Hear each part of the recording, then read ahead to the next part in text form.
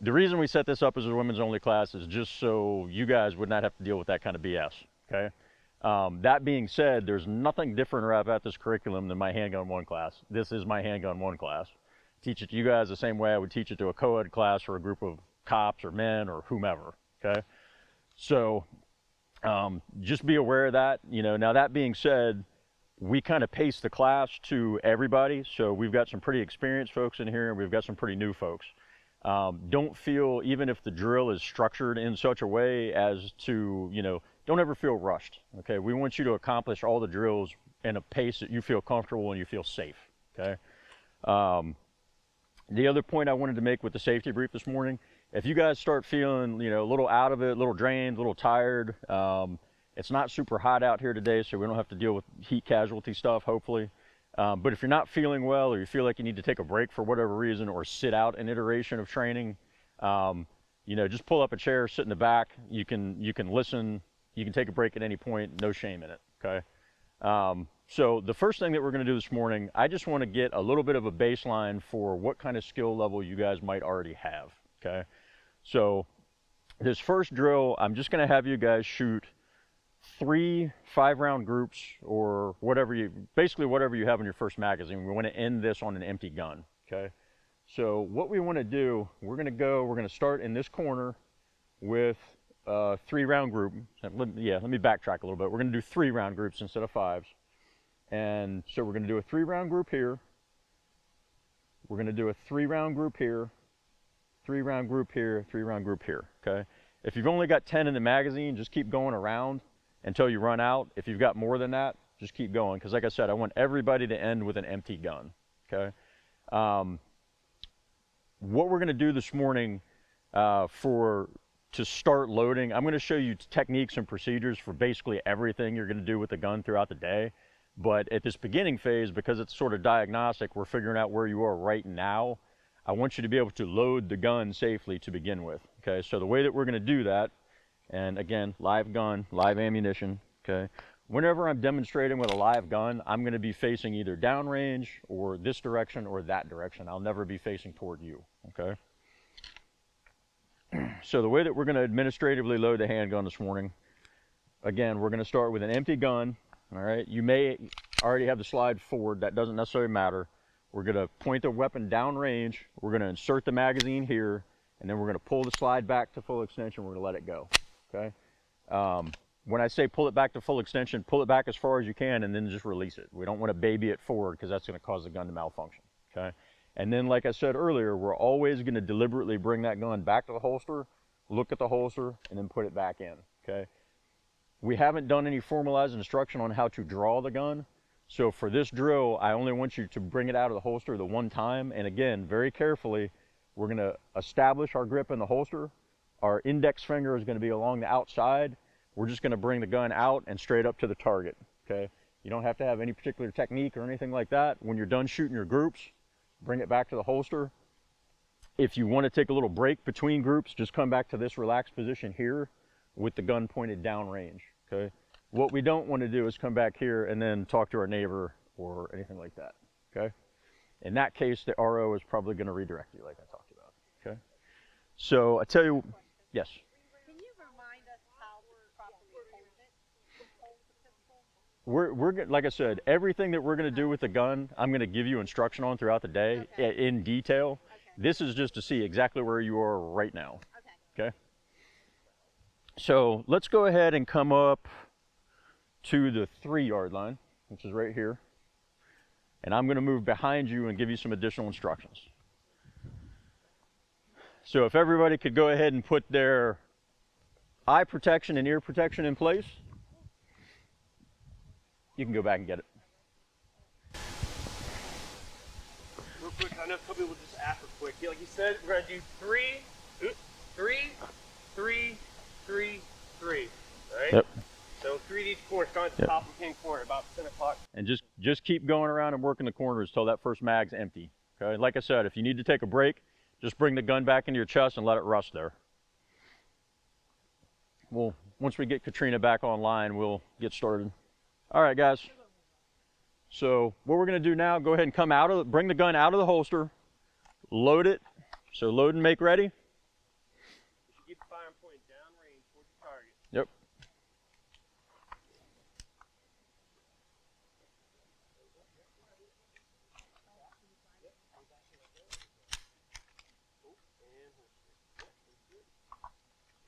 All right, we're gonna carefully reholster the gun. Yes, yes. So go ahead and rack the slide to put around in the chamber.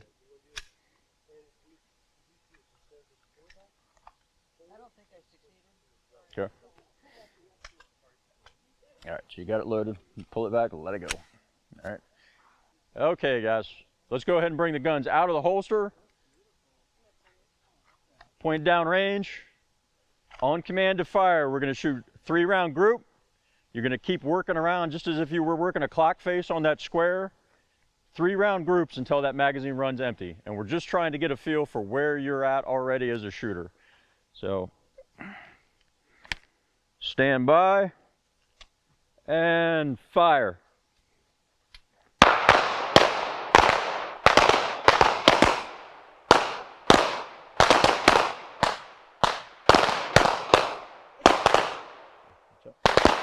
You have malfunction.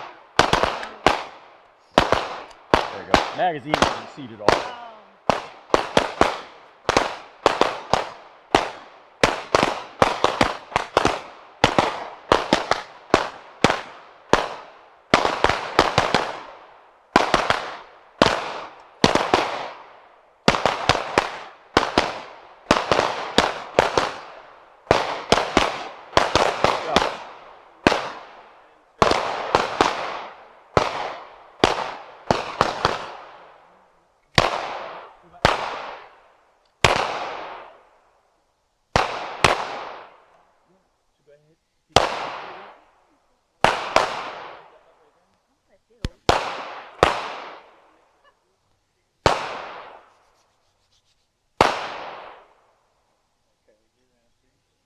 All right, guys, if everybody's completed firing, we should have an empty gun, empty magazine.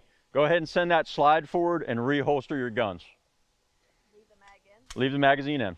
So you're going to have to use your slide stop or slide release.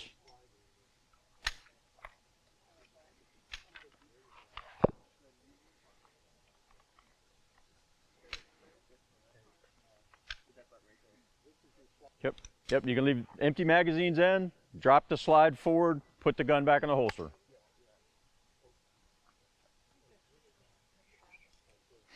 Yep.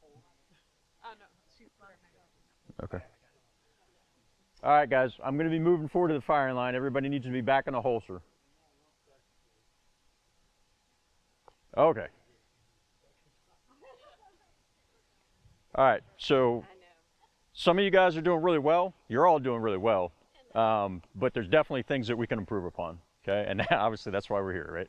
So the first thing I want to talk about, just so we're all on the same page with nomenclature of the pistol, is I'm going to unload my gun and we're going to talk about all the moving parts, exactly what everything's called. That way when I'm saying things later on in the day, we're all going to be speaking the same language, okay?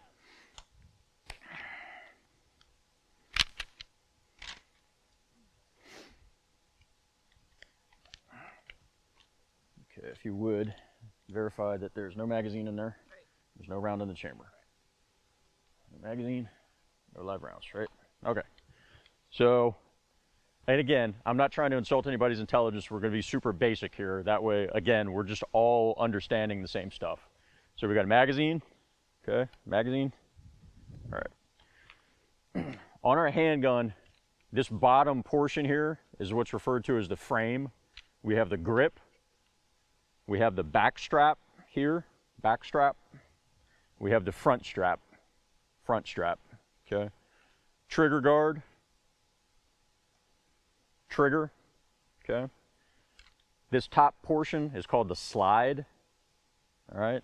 The slide's got cocking serrations on the back, usually to the rear here, okay? This portion right here, this opening where the brass comes out, that's the ejection port, okay? This portion's the barrel. This part sticking out right here is the guide rod and the guide rod spring, okay? Rear sight is back here. Front sight is up here, okay? Now, more importantly, for your controls, this is your magazine release right here. That's what drops the magazine out, okay? So we depress that, the magazine's gonna fall free, okay? Right here, all right? And then this guy right here is called the slide stop or the slide release. Okay, you might call it slide catch.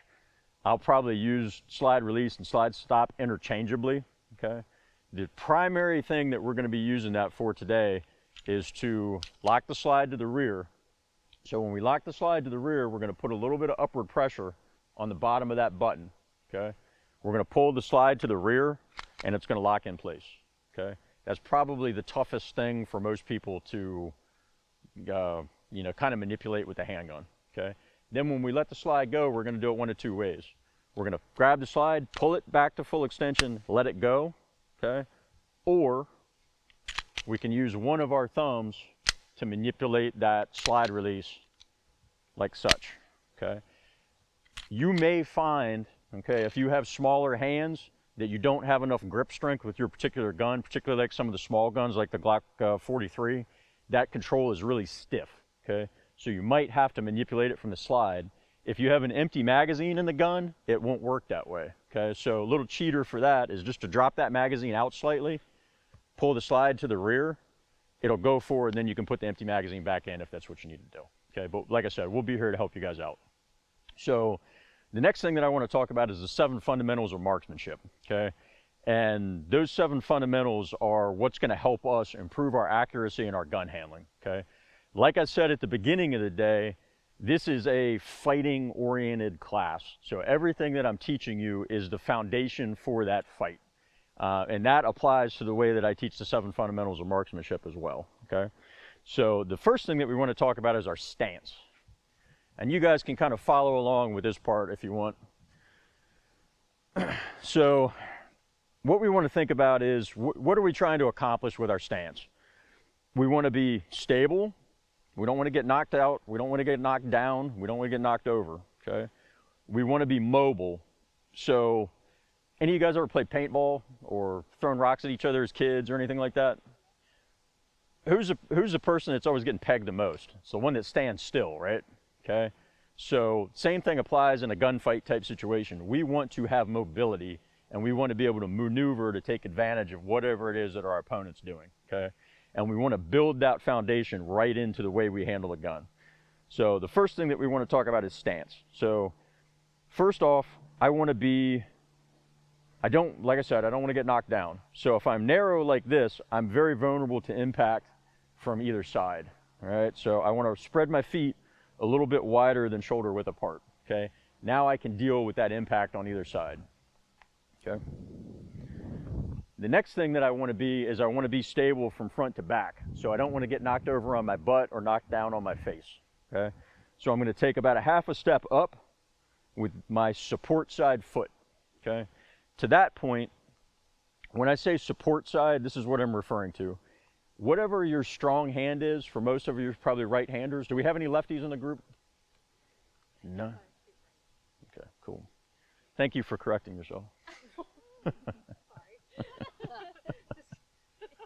I'm giving you a hard time. It's a joke.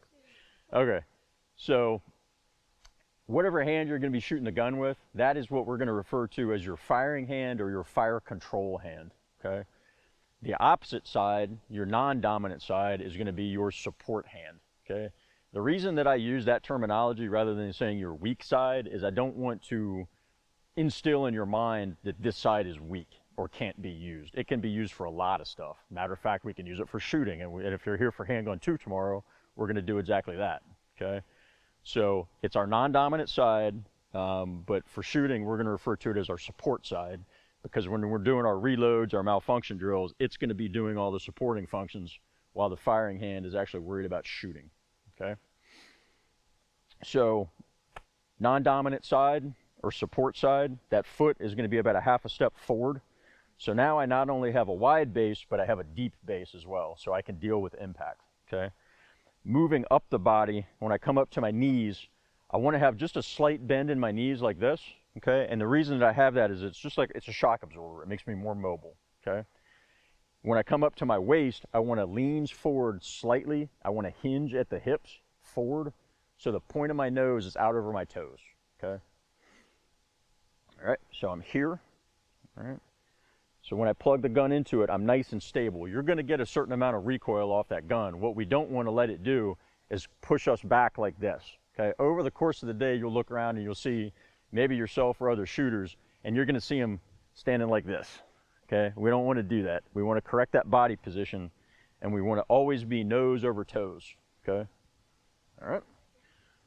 So moving up the upper body, the stance that I teach is called the modern isosceles stance, and the reason it's called the isosceles stance is when you plug your hands and the gun into the equation, our chest and our arms form a rough isosceles triangle, okay? So I'm going to use my blue training gun just to show you what that looks like. So if I take that and I bring it down here, this is basically the formation that I'm making, okay, with my upper body. So we've got the isosceles here, okay?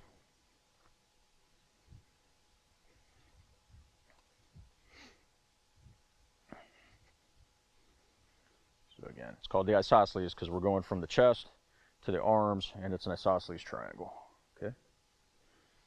All right. So when we actually plug the gun into the equation, we're going to talk a little bit more about grip, but what I'm doing is I'm not pushing with this hand and pulling with this hand or anything crazy.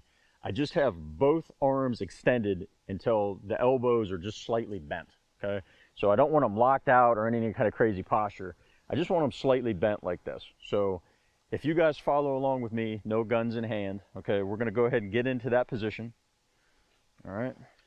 So wide base, deep base, I want your toes pointed at the target. So both sets of toes pointed at downrange. I want your hips square. So one hip is pointed that way and the other hip is pointed that way. Same thing with your shoulders. And then we're just going to plug our hand. We're going to lean forward slightly at the waist, bend our knees. We're going to plug our pretend guns into that equation. So I want you to lock your elbows out and then just relax them a bit, okay? That's the position you're going to be trying to find for the rest of the day, okay? The reason the elbows are bent is it gives us a little bit of a shock absorber, okay? As far as our head and neck goes, depending on visual issues, you'll see me bend my head down a little bit. The reason I do that is because I've got astigmatism and I see better out of the top of my eye versus the center, okay? You, if at all possible, you want to have your head upright and looking straight over the sights, okay? So we want our shoulders to be fairly relaxed, our heads upright here, like so, okay?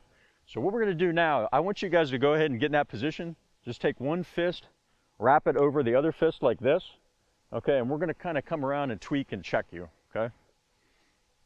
I'm going to tap your hands, okay? All right, see how you rock back on your heels? Yeah. So spread your feet out just a little bit more. Like this? Yep, so spread your feet apart and then take one step forward like this. Okay. Yep, with your non-dominant side. Like that. There you go. Now lean forward at the waist, okay? Let your elbows relax just a touch. Okay, now you felt how that shock was absorbed here now, Right. rather than rocking you back on your heels, right? Nicely done. That's what you're going to be looking for. All right, Jill. Okay. All right, you feel how you rock back on your heels? Okay. So what I want you to do, spread your feet apart a little bit more. Okay. Take about another couple inches forward with your non-dominant side. There you go. Spread your feet apart just a little bit more. There you go. Like so uncomfortable. It is. You'll get used to it by the end of the day. Okay. Your hips and shoulders are square. That's perfect. Okay. Now hinge forward at the waist just a bit. Put your nose out over your toes. Okay. Okay. Let your elbows relax a bit. Okay. No, not quite that much. There you go. That's too relaxed. All right. Now lean forward just a little bit more. Bend your knees. Okay. Feel how that shock is absorbed here versus in your lower body now, right? Right. Yeah. All right, Rose. Let's go ahead and punch out. There you go. Okay. So you feel how I rocked you back on your heels just slightly? What I want you to do, take your feet, spread them apart like this more. There you go. Now go ahead and bend your knees just slightly. Hinge forward at the waist or at the hips. Okay. Relax your elbows just a touch. Okay. Lean forward just a little bit more. Okay. Now you feel how that transferred to your elbows now instead of rocking you back on your heels? Okay. That's exactly what we're looking for with the handgun. We want that recoil to be absorbed up here versus absorbed in the lower body. Okay. All right. Pretty good there. Not bad. Widen your base out just a little bit. A little bit more. There you go. Oh, wow. So we're not necessarily spreading our feet further apart. We're spreading them wider than shoulder width this way. Okay, yeah. Does that make sense? Yeah, yeah. All right. All right, Brandy. You ready? Okay. Pretty good. Bend your knees just a touch for me. and square your hips up. So you got the point of one hip going that way and the point of one hip going that way, like that. All right, punch it out just a little bit more. There you go, nice. All right. Okay, so go ahead and punch out. We're gonna shoot. Excellent. All right. Okay, so we're rocking you back on your heels just a little bit. So what I want you to do, I want you to spread your feet apart this way more, okay, like so. All right, bend your knees just a touch, and I want you to hinge forward at the hips so your nose is out over your toes, okay. There you go. And then feel how that's being absorbed in your upper body. Relax your elbows just a touch, okay, relax them. Okay, now nose over toes again, weight forward. Okay, now feel how that's being absorbed here versus affecting your body. Did you already get them down here? Yeah, if you want to go okay. If you want to go through one more time before we're done. Okay. All right. Forward. All right. Not bad. So I'm rocking you back on your heels just a touch. So what I want you to do, hinge forward at the hips just a bit more. Okay, so nose out over toes. Okay, relax your elbows. Okay, good. Feel how that's being absorbed at the elbow now instead of rocking your lower body back. Perfect. All right, so what I want you to do, your feet, as far as the spacing here, are fine. I want you to spread your feet just apart a little bit more this way. Side to side. Really? Yep, like that, exactly. Okay, everything else looks pretty good. All right. All right, so I rocked you back on your heels just a touch. I want you to hinge forward at the hips just a bit. Okay, so your nose is out over your toes. Okay, feel how that was absorbed up here now versus down there? Yeah. Okay, relax your elbows just a touch. Okay, now you feel that? That didn't even transfer your body because it all got absorbed right here. Okay, so that's how we're going to deal with the recoil of the gun. Okay. Okay? Thank you. All right. Remind me your name again? Sue. Sue. Okay. All right, so feet.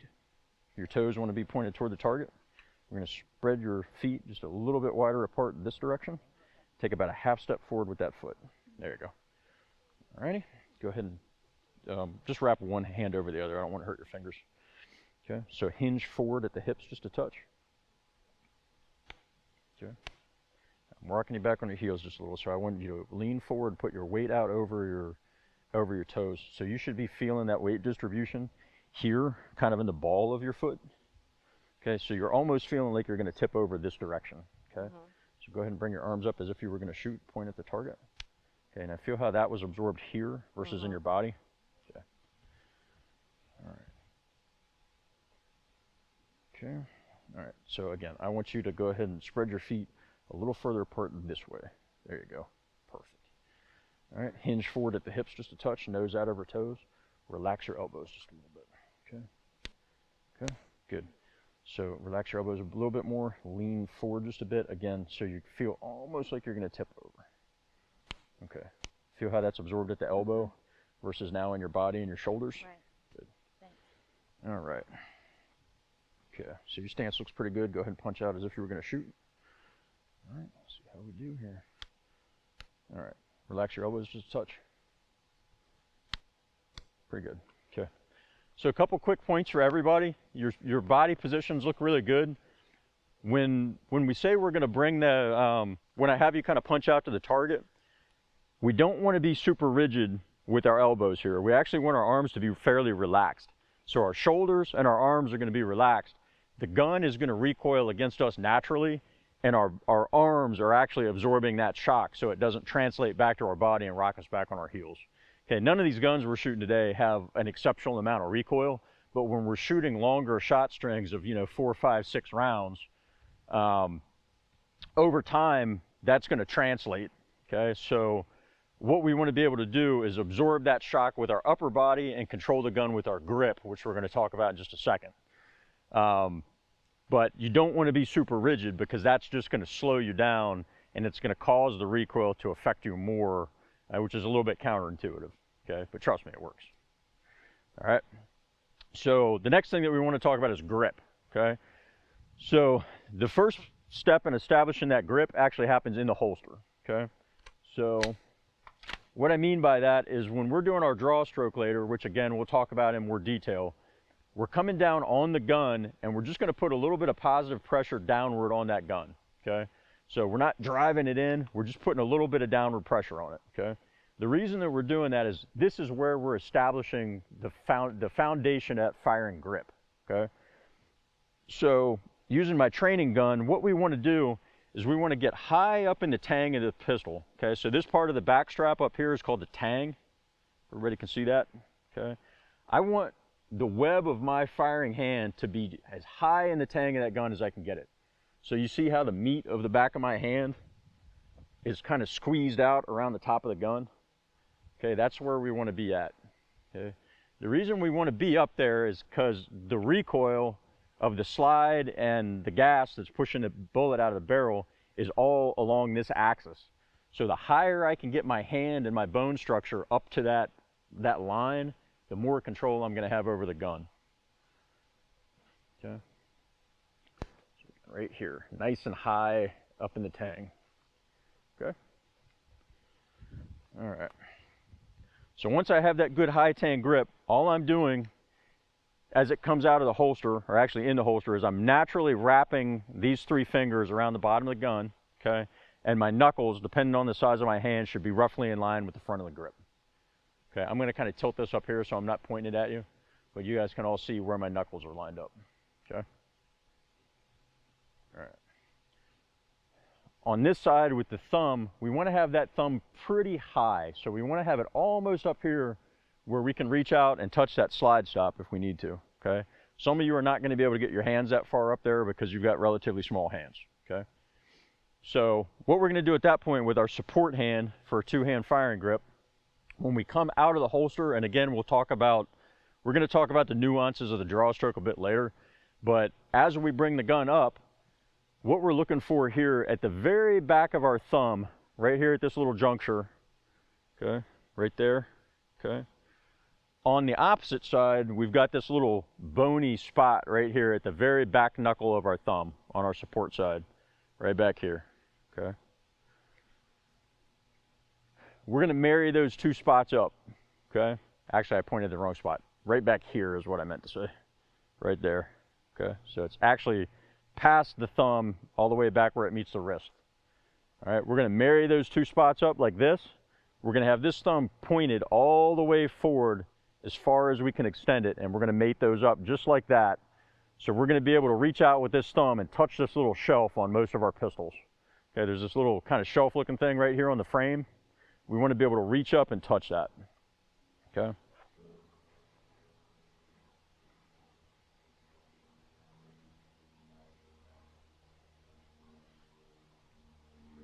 Like that. Okay. And then what we're doing is we're just naturally wrapping the rest of those fingers around the bottom of the grip of the gun. Okay. The index finger is actually coming around here, and I'm filling in this little gap right here. Okay. Okay. So right here. Yeah, how do you see you? Right there. So I'm taking this and I'm mating it up right here so there's no black of that frame showing. Like that. So would this be what you're talking about, or am I wrong? So we're right here. We're going to do it with your gun here in a second. So we'll come by and tweak it and help you out, okay? And then we're wrapping this around here and we're putting the index finger to fill in that little gap, okay? So again, we're wrapping the finger and that's filling the gap. Right here. Okay. So again, that index, we're wrapping around here, that index finger is filling that gap. So what we're trying to do with this is establish as much contact with our hands and the gun as possible, because that's how we're going to control that recoil. We're trying to create friction between our hands and the gun, okay? And what we want to do is we want to try to prevent the gun from recoiling upward like this. If I just had this 2-finger grip and I was able to actuate the trigger, the gun's going to recoil up and out like this, okay? What we want to do is create enough friction and contact that the slide's going to go straight back and straight forward with minimal rise of the muzzle, okay? What that allows us to do is it allows us to shoot faster and bring the gun back out of recoil quicker, okay? And what that does is it minimizes the amount of time that our sights are off target. So we're following through, and our shot-to-shot time is going to be much quicker than it would be if we had, you know, only a single hand gun grip on the gun, or we had some kind of suboptimal grip, okay? So again, what we're trying to do is make this so all the parts of the black parts of the frame are not showing, okay? So here, here.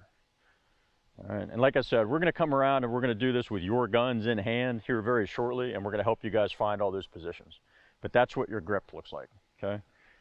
So up to this point, we've covered 2 of the 7 fundamentals. We've got stance, we have grip, okay? Those are the physical things that we're doing with our body to control the recoil of the gun, okay?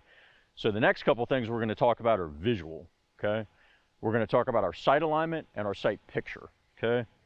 So again, earlier we talked about the rear sight and the front sight. We don't have anybody running red dots on a pistol this morning, right? Everybody's using iron sights, okay? So on all your guns, the front sight is just gonna be a square post, okay? And if we come to my demo target here, if you guys wanna, tell you what, go ahead and collapse the group into the middle so you can all see. Okay.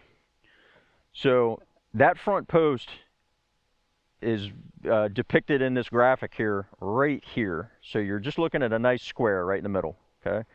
And then the rear is just a U-shaped notch, just squared U basically, okay? And you're looking at that right here, okay? So when you line those 2 things up, what you want to end up with is what we call even height and even light, okay? So we want to line them up in such a way that the tops of the front sight blade and the rear notch are even, okay? Right here.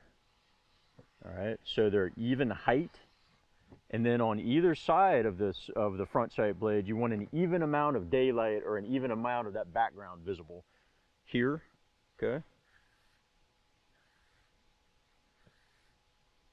All right, so even height, even light. Everybody understand that? Okay. And that, you know, again, this is not to insult anybody's intelligence. I know you've all shot at least somewhat before, but you would be surprised how many classes I teach where folks are like, oh yeah, I know all about sight picture and sight alignment. And then they're shooting like way down here and I say, hey, draw me a picture of what you're seeing. And they have like the front sight all the way down here or all the way up here or something crazy, right? So again, this is just to make sure that we're all on the same page, we're all speaking the same language, okay? So this is our sight alignment, and again, it's even height, even light on either side of the front sight blade, okay? When we're really trying to focus on a target, what you want to do is split that front sight, so that is your point of reference right here, okay? Some of you have little 3-dot sight systems and stuff like that, and your guns might be set up so that 3-dot sight system is your actual point of aim. We'll figure that out throughout the day. I just like to default to the assumption that we're using the top of the front sight blade as our point of reference, okay? So when we talk about sight picture, all that is we're taking whatever target we're shooting at and we're superimposing that sight picture over top of it, okay, or our sight alignment rather. So we're putting the sight alignment over the target and that becomes our sight picture. Okay. One of the things to kind of consider about sight alignment and sight picture, I'll just say sight picture, or sights in general, is that a lot of people tend to overemphasize it, okay? Especially for the distances that we're shooting with a defensive handgun most of the time, okay? We'll do a little, tell you what, we'll do a little drill real quick, okay? While we're talking about this. Everybody go ahead and put your ear pro on. And you can stay in a group, but let's just go ahead and step back because I'm going to do a live fire demonstration for you. Okay. So we're here at the 3-yard line. Okay. So what I'm going to do is I'm going to shoot 1 round with just a nice, crisp, perfect sight picture, and we're going to see where we end up. Okay.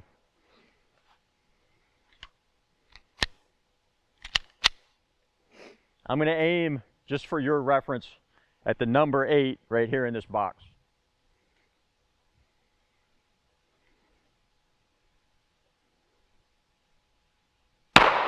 Okay. All right, so from 3 yards, I'm really concentrating on that sight. I'm doing all the stuff I should be doing with my trigger control, and I got it right here on the 8, okay? So what I'm gonna do now is I'm gonna take the front sight blade, and like I said, I'm gonna take it, and rather than being perfectly lined up, I'm gonna bury it all the way in the bottom of the U So I'm putting the tip of the front sight blade all the way down here. That's a pretty screwed up sight picture, okay? I'd have to be a terrible shot to get it lined up that bad, right?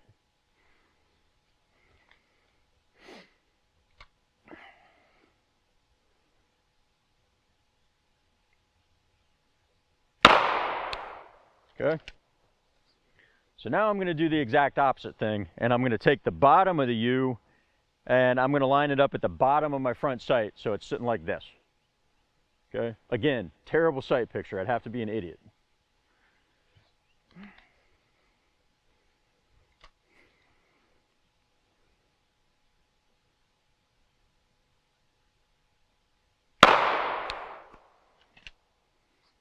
Okay. Now what I'm going to do is I'm going to take the front sight and I'm going to bury the blade all the way over to the far right. Okay. So it's going to be sitting like this. Pretty cockeyed.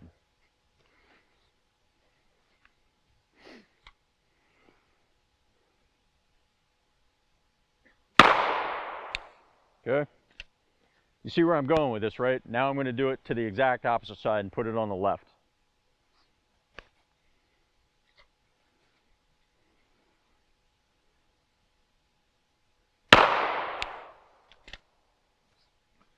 Okay.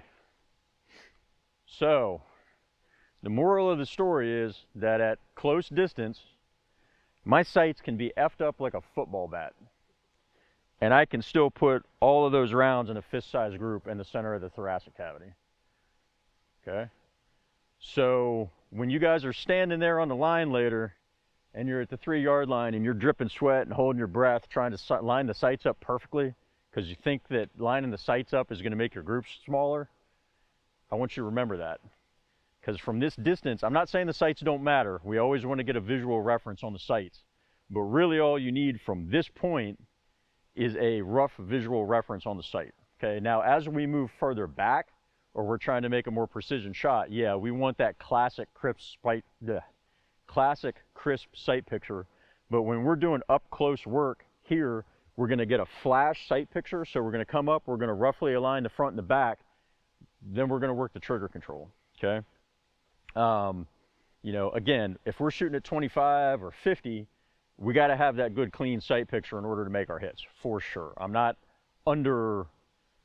underselling the significance of the sight picture, but it's not as important as folks think it is all I'm trying to make the case for. Okay, and we just kind of demonstrated that, because that's about as bad as your sights could be of having any visual reference on them whatsoever, and we're still making a fist-sized group at a defensive distance. Okay. So, anybody have any questions about sight picture at all? Nope. All right, cool. So, the next thing we're going to talk about is breathing. All right. With a handgun, just breathe. Okay. When we do the rifle course and we're down on the ground in the prone position, we talk a little bit about kind of the cycle of your breathing and shooting in the respiratory pause and that kind of stuff. What you want to do today, don't hold your breath. Just breathe naturally. We're going to be upright. Okay.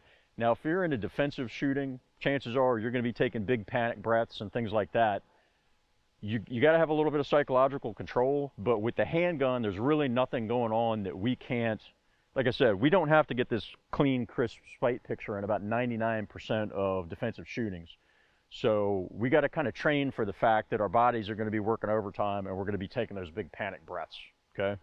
And we'll talk a little bit about more about that later. But again, breathing's one of the 7 fundamentals, but for handgun shooting in this type of environment, we're not super worried about it, okay? The next one is where things really kind of come together, and that's our trigger control, okay? That's where the magic happens, and that's what makes the tiny groups that you guys are looking for, okay? That's what's going to take the groups that you shot this morning that were like that, and it's going to shrink them down to like this, okay? So,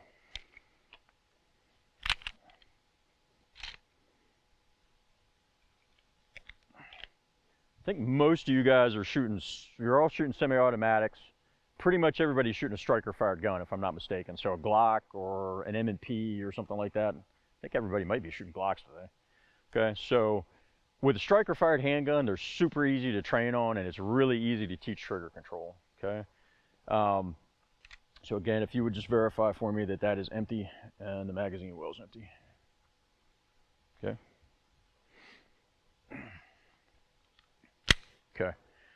So the trigger on most of these striker fired semi-automatic guns, they have a lot of creep in them right here, okay? So you feel all of that, or you can see it. That's a good, you know, 1/8 of an inch, 1/4 inch of travel before we even get to where the trigger is going to do anything, right? So that's what we call slop or creep or take up, okay? Today we're going to refer to it as take up just to keep our verbiage consistent, okay? So what we do is we want to take all that creep or that over travel out of the trigger, and we're going to get to the point where the trigger firms up, okay? That's what we refer to as the wall, okay? So where that firms up right there is the wall, okay? Once we encounter that resistance, what we want to do is we want to put an even, consistent amount of pressure on the trigger until the trigger breaks, okay? When I say breaks, what I mean by that is when the mechanism actually disengages, that's going to release the striker to hit the firing, to hit the primer, okay? So if you listen real closely, you'll be able to hear that right there, okay? So that's the break of the trigger, all right? What I want to do is I don't want, when I come back out, that gun's going to cycle, all right? When I come back out, I'm going to bring it out just until it resets, and you'll be able to hear that as well. All right, hear the click? All right, that's the point where we come back to the wall and the trigger's reset and it's ready to fire again, okay? So what we don't want to do is lose contact with the trigger and come off the trigger and have all that take up that we have to now take back up to get back to the wall, okay? So what we want to do when we're shooting, we're up here, bang, gun recoils, it cycles. We want to let it back out to reset, and we don't want to lose contact with the trigger face, okay? We don't want to lose contact with the trigger face. And we're going to do a little drill to reinforce this concept as well, okay? So again, take up, we'll bring it to the wall, slow, not necessarily slow, but constant rearward pressure until the gun goes off. All right, it's going to cycle. I'm going to bring it out to reset, and I'm ready to shoot again, okay? That takes us into the last fundamental, and that's follow through, okay? Follow through is all the actions that we're going to perform while that gun is cycling, okay? So when I pull the trigger and it's recoiling, as it's recoiling, all right, and we're chambering that next round, that's when I'm resetting the trigger, okay? As the sights are off target and coming back to the target, I'm resetting the trigger, I'm reacquiring the sight, I'm reacquiring my sight picture, and now I'm set up for that next trigger squeeze to put the next shot down range, okay? So every time I pull that trigger and I fire a shot, I always want to have a follow through for the next shot. So if I shoot 4 times, how many shots am I setting up for? 5, exactly. If I shoot 6 rounds, I'm setting up for 7, okay? So that's all of our fundamentals, okay? We're going to take a quick 10-minute break, okay? Go ahead and top off your magazines, grab some water, use the restroom, whatever you need to do, and let's be back here on the 3-yard line at 10:15, and you can pick your magazines up as well.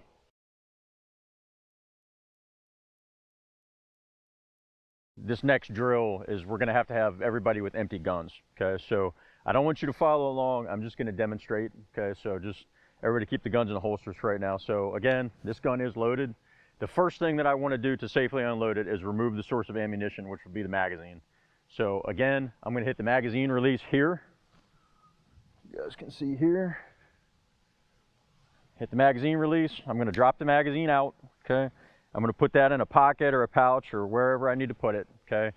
Then the next thing I need to do is get the round that's in the chamber out of the chamber. So again, I'm going to put some positive pressure on the bottom of the slide release or the slide catch. I'm going to pull the slide to the rear, all right? And I'm going to let it lock. All right, in this case, I didn't have a round in the chamber, so nothing came out. If there were a round in the chamber, it would have ejected. Today, we're not going to worry about trying to catch rounds or do anything fancy. Just let them hit the ground, okay? We can pick them up later. Worst case scenario, we'll get them this afternoon when we pick up the brass, okay? I know ammo is expensive right now, but it's not as expensive as a safety hazard, right? So that's how we administratively unload our guns, okay? I'm going to demo it one more time for you. Make sure I got a round in the chamber this time. So again, we're going to remove that source of ammunition here. Okay, we're going to store that magazine, put a little upward positive pressure on the slide release, pull it to the rear. Okay, it's going to lock. That round's going to fall free. okay? And then we can reholster the gun or whatever that next command is going to be, okay? All right, so what I want you guys to go ahead and do, I'm going to go back behind the firing line. I want you to administratively unload your guns, leave the slide locked to the rear so we can come by and visually verify that it's empty.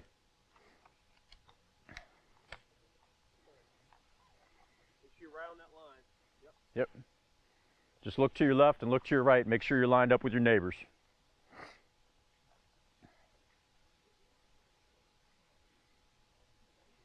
Alrighty, go ahead, unload your guns.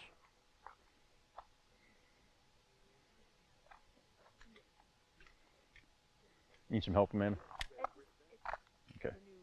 Yeah, I got you. Alright, so go ahead and lock the slide to the rear. Okay, so you need to put some pressure on the bottom of the slide release. Pull the slide to the rear and it should lock. Okay. Can I see your gun? Yep. Alright, so you might need to turn your body this way a little bit. Okay. Hold it here so you get a little bit more grip strength behind it. Push it up and pull it this way. But you just want to make sure that if you're going to do that, you turn your body so you're not facing your neighbor. Okay? All right, so right now everybody's slide should be locked to the rear and you can put your guns back in your holsters with the slides locked to the rear.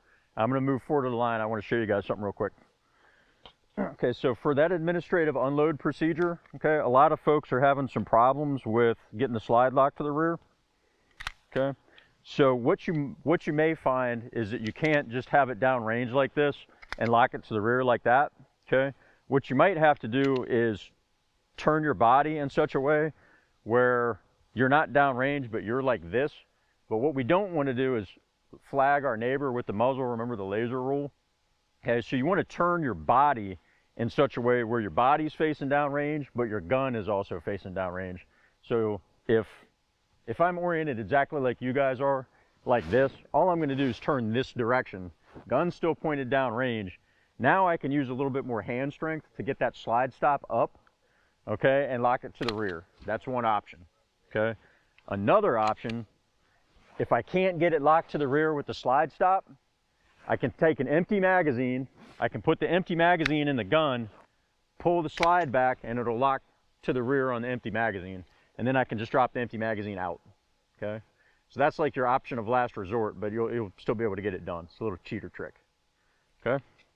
All right, guys, so what I want you to do now, we're gonna kind of check your fundamentals, and particularly your grip, and we're gonna do some dry fire trigger control work. So I want you to go ahead and bring the gun out of the holster, point it at the target, and let your slide go forward on an empty chamber.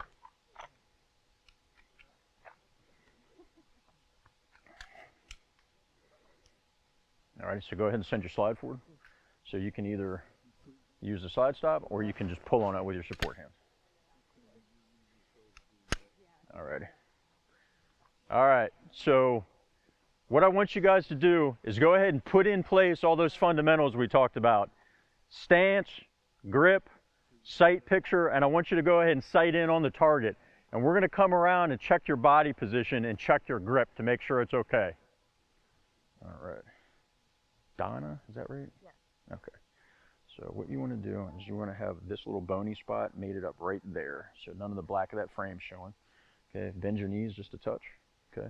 If you get tired of that position, you can just come right back into here. Okay. Christina, right? Uh-huh. All right. So Christina, what you want to do is you want to make sure that this thumb is never behind the slide. Because if you cross it over, that's coming back. So go ahead and hold your hand off to the side for me. Okay, so go ahead and hold this up here, good high tan grip. All right, hold this hand out, and then I want you to point your thumb forward like that. Mm-hmm. This little bony spot right here is gonna mate up right there. Okay, so get this thumb good. Nope, hang on. No. Get this thumb nice and high up here, and then you wanna put that underneath. Yep, this spot right here where my finger is, you want to right there. There you go. Okay. And then reach up with this thumb and touch that little shelf right there. Okay? Okay.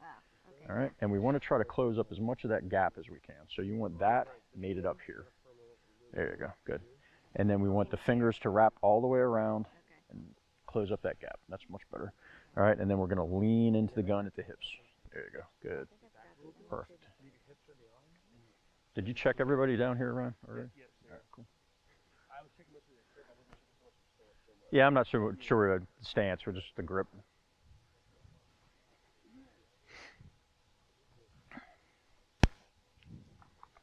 All right, guys, when you're comfortable with your grip and you've been checked, go ahead and come back to the holster.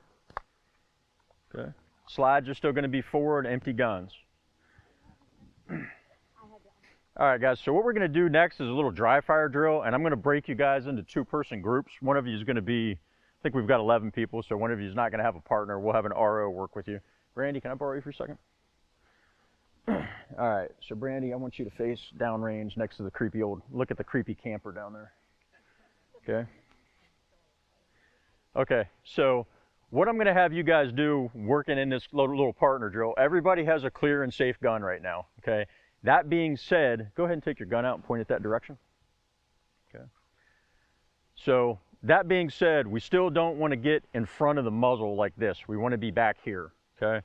So when we're doing this, her trigger finger is always going to be up here along the frame, okay? And what we want to do is we want to replicate the recoil of the gun and the reset of the trigger. So I'm going to have Brandy, I'm going to verify that her gun is clear, okay?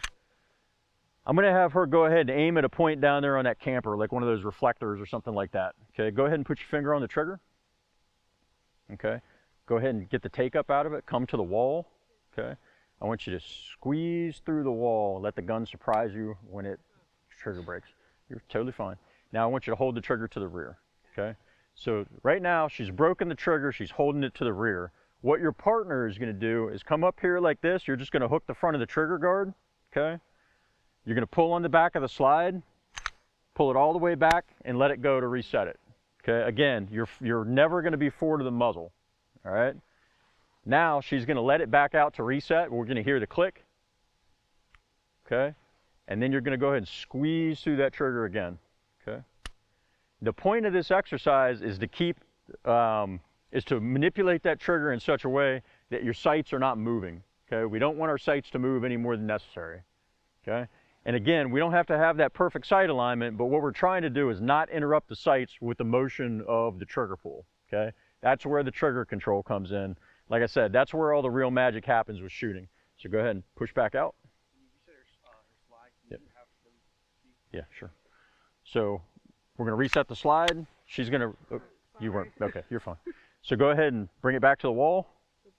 Okay, squeeze through, suppress, all right. Let the gun surprise you. Gonna reset that, release it until it resets, okay. So let's go ahead and move back here, keep the gun down range so they can see. Come on back, there we go. All right. So again, the way that we're gonna reset this for her is we're gonna hook the front of the trigger guard. We're not going forward to the muzzle. We're gonna grab the back of the slide, pull it back, let it go. She's gonna let it out to reset. Right there, yeah, it was already, okay. So now you're gonna bring it back to the wall, press, okay. Not interrupting the sights with the trigger, okay. Again, you're gonna reach up, reset it. She's gonna bring it out to reset, okay. Slowly bring it out to reset, okay. There, all right. And then we can do one more trigger press. All right, let it out.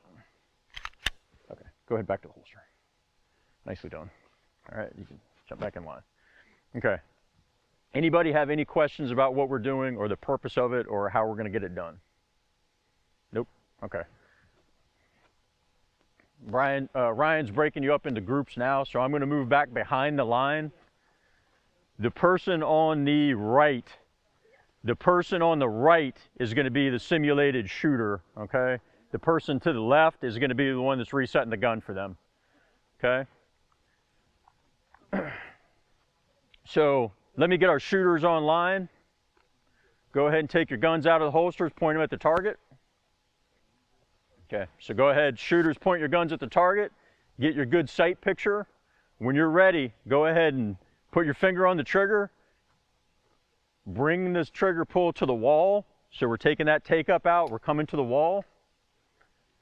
We're gonna put steady rearward pressure on the trigger until the trigger breaks. Hold it to the rear. Okay. Once the trigger breaks, the partner is going to move up. Again, not getting in front of the muzzle. We're going to reset that slide.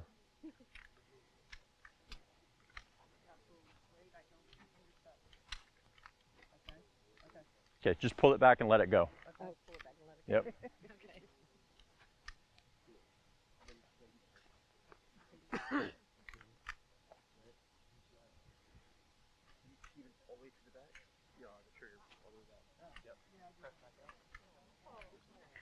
You want to do this about 5 or 10 times. And again, the point of the drill is to work the trigger without interrupting the sights. That's pretty stiff. Okay, so I'm gonna.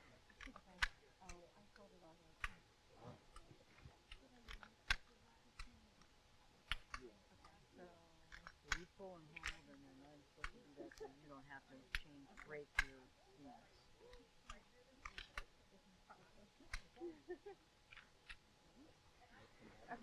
All right, let me work this a couple times with you. All right, so remember, we want to get in our good stance. Yeah.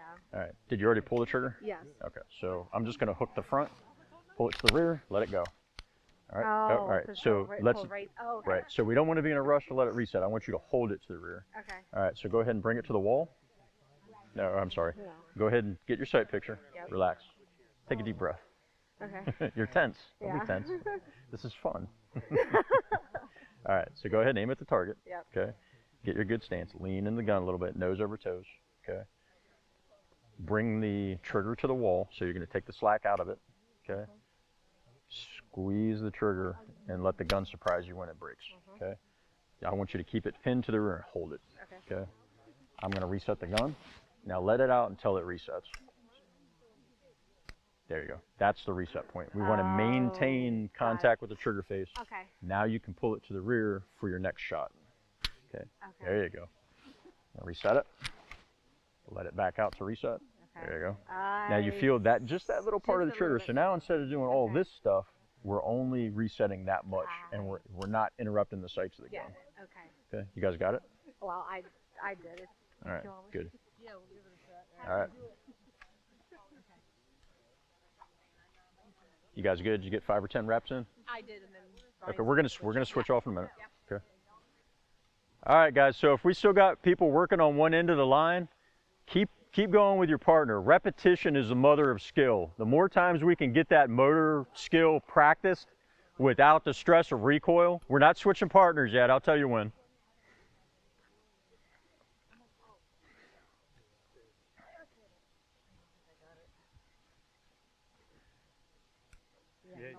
Did you guys get 5 or 10 good reps in? Yeah, I think Yeah? so. Okay. All right. All right, guys, listen up. When the shooters that I've got online right now, you guys go ahead and holster up. I want you guys to switch out positions. Now the resetter is going to be the shooter. Okay, go ahead and dress the line up. Look to your left and to your right, okay? If you guys could step up just a touch. All right, so shooters, go ahead and aim at the target. Get your good sight picture. Bring the trigger to the wall. Constant rearward pressure until the trigger breaks. Pin it to the rear. Your partner will come up and reset it for you.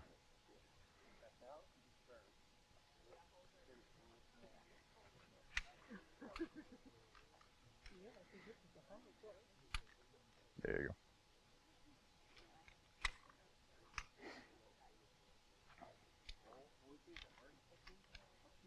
Perfect.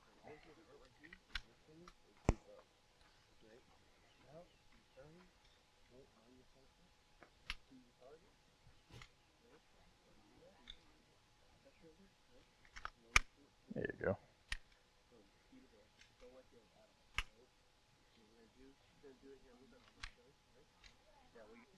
All right, so let me ask a quick question. Let me switch spots with you. Sure. All right, so explain to me what's going on. Explain to me your rationale with your grip. I heard you guys having a little discussion. I thought when I was doing this the last time, the other class, it was this way. Okay. Now, All right, so this is not the same thing. Nope. So what I want you to do, go ahead and let go with this hand. Keep your firing grip with this one. All right, this looks pretty good. Thumb's nice and high. Now, you feel this little bony spot on your finger? There. Okay. I want you to put that spot right there. Okay. Here. Yep. So we're reaching forward right so there. Way forward. Yep. With that, and you're touching that. You've got a good little reference point right Got there. it. Okay. So you're going to reach forward and touch that. Okay. So that's way forward. So it's that spot to that spot. Okay. Does that make more sense? It does. See how much more of the frame you have yeah, taken up there and how much more control and friction you have in contact with the gun? That's perfection. Textbook. All right. Well, now All right. I need to think someone to either. Yeah, I think I Good. need to reset. Okay. So let's do a couple more reps. All right. So go ahead and let the. Yep. I'm not All right. quite feeling for some reason. Well, I'll talk you through it. So what I want you to do, make contact with the trigger face. Okay. Go ahead and bring it to the wall. Okay. Till you feel the trigger stiffen up. Right. You there? All right. Constant rearward pressure till you feel the trigger break. Now hold it. Right. That Okay. part I got. It was just getting it to the wall. Okay. Now let it back out till you feel the click of the reset. Yep. All right. Hold it right there. And then All right. And then, yep, you're set up for your next shot. And once- again, it's constant rearward pressure. Let the gun surprise you when it breaks. No, it's not Okay. going forward. Yeah, it's not going to go forward now because we just pulled it. Oh. Okay. So hold it to the rear again. Okay. It's going to reset, and I just want you to let it back out. Now look at our grip is starting to come apart here. So you see that gap?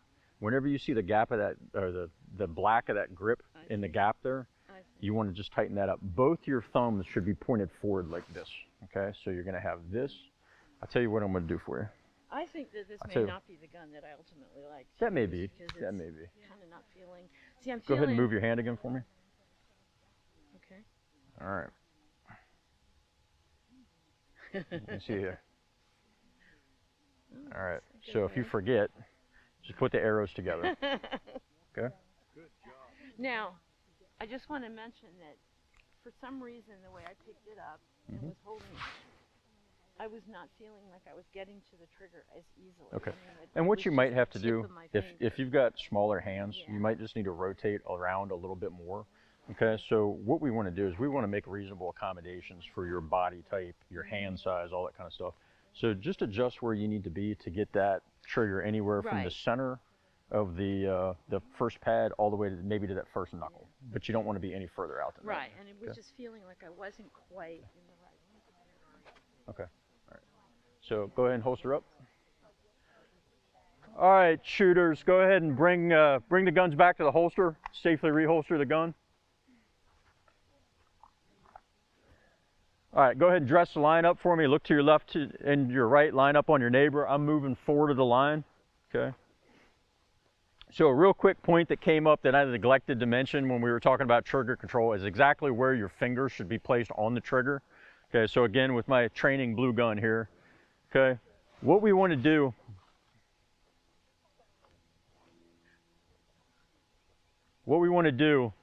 is we want to have somewhere from that first knuckle on our trigger finger out to the midpoint of that last pad, okay? So the pad of the index finger, we want to be somewhere from the center of that to the first knuckle is the amount of contact we want to have on the trigger, okay? If we're any further out than that toward the tip, we're not going to have real good control. And if we're any deeper than that, we're going to put too much motion into the gun. So anywhere from the center of the first pad all the way back to the first knuckle is a good point to have that trigger come in contact with your finger, okay? What you may find is if you've got a big gun and small hands, you might need to rotate your grip around just a little bit more. That's totally fine. Some of you guys are working with guns that might be just a touch too big for you, and it may be that you need to get a gun that has a smaller grip circumference at some point. That's totally fine. We're gonna work with what we have today. We're gonna make accommodations for your body type, your hand size, and help you adjust as best that we can, okay?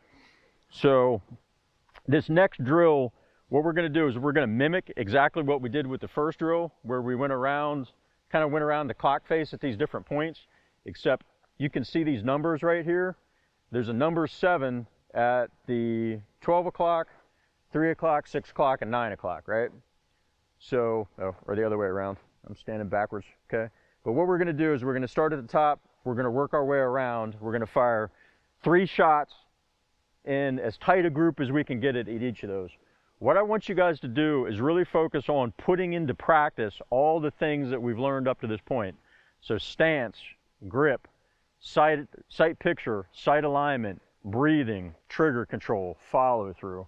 So what we should see is those groups going from great big to little tiny, okay? Focus on the trigger control and the trigger reset. We're not snatching or jerking the trigger. We're putting a constant amount of pressure on it and letting the gun surprise us when it goes off. We're letting the gun do the work rather than trying to over control the gun. Anybody have any questions about what we're going to do? All right, good deal. Let's move up to the 3-yard line. Same thing, running to the south. Yep. Yeah, no, for this one, we're just going to shoot 12 rounds. So 3, 3, 3, and 3. On the 7s, yep. All right, guys. So as a group, let's make sure our eyes and ears are in place. Go ahead and bring your guns out of the holsters, load and make ready. Load and make ready. So a full magazine in the gun and one in the chamber.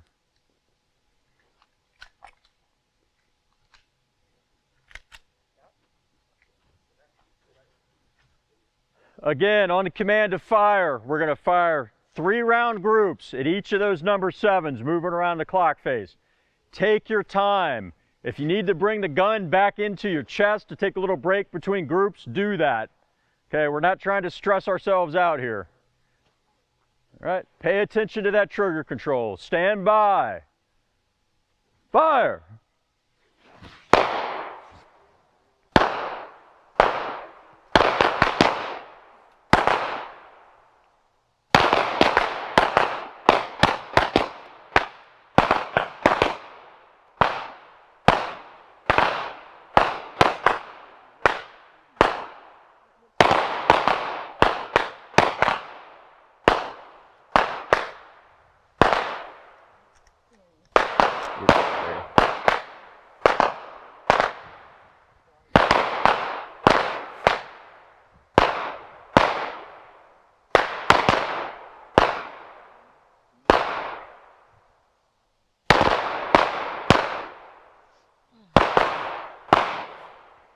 Still didn't like it. What's that? I still This is the second drill of the day. I You're going to know. be fine. You're setting the standards up here. We need you down here. Alright.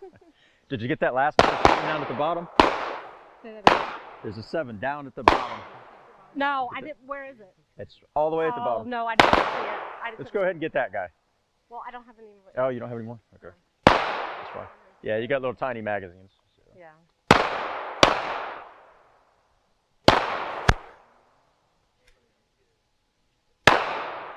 Doing an awesome job, boys. Nicely done. Excellent. Very nice. I feel like my hands, I'm like this when I'm out there. Well, you know what? That's totally fine. Everybody's hand shake. Okay, I'll talk about that a little bit in just a minute. Too far? Is that why?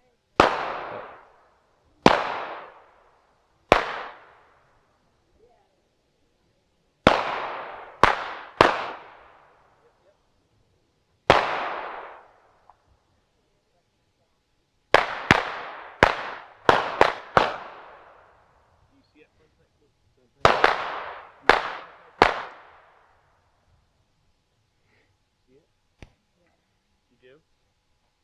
Line it up to your 7. See it still? Line it up so you do. You do. So what we want to see, look. All right, guys, we've still got a little bit of firing going on. If you're done firing, go ahead and come back to the holster safely. Again, we're being deliberate on the reholster, taking our time. Look it into the holster.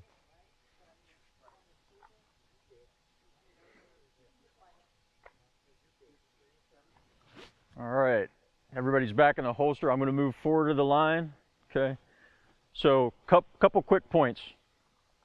Couple people I talked to said, yeah, I've got it out there and I'm starting to shake. Okay, if you're starting to shake, just bring the gun back into, we're going to call it compressed ready.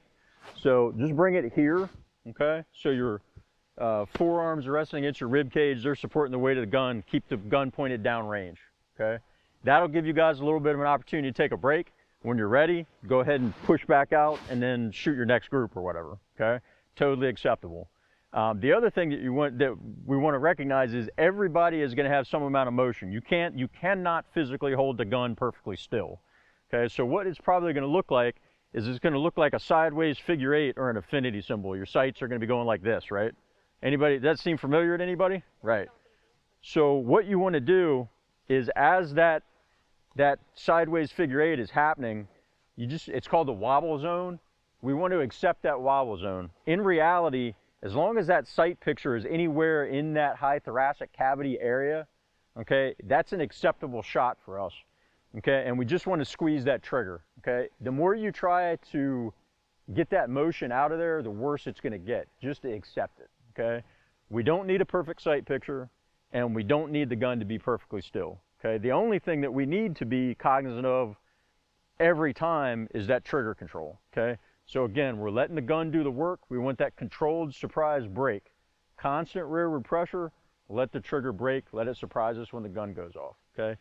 Eventually, once we've mastered that trigger control, we're gonna be able to make the gun go off when we want, and we're gonna be able to hit what we're aiming at, and we're gonna be able to do it fast, okay?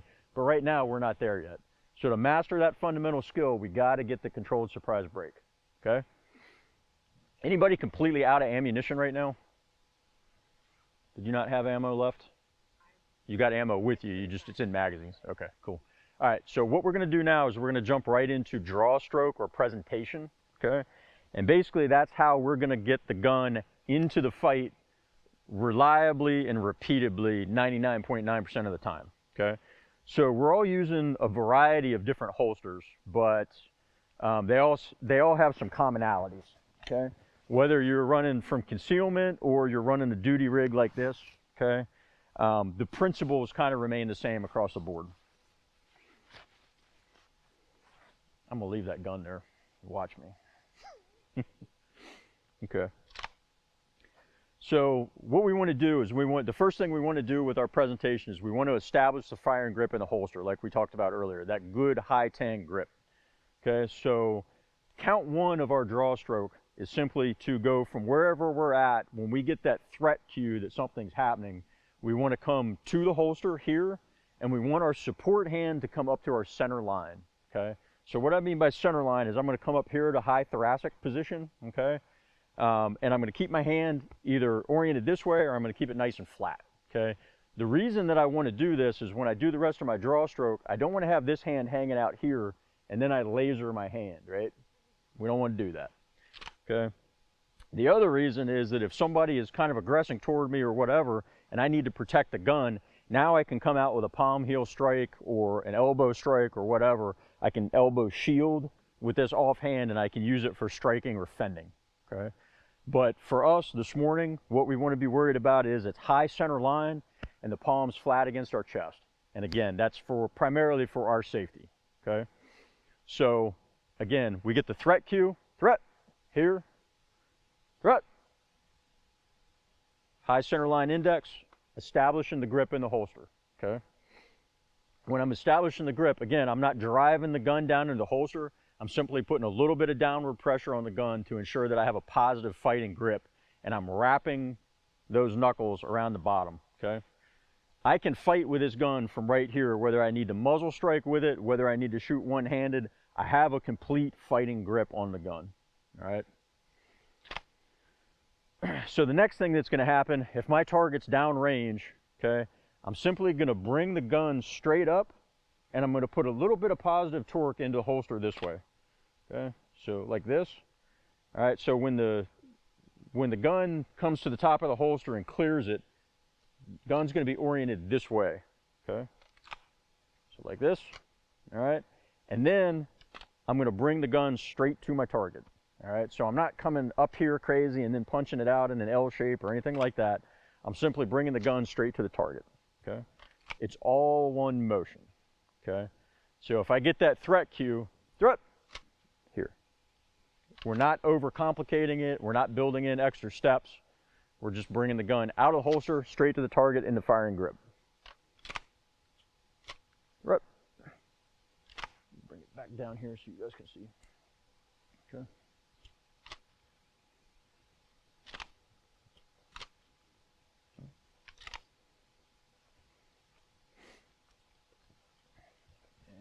And up here for you guys. So out here. Right. Here. Okay.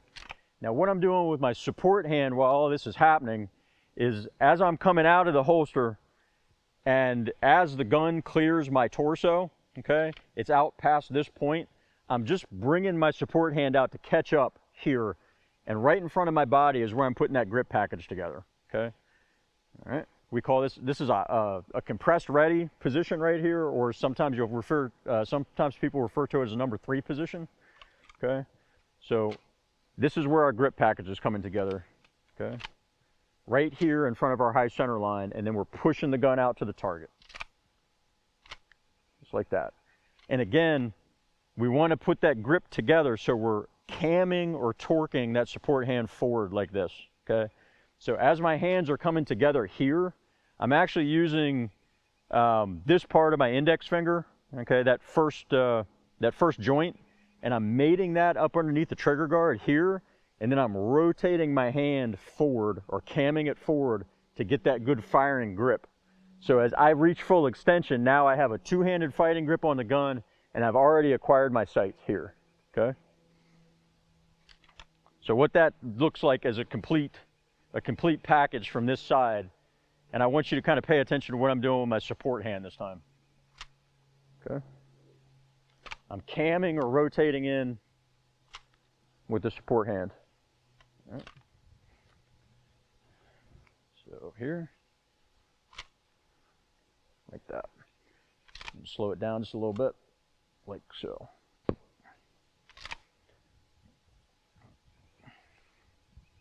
right. Put you guys down here. Slow it down just a touch. Boom. Okay.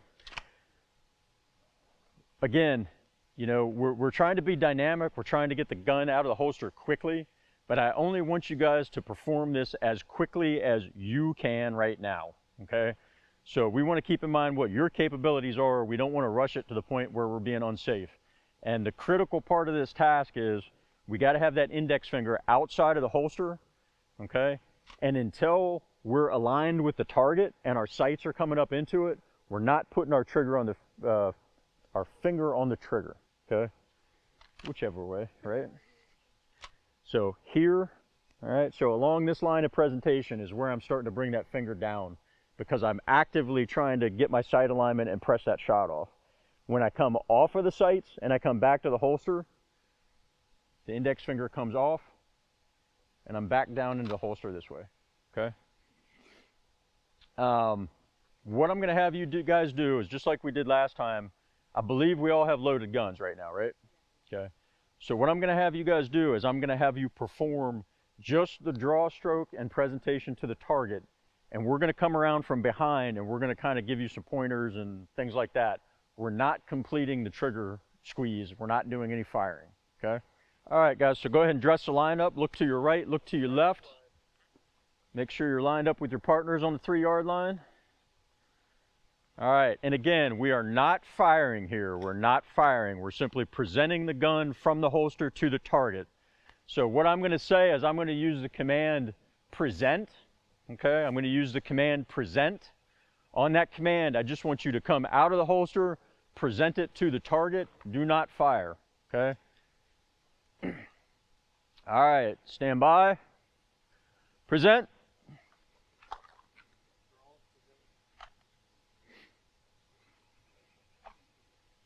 Okay, remember, we want to get that firing grip established in the holster. Just go ahead and have her put the slide one. Put the slide forward. There. She's got the magazine in it. Good? There you go. Now just make sure your finger's outside of the trigger guard when you're doing it. What's that? Yeah, go ahead. All right, back to the holster. Again, we're taking our time. We're looking it back into the holster. Never in a rush. And present.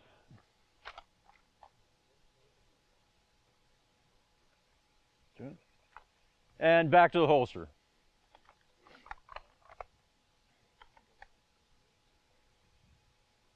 And present. Sure. And back to the holster. And present. Good. Back to the holster. All right, I'm gonna move forward to the line. Everybody stand easy for a second. Okay, a couple things real quick. Again, this is a live gun, so I'm gonna stay oriented this way. When you guys are bringing that grip package together, It's not, we're not doing it in components, okay? So it's one smooth draw stroke from here to here, okay? So we're not stopping and putting the grip package together. The way I like to think of it is it's like a bus, okay? The bus is going by, we're not stopping at the stop. It's gonna cruise through, you just need to hop on, okay? So that support hand is catching up to the gun, okay? The gun is not stopping for the support hand here, okay? The other thing, when you're reholstering the gun, what I want you guys to do when you reholster is we're basically bringing the gun right back to the holster the same way we presented it, and we're also bringing the support hand back to the center line, okay? If you've got garments or whatever that hang over, then grab that garment, bring it up, and give yourself plenty of room, whether it be a jacket or a sweatshirt or whatever. That's what you're using your support hand for. But we're not bringing the gun back until the support hand and the garment are well out of the way, because we don't want to laser ourselves going back into the holster either. So we're going to trap the garment, bring it up, bring the gun back to the holster, okay? We're going to do this a couple more repetitions, then we're going to do it live fire. All right, guys, again, this is strictly a dry exercise. We're not pulling the trigger, okay? On command to present, just want you to draw the gun, get a sight picture. Stand by, present.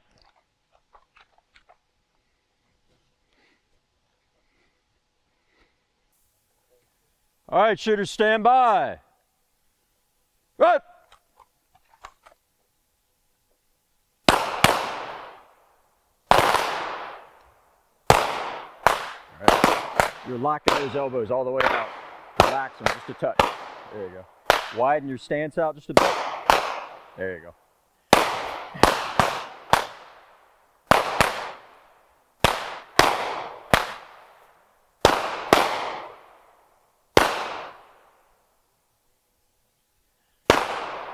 All right, if you're done firing, go ahead and come back to the holster.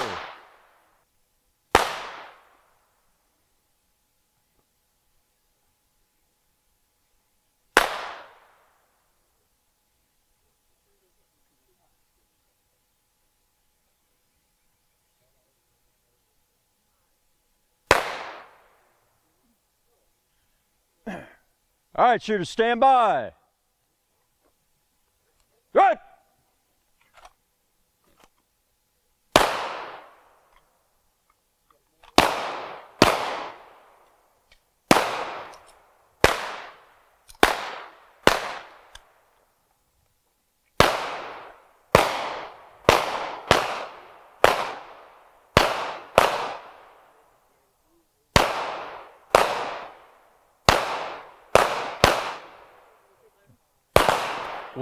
I'll have everybody go back to the... So you're probably going to run dry before everybody else. Okay. Just raise your hand. I'll put everybody on break. We'll cram mags and then come back. Okay. Do I, like, leave it right here so I can, like, do it, or no? You could put some bullets in your pocket if you Oh. want, and then you could just load magazines in between. All right, guys, when all firing's complete, go ahead and come back to the holster. Come back to the holster when firing's complete.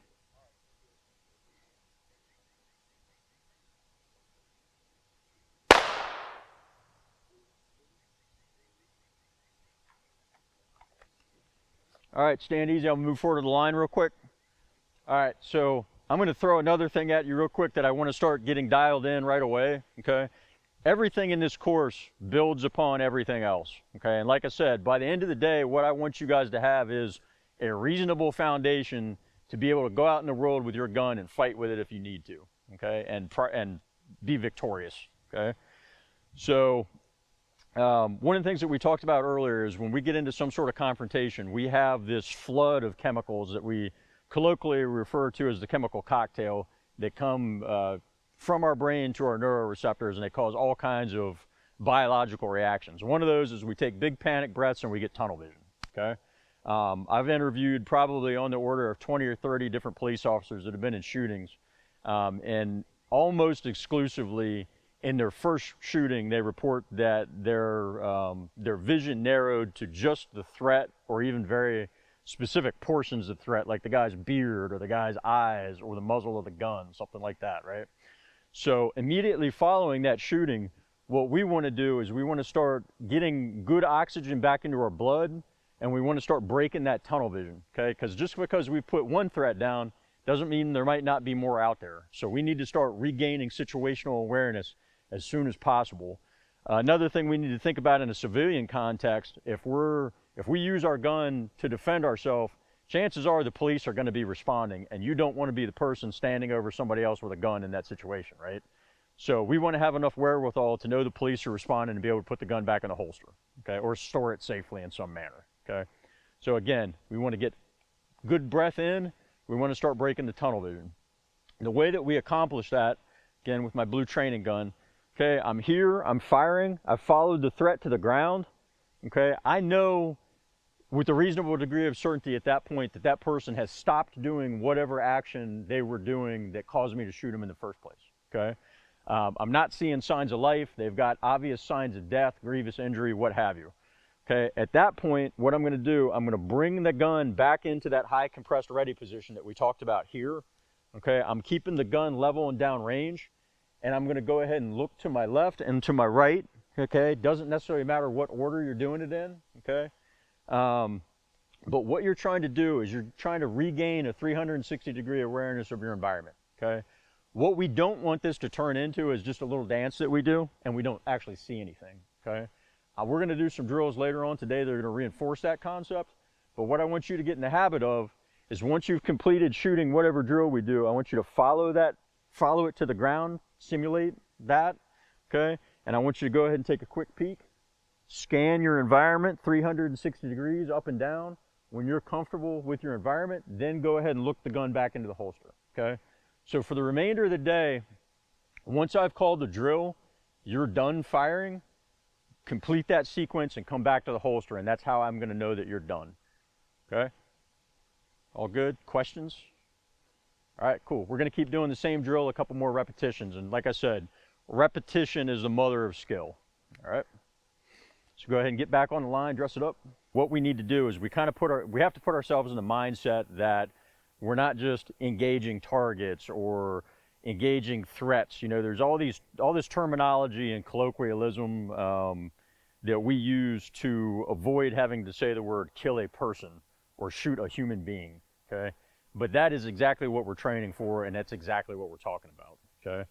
So what we got to use the terminology, and that's the first step in wrapping our mind around what it is that we're going to do or might have to do, and hopefully we never have to, okay? But if we do, we want to be mentally, emotionally, morally, and legally prepared for that. We wanted to have thought about it in advance, okay? So that being said, we're going to talk a little bit about the parts of the human body that we're going to need to target in order to stop that threat or make that happen, okay? It could very well be that, you know, you're put in a situation where you have to shoot somebody or shoot at somebody and your aim's a little off and you hit them in the arm, and psychologically they just decide, hey, maybe this isn't a career for me, I'm going to go do something else. Okay, that's great. But chances are that's probably not going to happen, okay? So from a legal perspective, can anybody kind of explain to me, you've already been through wear and carry, can somebody explain to me what the situation would be when you would be able to utilize lethal force against another human being? So i.e. fire a handgun at them? Okay, that's one scenario, but let's think on a broader generality. What's the minimum that I can, the minimum justification I can have to use lethal force against somebody? I'm in fear for my life, right? Serious bodily harm, or what's the next step beyond serious bodily harm? Death, right? Okay, so we kind of encapsulated it. The constitutional basis for use of force is you have to be in fear of death or serious bodily harm for yourself or another, okay? Now that being said, when I say another, I'm generally talking about my wife, my kids, my family, or a close friend who I know, and I know the situation that they're in, okay? If I'm out on, you know, some random street corner and I see Joe Bag of Donuts beating his girlfriend, I gotta be honest, it's not my problem. I don't need to intervene, okay? I'm not the police anymore. I'm not Charles Bronson. I'm not out there playing Death Wish, okay? That kind of stuff is a real good way for you to end up in jail, okay? There's a lot of examples out there of people intervening in situations where they thought they knew what was going on and they didn't, okay? They shoot an off-duty cop, an undercover cop. You know, they shoot somebody who doesn't need to be shot, okay? So those are all decisions you need to make, okay? That being said, when we do cross that threshold and we have that serious threat of death or bodily harm, and we're going to take that action, this is where we're going to aim on the body to get it done, okay? So the way I like to break this category down is we have switches and we have timers, okay? Switches are those areas of the body that we're going to hit and we're going to get what's called immediate flaccid paralysis. So there's no twitching, there's no jerking, there's no nothing. The person just kind of goes down and there's no convulsion, anything like that. In order to achieve that, we have to attack what's called the central nervous system, or the CNS, okay? For our purposes, that's housed in what's called the T-zone, okay? You can see our target already has it, okay? It's a band right here that overlays the ocular cavity, okay? With pistol rounds in particular, okay, we're pushing a bullet that's not really moving exceptionally fast. So especially with our lighter calibers like 22s, 25s, 32s, 380s, it's very possible that if we hit off to the side of the skull, that bullet is going to skirt the outside of the skull and it's not going to penetrate that cranial bolt, okay? In order for us to get this immediate stop, we have to penetrate that ocular cavity and actually get in either through both lobes of the brain, or we have to disrupt the medulla and the top of the spinal cord, which is housed like right back here, okay? So if you're looking at it from the front, it's again anywhere from just immediately above my eyeballs down to right here above my teeth, okay? That's how we get pistol rounds inside a skull to facilitate the damage that we need to stop that threat, okay? So that's going to be our T-zone, and again, that's what we consider a switch. It's kind of on and off, okay? The other category is we think about timers, okay? So when you cook an egg or you bake a cake or whatever, you set the timer and then the timer counts down until the job's complete, right? That's kind of what we're doing here. You can think about the body as a pressurized system, okay? So we've got a pump, which is the heart. We've got veins, arteries, all these things that carry that blood throughout the body. Okay, those are all our hoses and things like that in a hydraulic type situation, okay? So in order for us to defeat that or stop it from doing what it's doing, we got to either break the pump or we have to disrupt those hoses and arteries and things like that enough that we're depressurizing that system, okay? So the way we're going to do that is we're going to poke holes that let blood out and air in, okay? The more holes that we can poke, the faster, the quicker that's going to happen, okay?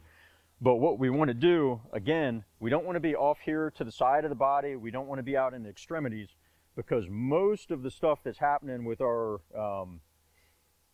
circulatory system is happening in the center of our chest, okay? So we've got our heart, got our lungs, everything's pumping out from there.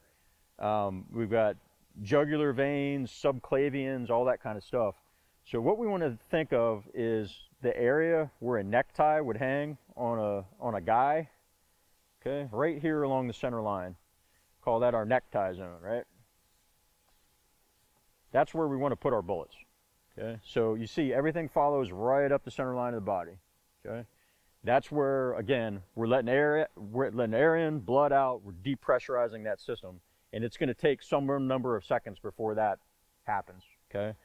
So what we want to do is, again, we want to put multiple holes in there, so we're not stopping with just one shot. We're going to shoot until that person's action that caused us to shoot them to begin with stops. So essentially, we're shooting them to the ground and to the point where they're no longer a threat to us. If that takes 2, 3, 5, 6 rounds, it is what it is, okay? And we're going to kind of come back and reference that in a little bit. But for right now, we're going to go back, we're going to perform exactly the same drill that we just did for a couple reps, and then we're going to add some additional stuff to it.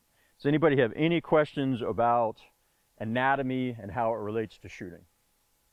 It's kind of a grim topic, a little bit of a buzzkill, but again, we got to get our mindset adjusted to it, okay? All right, let's go ahead and cover down on the 3-yard line. All right, guys, go ahead and look to your left, look to your right, dress up the line. Load and make ready if you have not already done so. Load and make ready if you have not done so. Again, we're shooting 1 round center mass, 1 round center mass. Stand by. Rip.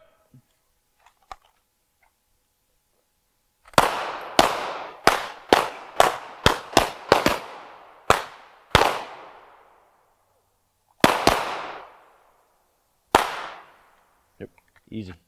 When you come off the target, you need to make sure your trigger finger is outside of the trigger guard. That time you had your finger on the trigger all the way back here, okay? You're coming a little bit low, so just make sure you're pulling that trigger straight to the rear. Let the gun surprise you when it goes off. All right, doing good though. All right, shooters, stand by. Same drill. Right.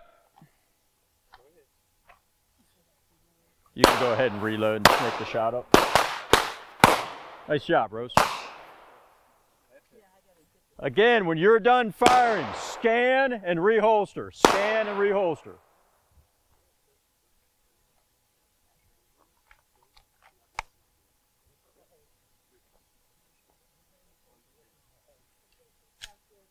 Stand by.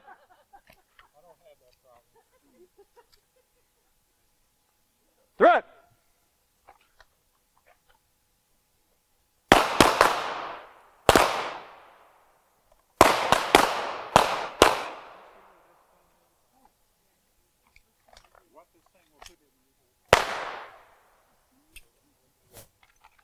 You can go ahead and reload, Amanda.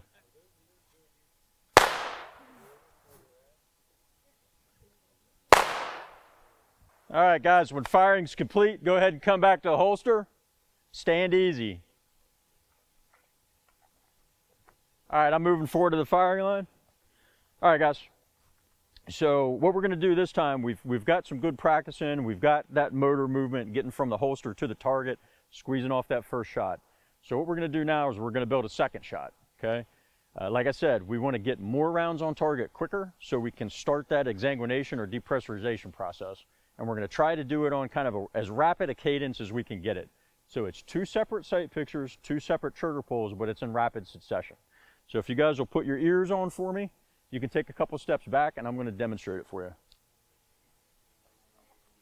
All right, that's probably good right there. So where's my demo target? Right here in front of me. All right, so what I'm going to try to do is put 2 rounds of center mass, rapid succession.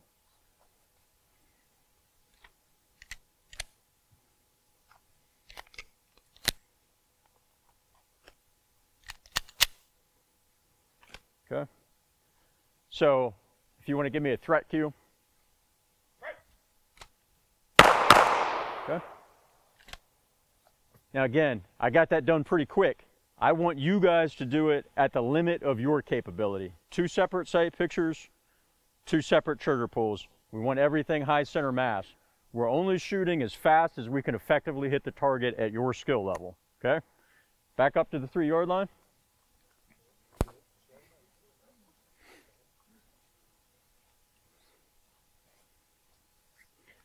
All right, shooters, stand by. 2 rounds and 2 rounds only, a high center mass.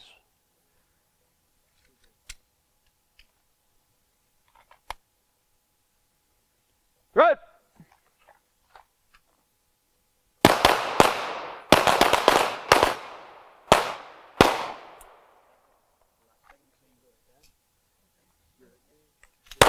Tell you what, go ahead and come back to the holster. I'll give you a threat cue here. That way you get the repetition. You ready? Stand by. Threat.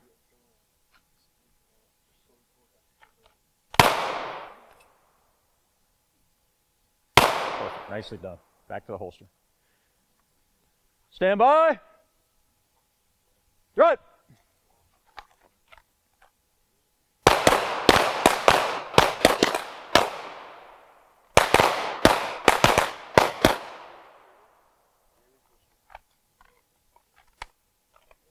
Stand by. Threat.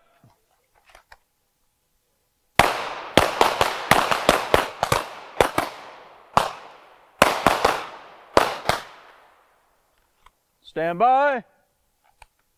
Threat.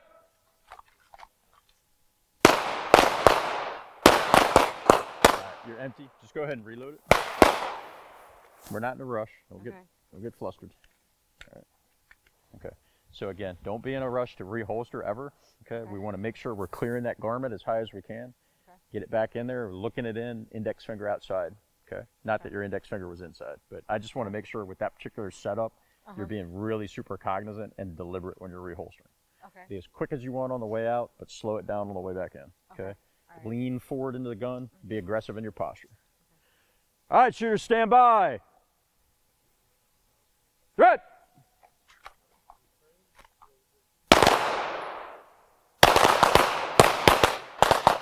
You're doing an awesome job getting your hits. Just remember your high thumb's grip here. Okay, so just check yourself. If you're getting that gap, tighten it up. Okay. All right, back to the holster. One more rep. Stand by. Rep.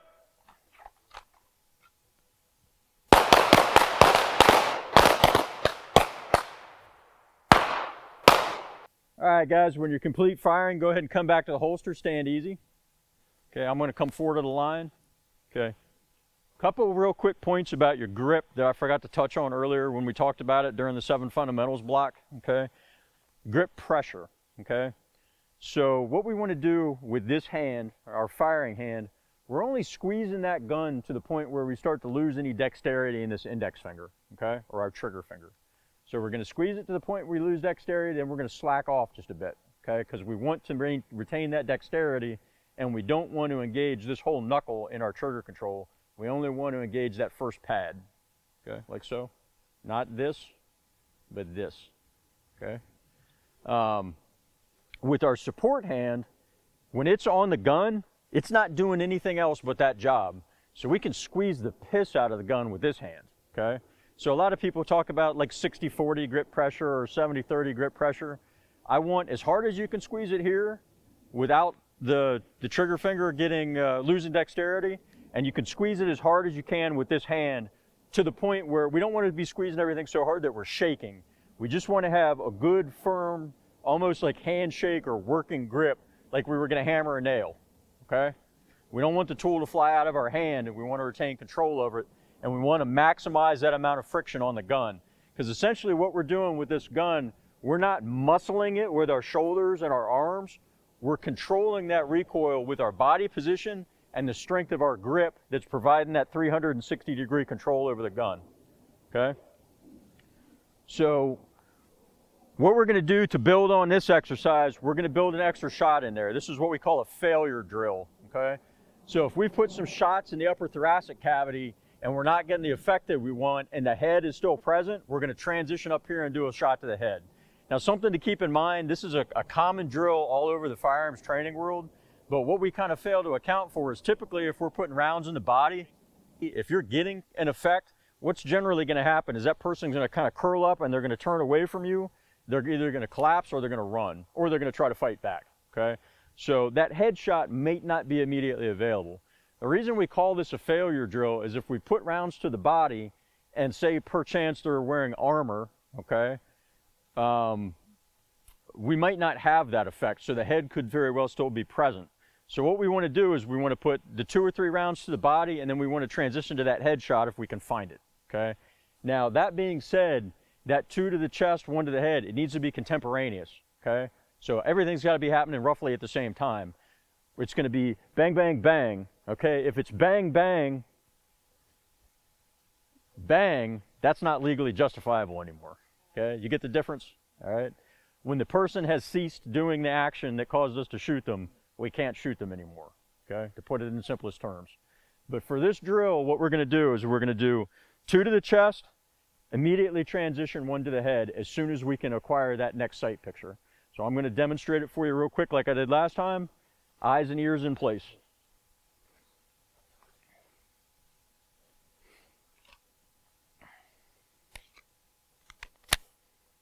Give me a threat cue. Okay. All right. So you see, I'm pressing the edge of my speed a little bit here. I'm just a little bit out, but I'm still in the upper thoracic cavity, and I'm not quite as centered up as I would like to be here, okay? So what I want you guys to do, again, work this drill at the speed that you can accomplish it to get all your hits, okay? All right, step back to the 3-yard line. Back up to the 3-yard line.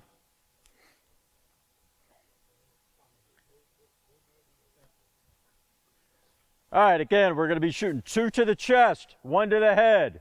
2 to the chest, 1 to the head. Stand by. Threat.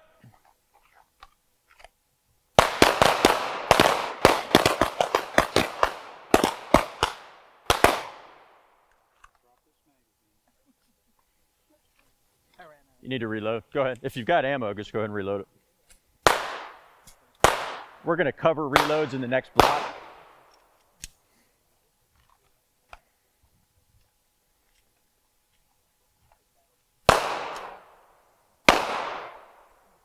All right, once firing's complete, scan and holster, scan and holster. Same drill again, stand by. Threat.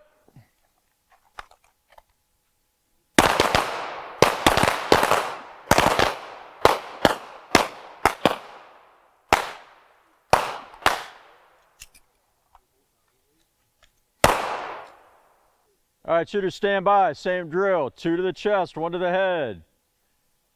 Threat.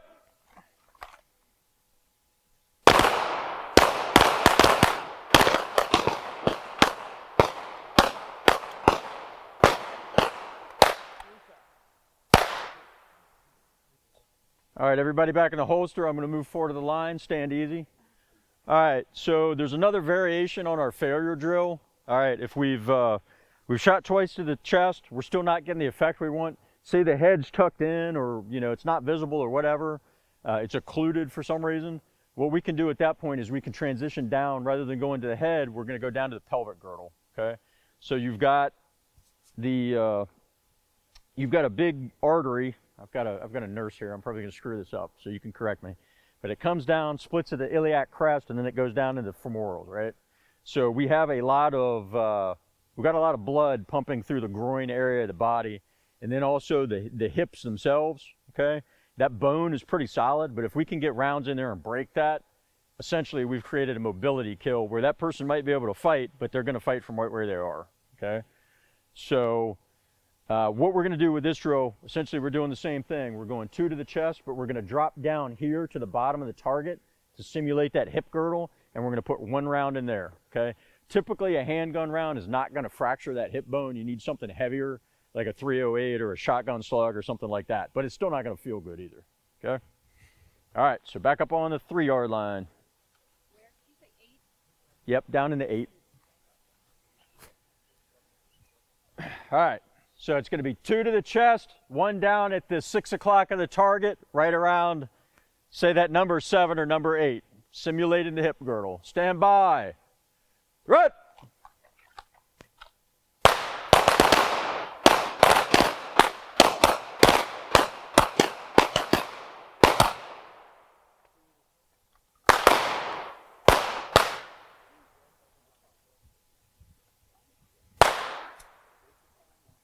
All right, guys, stand by. Same drill. Good.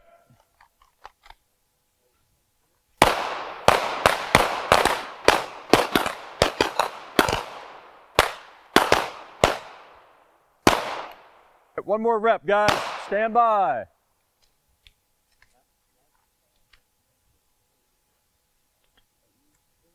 And threat.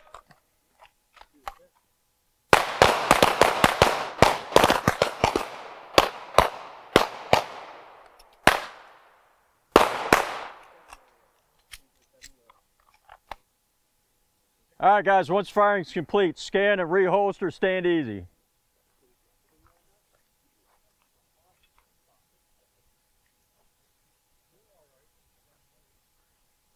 All right, guys, so I see a lot of mags are on the ground. That must mean we're all getting pretty low on ammo. So what we're going to do, it's noon right now. I'm going to put it to a vote. Do you guys want to take an hour, or you want to do a half an hour for lunch? I hear a lot of half hours, so we'll do a half hour, okay? What we'll do, I'm going to go ahead back behind the line. I'm going to clear everybody out just so you guys can take your holsters off, give the guns to us, whatever. You don't have to wear the gun the whole time you're on your lunch break, or be more comfortable with it on, whichever, okay? But we're all going to end with a clear gun, okay? When we come back from lunch, we're going to talk a little bit about reloads.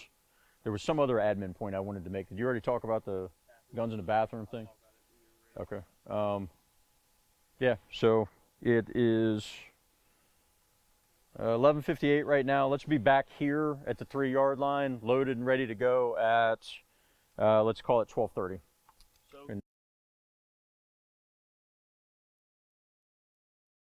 To say so far, you guys are all doing a great job. Everybody's been very safe this morning, which I appreciate. Coming back from lunch is one of those times when, you know, there tend to be more accidents because people, you know, their stomach's full, they're not paying quite as much attention. Maybe it's starting to nod off a little bit. So we want to keep really mentally focused and engaged this afternoon as we start to, you know, get past lunchtime. We're starting to get a little tired toward the end of the day.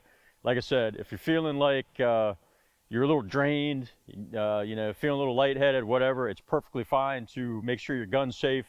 Go back, have a seat. You can even bring a chair up. You know, that way you can still hear the, you know, the lecture blocks and stuff like that, but you don't actually have to shoot, okay? No problem with it, okay? It happens almost every class in the summer to at least a couple people, okay? So this morning, we kind of established a lot of fundamental building blocks. We talked about the 7 fundamentals of marksmanship. We talked a little bit about anatomy. We talked about how we're actually engaging that target, whether it be single shots from the draw, 2 shots center mass, 3 shots, so on and so forth, okay? The takeaway from that is we're shooting enough to effectively stop that threat. So whatever action it was that caused us to be in fear of death or serious bodily harm, if this is an extended or a protracted incident and we run a magazine dry or we expend part of a magazine, how do we reload it in a robust and repeatable manner that's going to keep us engaged, okay? So there's 3 types of reloads that I talk about: a tactical reload, a speed reload, and an emergency reload, okay? The first 2 types, the tactical reload and the speed reload, are reloads we're going to make happen when we want to make them happen, okay? The third type, the emergency reload, I like to think of that as a malfunction of sorts that we caused by failing to plan, okay? We let the gun run dry, and now we have to fix it real fast under pressure and under threat, okay? So the first one we'll discuss the tactical reload. Again, this is something that we're going to make happen tactically, in that we're going to make it happen when we want it to happen, all right? So with the tactical reload, kind of the setup is that we have been in some type of engagement and we've expended some number of rounds in our magazine, okay? So,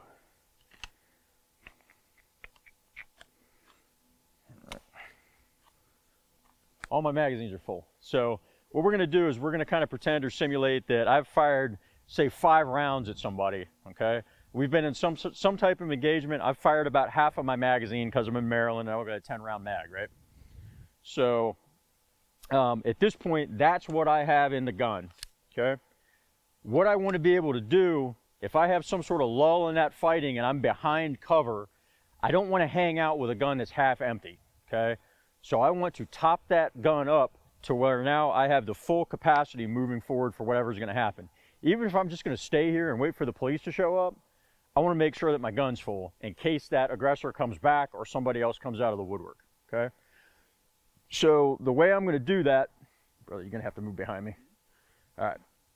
So again, I'm downrange. I've been shooting, bang, bang, bang, okay? What I'm going to do is I'm going to come to my next source of ammunition, okay? A real quick word about that. When I have my magazines on my belt, I have them oriented in such a way where the tips of those bullets are facing toward my belt buckle or my center line, okay? And what that allows me to do is when I come down on here, I index the base pad of the magazine to the bottom of my index finger right here, okay? Base pad to the bottom of the index finger. I wrap my thumb and my other fingers around here to stabilize it, and then I reach out with my index finger on my support hand, and I can almost touch that first round, okay? Just like that. And you can try that with your own magazine right now if you want to. Okay? So that's what that looks like, okay? The fullest magazine that I have should be closest to my center line, okay? So if I store ammunition, I actually want that to be back, say I store a partial magazine, I want it to be the farthest away from me so I don't inadvertently reach to my emergency reload point, which is the one closest to center, and pull out a partial mag. I always want that one to be full if I have a full magazine. Does that make sense?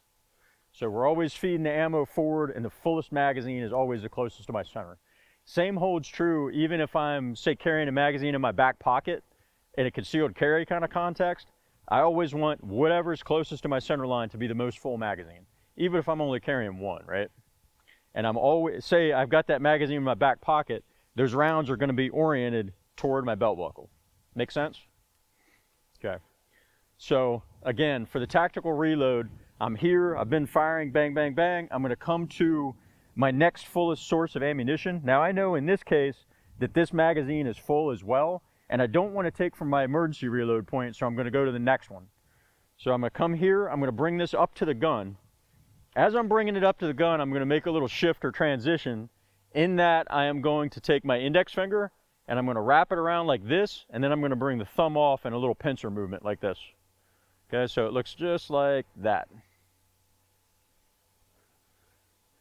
Just like that right there.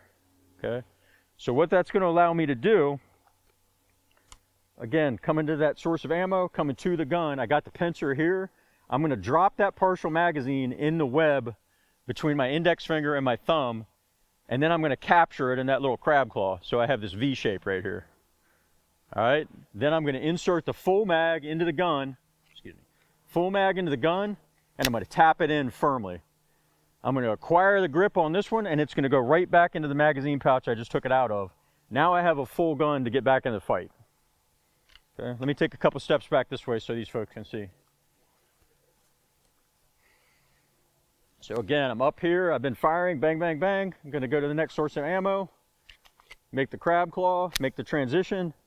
This partial mag is going to go back in the pouch, and now I can go back into the fight. Okay.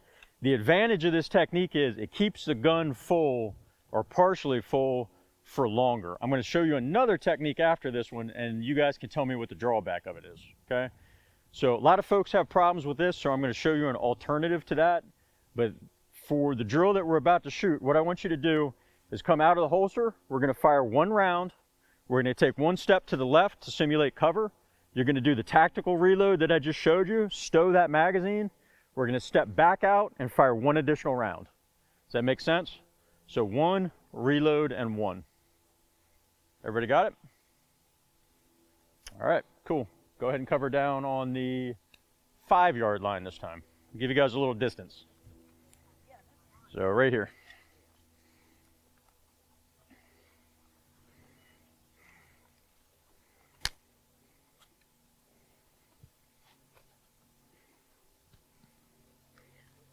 All right, look to your left, look to your right, just to line up. Go ahead and load and make ready if you haven't already done it. Load and make ready if you have not done it.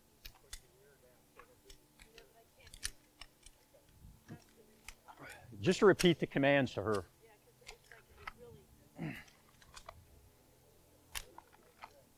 Remind me of your name again? Sue. Sue. Okay. When you're coming back into the holster, I've noticed that you have a tendency to turn the gun in toward your body like this. Mm-hmm. Keep it straight up and down. Look at the holster, okay, and look the gun down into the holster. Kind of pushed up further? We could do that, yeah. Because it's okay. So what you probably want to do, you got a loop here and a loop here, and you've probably got a belt loop in between, right? Can we slide the holster up here? There you go. Yeah, I mean that. Is that better? Mm-hmm. Okay, a little bit. Yeah. Okay, so the main thing is just make sure that when you're looking the gun down in, and you don't want to orient the gun back toward your body. Okay. All right, guys. Drill is going to be one. Take one step to the left, tactical reload, step to the right, and fire one additional. All around center mass. All around center mass. Stand by. Threat.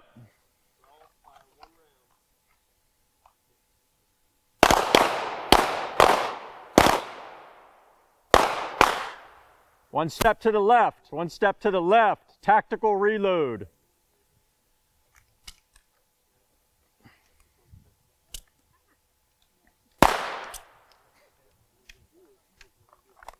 All right, everybody back in the holster? All right, I'm going to demo this for you guys real quick. So everybody go ahead and pick your magazines up that you dropped on the ground. All right, so if you guys want to take a big step back, I'll shoot it from the 5-yard line for you. All right, so what I'm going to do, I'm going to come out of the holster, I'm going to fire the one round, I'm going to take one step to the left, I'm going to conduct a tactical reload, I'm going to store that magazine, I'm going to step back out and re-engage with one round. Okay, so this is what it's going to look like.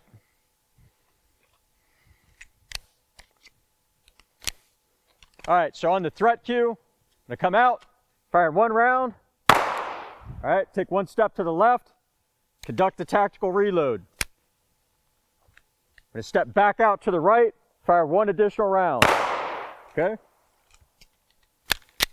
In that case, my gun went dry, so I went ahead and reloaded it, but we're not there yet. Okay? Again, the most important part of this whole thing is this transition coming up into the gun is getting that pincer. Okay? So whatever I want everybody to do, go ahead and take your magazines out, hold them in this fashion right here so I can see them. And as I come by, I just want you to make that transition and make that little crab claw right there. Okay? All right, pretty good. Now you're going to want enough sticking up here, so you're going to have plenty of magazine to actually put in the gun without having to adjust your hand. Yep. All right. Perfect. Good. Let me see the index to the crab. All right, good deal. All right, Brandy's got it. Let me see the crab claw. That's like that. All right, so what you're going to do when you make the transition, so you're going to wrap it this way, and then you're going to get your grip here, and that's what's going to capture the other mag. Got it? Yeah, so you want the base plate indexed right there, and then we're going to wrap the thumb and the fingers around, and you're going to be able to point out here as an index. Okay? There you go. Not bad, not quite. I'm not feeling it. Okay. We're going to do another technique after this one that's probably going to be the one for you. Yeah. All right. All right. So you want more of that mag sticking up, so we want the base plate right at the base of the finger. Okay. Okay, and then we're going to curl it over, and that gives us the crab claw. Perfect. Now you got it. All right, good. So yeah, you want some dexterity here. Okay, good. I was going to say something I totally forgot. Okay, so what we want to do with these magazines, we just want to make sure that we have enough of the magazine sticking up to actually insert into the gun without having to adjust our hand. There's a reason that we do this whole pointing thing, right? Okay, so how many of you guys have kids? Everybody almost. Okay, so what's one of the very first behaviors that your kids do other than cry and crap? What do they do? Whine. They point at stuff, right? So they point at it, and then they get a kick out of the fact that you look at what they point at. So one of the very first behaviors we develop as human beings is pointing. Okay, so we're used to our eyes following what we're pointing at, and we're used to looking at things that we're working on. Okay, so when I reload this gun, that's why I bring it up here, and that's another point. On the reloads, we want to bring our gun up into what I call the workspace. So if you kind of visualize like a 3-foot circle right in front of your face, we don't want to be working on the gun down here, and we don't want to be working on it way out here. We want to bring the gun into a comfortable range right in front of our face within that 3-foot window. And this is where we're going to do all of our supporting functions, reloads, malfunctions, all that kind of stuff. Okay. So again, I'm here. All right, got that. When we hit the emergency reloads and the speed reloads, this pointing thing is going to become very important. So I just wanted to establish that. Okay. So everybody understand the drill? Let's try not to drop any magazines this time, but I understand it's kind of tough. Like I said, I'm going to show you another technique after this one that's probably going to work a little bit better for some, if not most of you. All right, so again, same drill. We're going to draw, fire 1 round center mass, take 1 step to the left, conduct a tactical reload, step back to the right, re-engage with 1 round. Stand by. Threat.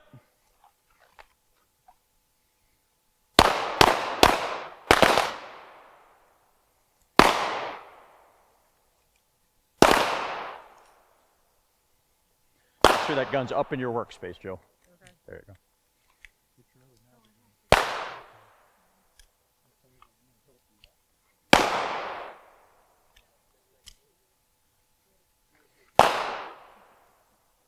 Fix your grip, Rose.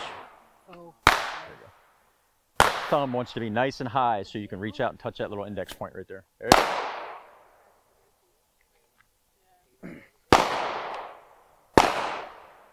All right, guys, when firing's complete, I want you to scan and reholster.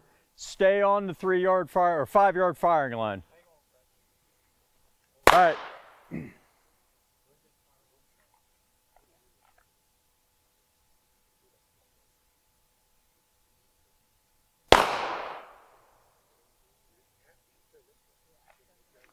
All right, when firing's complete, back into the holster, we're gonna do the same drill one more time. One more time. One, reload, and one. If we're not all back in the holster yet. If you need to, go ahead and retrieve any magazines you might have dropped.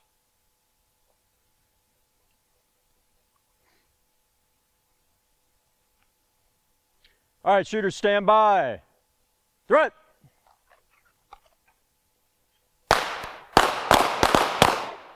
Fix your grip, Rose. Okay.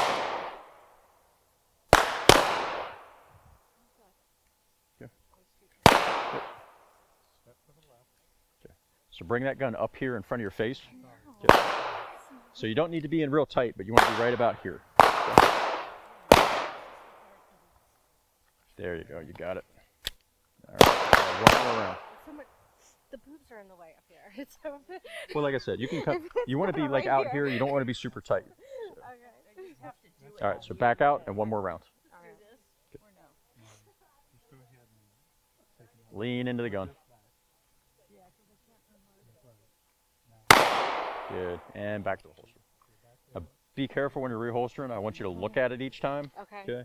And I want you to keep, unless you're clearing the garment, keep this support hand away from the holster. So we don't want to grab the holster and then put the gun back in. Is that what We I'm want to doing? clear the garment out of the way and then put the holster back, or put the gun back in the holster and look it into the holster.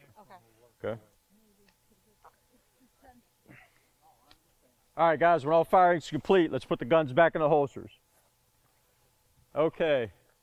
So the next type of reload that I want to talk about, it's a variation on the tactical reload. We're trying to accomplish exactly the same thing. So we've got a partially depleted mag in the gun, we've got a lull in the engagement, and we want to top that gun off before we do anything else, okay? The way we're going to accomplish it here is a little bit different though, okay? So in this case, I'm here, I've been firing, bang, bang, bang, okay? I'm back behind cover, I've got the lull in the engagement. I'm going to take that magazine out, I'm going to store it somewhere, whether that's in a back pocket or wherever I can get it, okay? I'm going to go to that next point of ammunition where I know I've got a full mag. I'm going to insert that full mag in the gun, okay? Now, we call that the remove, store, reload method. Remove, store, reload, because that's exactly what we're doing. Can anybody tell me why that would be a disadvantage versus the first one that I just showed you? Takes a little bit longer. What else? Any guesses? Someplace that it's not, so you might not know where to reach for them. Yeah, that's a good point too. Okay, so the chief disadvantage is if I'm here, okay, and I'm taking this out, how many rounds do I have in the gun right now? I got one. I got one in the chamber, right? So I'm putting this here, and then I'm getting that next source of ammo, and now I'm full, okay? Whereas if I'm able to handle both mags in one hand, how many do I have in the gun right now?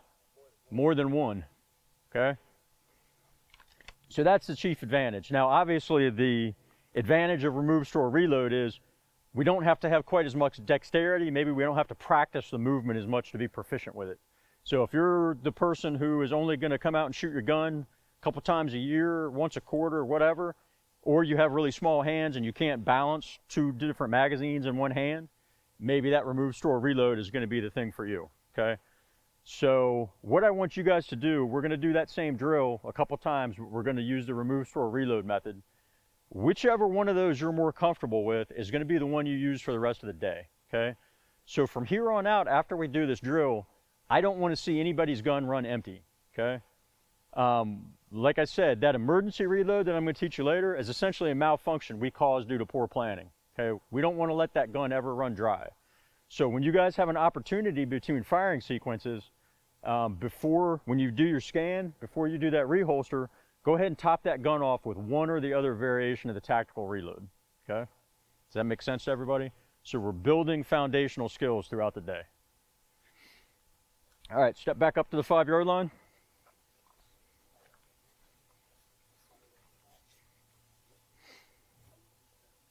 All right, shooters, so essentially this is the same drill, but we're going to use the remove, store, reload method.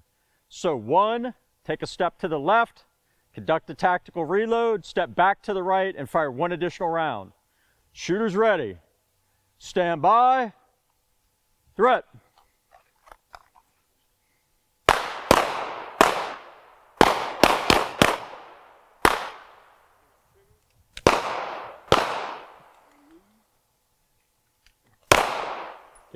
Nicely done. Just stay aggressive with your stance and make sure that the gun's up in your workspace when you're doing your reloading. Okay.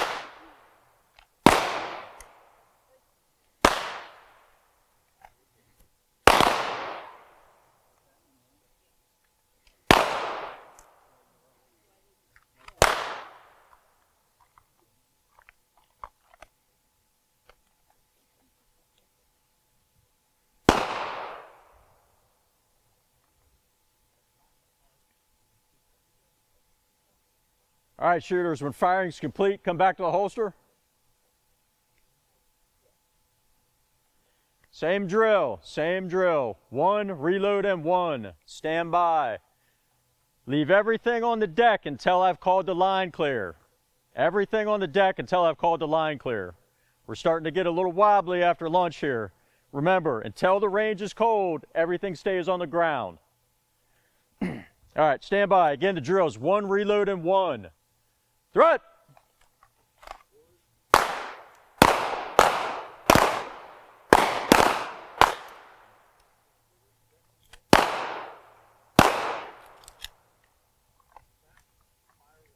Did you fire one? Yeah. Okay. What's that? It did not fire. Okay. Let me see your gun. Because I think what happened was I didn't have it. You got one in there now, so take that and put it in your pocket. Okay. So let's start. You fired 1 round, right? Yes. All right, go ahead and perform the tactical reload and then fire 1 additional. So remove, store, reload. Keep the gun up in your workspace in front of your face. There you go. All right, before you put the gun away, let me show you something.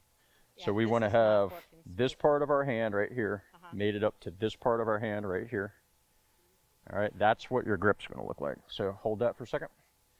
So from now on, I want you to look at this and make sure those are lined up when you have your grip together. Okay. If those 2 lines come apart, your hands are in the wrong spot. Okay. Okay? Go ahead and reholster. All right, shooters, dress the line up. Look to your left, look to your right. We're going to perform that drill one more time. One more time. Stand by. And throw it.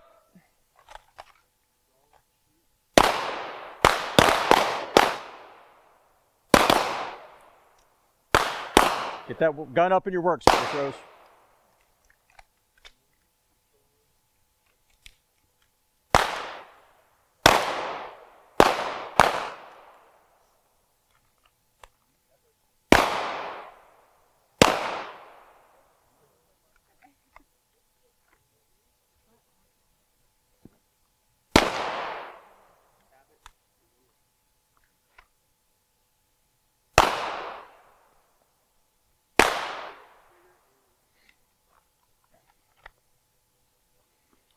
All right, when all firing is complete, scan and reholster, scan and reholster.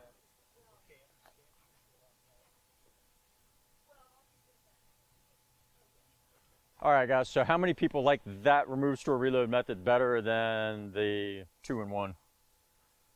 Fair proportion of you. Okay, cool.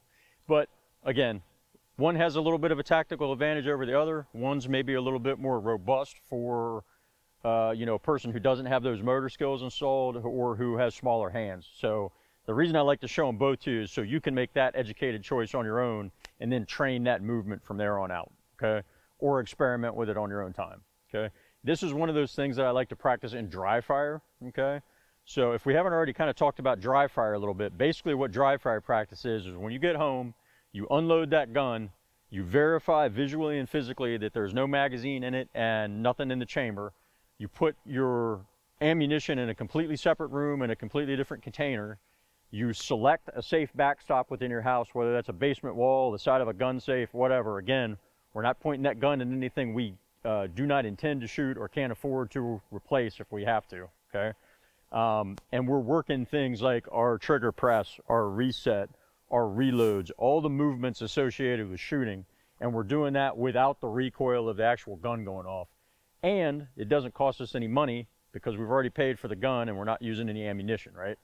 So that's how we're going to build up those thousands and thousands and thousands of repetitions to become skillful with the handgun and everything associated with it, okay?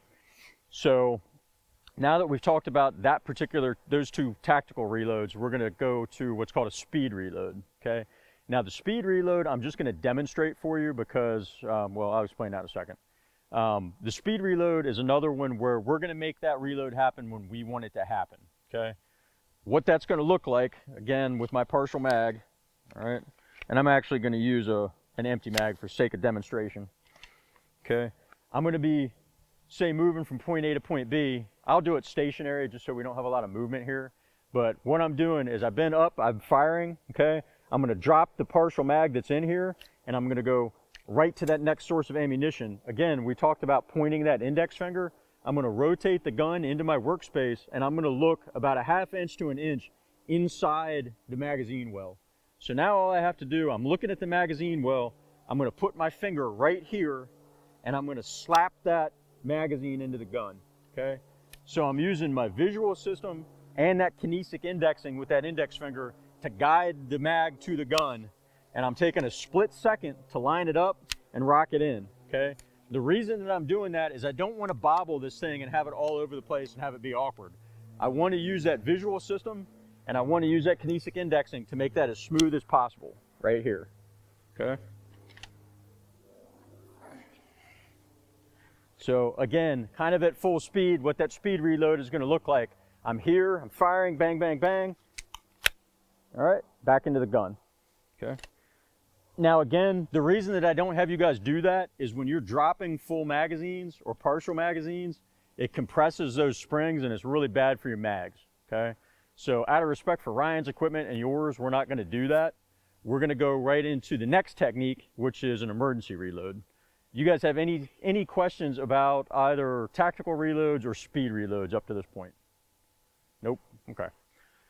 So now we're moving into that category where we've run the gun completely empty, all right? So the magazine's empty, there's nothing in the chamber, and the slide is locked to the rear, all right? We're completely empty, and we gotta get that gun back in the fight right now. It's an emergency, okay? The way I like to think about this is I'm attacking the gun. I'm attacking the gun to get more ammunition back in it because I am under physical threat right now that I have to solve, okay? So when you guys are doing this, I want you to treat it with a sense of urgency and try to put yourself in that mental headspace, okay? So the way that this one is gonna work or look, all right.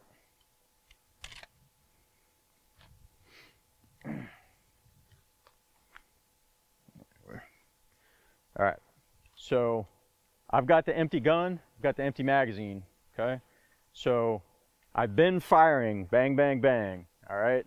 I may or may not know, depending on my level of skill, that this gun's run dry, but my first clue is gonna be I'm gonna squeeze that trigger and nothing's gonna happen, okay? At that point, I'm gonna angle the gun up, and if I can see that the slide's locked back and there's nothing in that chamber, I know I need to go into a reload, okay? So here, shooting, bang, bang, bang, nothing's happening. If I'm a more experienced shooter, chances are I'm gonna know that slide's locked to the rear. I'm gonna go right into the reload, okay? So I'm gonna bring the gun back into my body, just like we did before, into that index, where I've kind of got my tricep that's indexed back to my rib cage, all right? And again, like Ryan said, I'm not reaching out here to work with the gun. I wanna bring it here where it's comfortable, okay? So I'm here, I'm dropping that magazine out while the gun is still upright here, okay? If I cant the gun like this and then try to drop it out, it's not gonna come out, all right? So I want it to be straight up and down. As I break the grip apart, I'm simultaneously dropping that magazine out, letting it fall free, and then I'm getting my index. At the same time, this hand is coming down to index my next source of ammunition, and then I'm bringing it straight into the gun. Again, in that position where I'm looking at the first inch or so inside the magazine well, and I'm just pointing at it and bringing it back up right here, okay? All right. Now, at this point, there's a couple different methods for how we're gonna get the slide forward, okay? This is one of those things within the firearms community where there's a lot of debate, and certain people are gonna tell you that one thing is gospel, and certain people are gonna tell you that the other thing is gospel, okay? So what we're gonna do is we're gonna do a couple repetitions of various techniques, and I'm gonna let you decide what's gonna work for you.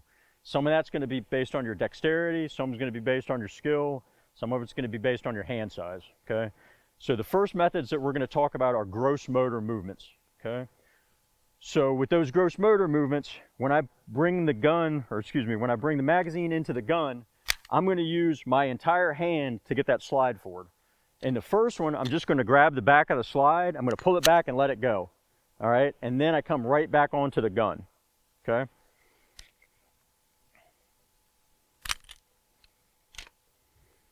The second gross motor method, again, it's exactly the same up to this point, except I'm going to rotate the gun this way, back in toward my body.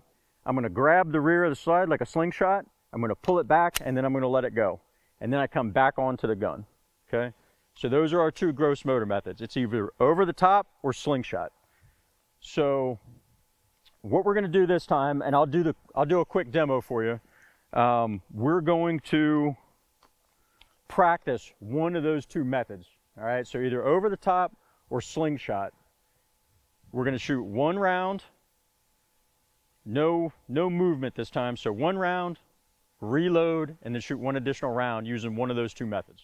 Okay, I'm going to go ahead and demo it for you. So put your eyes and ears in, please. Let me explain the drill a little bit better. Okay, what we're going to do is we're going to start with one round in the chamber and an empty magazine in the gun. Okay, so what we might have to do is use that tactical reload that we talked about to set the drill up.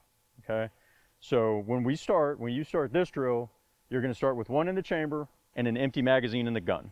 Okay, what that's going to do is it's going to cause a slide to lock back to the rear on the first round, and then you're going to execute your reload. So let me do the demo again. All right, so we're going to draw, we're going to fire that one round. Okay, execute the reload, fire one additional round. Okay, again, we either want to use the over the top or the slingshot method to get the gun back into battery. Anybody have any questions about the drill? What if we don't have an empty mag? Make one.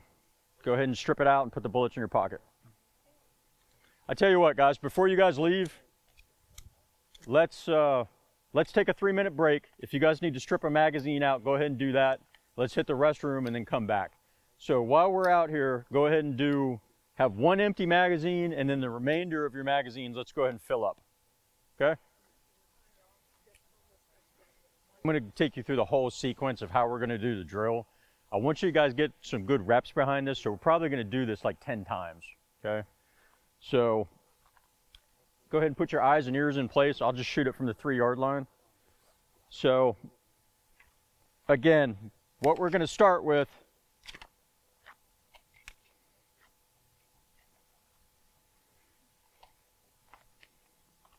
we should have one round in the gun. Okay, we're going to load with the empty magazine. So we're going to have one round in the chamber, empty mag. Okay, we're all going to get there. So I'm going to give you the commands to make sure that everybody's set up before we start the drill. Okay, so try not to anticipate what we're doing. Okay, if I screw the commands up and we're out of sequence, we'll fix it. Okay. All right, so again, we're going to start with one round in the gun, empty mag in the magazine well. On command to fire, we're going to draw, we're going to fire one round. We're going to execute that reload with the gross motor method here. Fire one additional round, okay? At that point, I'm going to give you the command to scan and reholster. We're going to scan and reholster deliberately. And then as a group, I'm going to give you the command to kneel down and pick up that empty magazine. So we're all going to do that together. We're going to come back, and then I'm going to give you the command to tactical reload that empty magazine back into the gun by whichever method you want, okay? So now we're going to be set up for the next drill with one in the pipe, one in the chamber rather, and an empty magazine in the gun. Okay, anybody have any questions? Okay, well, guys, listen. Everybody be quiet for a second, okay? Stop trying to anticipate the commands, okay? Just listen for that command or that prompt and execute that action. You guys are trying to think like 5 steps ahead, and you don't need to be 5 steps ahead. You just need to do what I'm asking you when I'm asking you to do it, and we'll all get through the drill as a group together, okay? Good deal. All right, go ahead and step to the 5-yard line. One question. Yep. Still have my loaded mag from the last time we did Okay. it. We're going to get there. I'm sorry. You're fine. You're fine. Everybody's got the exact same question. Just wait. All right, guys. What I want you to do, go ahead and load and make ready to get 1 round in the chamber. Load and make ready.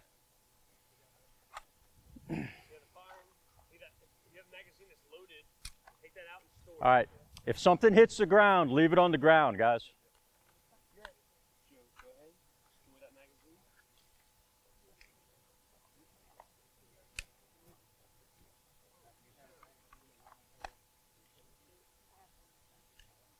Okay, once you've loaded and make ready, go ahead and come back to the holster.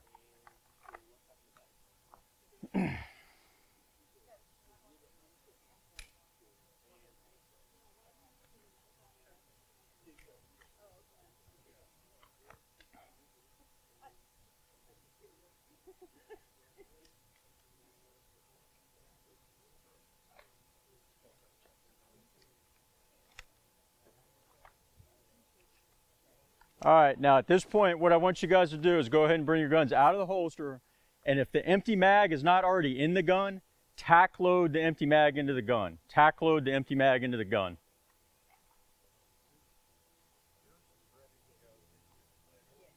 All right, once you have that done, go ahead and reholster. Odd man and sir to everybody. That sounds great. All right, guys, go ahead and dress the line up. Look to the left, look to the right. On the command to fire, we're going to draw. We're going to fire 1 round, perform an emergency reload. Emergency reload. We're going to fire 1 additional round. Stand by. Threat!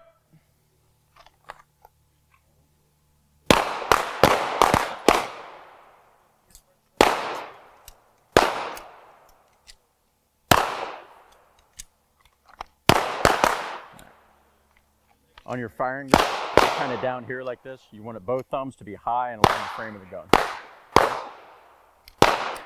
When you're doing your reload, make sure the gun's up in your workspace. You don't want it down here. You want to be able to see the target and the gun at the same time.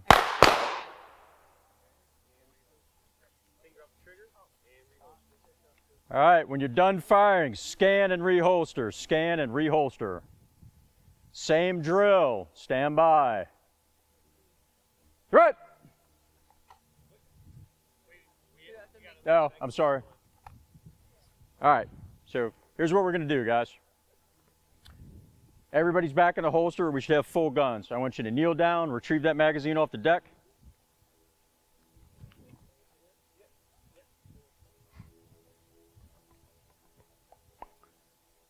All right, tack load that empty magazine back into the gun and reholster.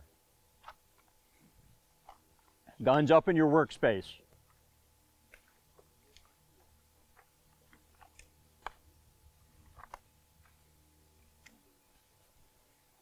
All right, again, on the command of threat, we're going to draw, fire 1 round, perform a reload, fire 1 additional.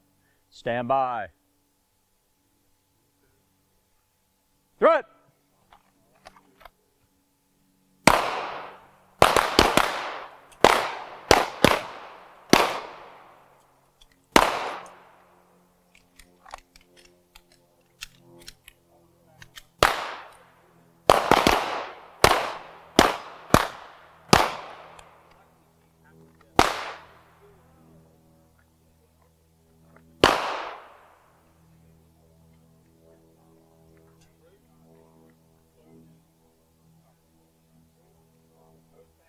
All right, when firing's complete, scan and reholster. Scan and reholster.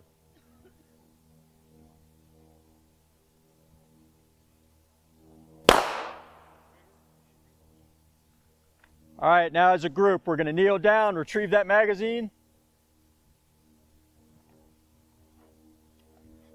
And tack load it back into the gun. Tack load the empty mag back into the gun.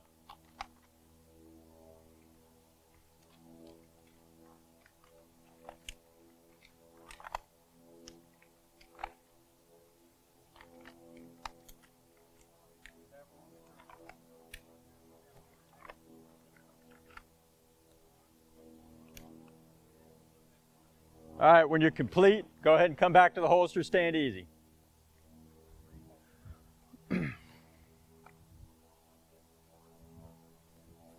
All right, I'm moving forward to the firing line. Stand easy, hands off your guns. All right, guys, so couple teaching points real quick. A couple things that I'm seeing. When you guys are indexing your magazine, wherever that's coming out of, whether it be a pouch, a pocket, whatever, we always want to get that good kinesic index. So base plate to the base of the index finger all the way forward as far as we can get it to touch that round, or as near as you can get with your hand size, okay? If we hold the magazine like this, or like this, okay, we're losing that kinesic index, and now we have to visually, I'll do it with a training gun, okay? Now we have to visually bobble the magazine back into the gun. Now I don't have a reference. I'm just visually doing that. And under stress, it's not going to work out, okay? So again, if I'm here like this and I'm trying to put it in the gun, all I have is my vision to be able to get that done with. That's not positive control. If I have that good index, I'm putting the index finger straight to the mag well, and then I'm rocking the mag in right there. It's repeatable, it's reliable, 99.9% of the time, right? And then I can roll right back into my firing grip here, all right? Now, when I'm dropping that magazine out, I'm just dropping it and letting it fall free, okay? If I'm doing the tack reload to remove, store, reload, when I come up to the gun to catch that mag, I'm catching it just like this and putting it right back in that index. So when it goes back into my magazine pouch, if I had one empty, it's going right back in the same way I took it out. I don't even have to look at it, okay? Robust, repeatable, reliable, 99.9% of the time. Okay, that's what we're looking for.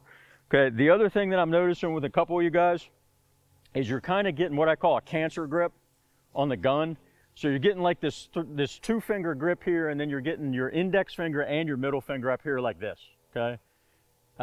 Remember, the very start of the day, I talked about not being tentative with the way we hold the gun, okay? So we don't want to have this weird cancer grip.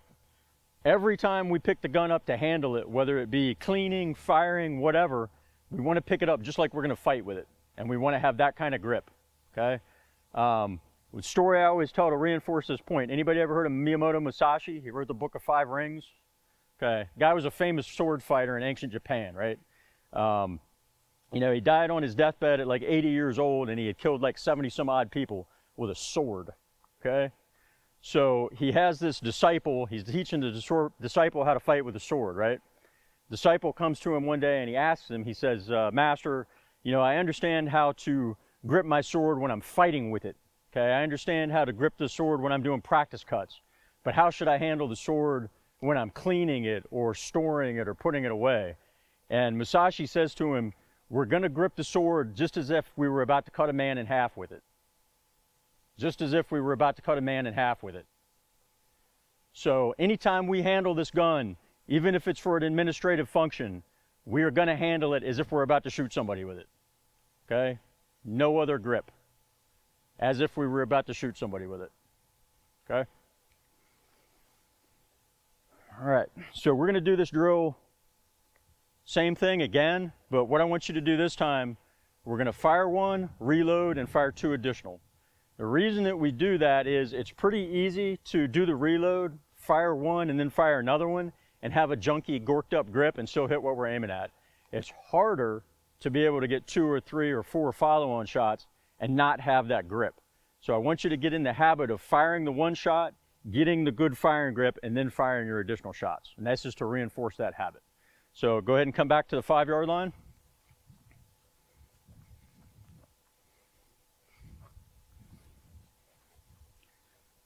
Again, we're going to fire one, reload, and fire two. Center mass. Stand by.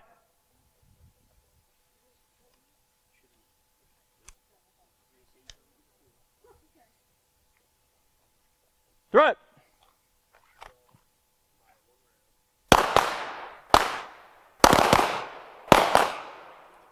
Fix your grip, Rose. You're starting to come apart again.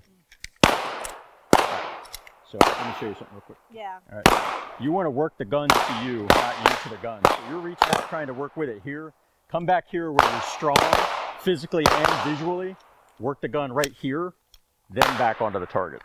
Okay? And remind me, how do they go in our pouch? Or, you know, Right. size? So They go in the pouch, so the bullets, the pointy end is pointed toward your belt line, or if you were wearing a belt buckle, it would be Right. pointed toward your belt buckle. So therefore, when you come out, I had a. So when you pull it out, go ahead and look at my pouch here. So when I come down, it's indexed like this. So as soon as it comes out of the pouch, it's already oriented and it's ready to go in the gun. Oh. That makes sense? Okay, I wasn't putting this index on. So go ahead and reload and fire those 2 additional. Okay, make sure, so what you got to do, Oh. you're all the way down here. You want to be here just at the base of your finger.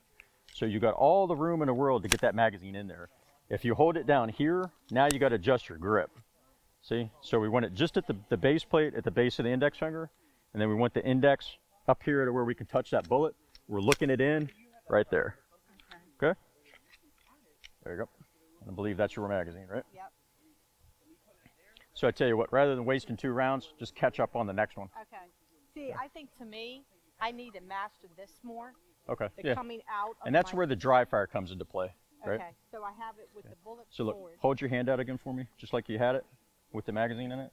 I need to. Up here, I like need to that, be and up then you there capture more. it. That right there is what you're looking for. So I'm not really I don't. You're not go really along. touching it, right? Okay, because I was trying to. You said. Yeah, I got you. I Right. was taking Or you as literally. close as you can get with your Right. particular hand I size. was taking you literally. So Yep. All right, so I tell you what, you go ahead and reload, put the round in the chamber. That way you'll be caught up with everybody else for the next drill. Okay. All right, so go ahead and send the slide forward. Now take that magazine out. All right, and then go ahead and put the gun in the holster. So all you'll have to do when we pick that up is put that empty mag in the gun. All right, guys, firing's complete. Go ahead and put guns back in the holsters. All right, as a group, let's bend down, pick those magazines up. We're gonna tack load that magazine back into the gun. Tack load it back into the gun. All right, so one more time. We're gonna draw, fire 1 round, reload, and fire 2 additional. 1 reload and 2. Stand by. Good.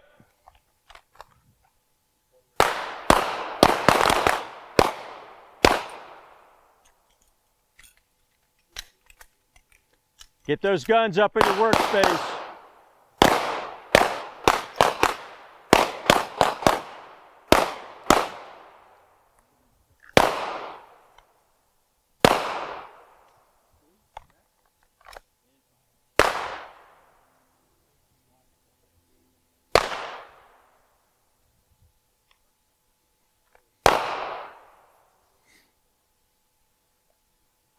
All right, when firing's complete, we're going to come back to the holster.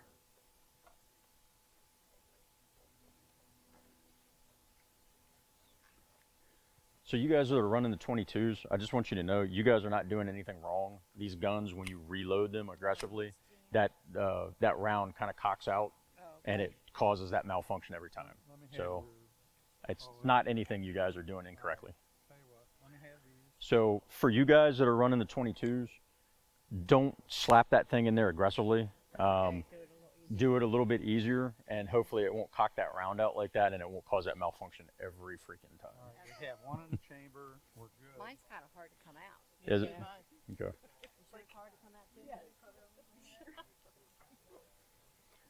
All right, everybody back in the holster? All right, good to go. All right, so tell you what, before we do that, everybody step back up on the line. Let's go ahead and bend down, pick those mags up. Go ahead and tack load those back into your gun. Tack load them back into your gun.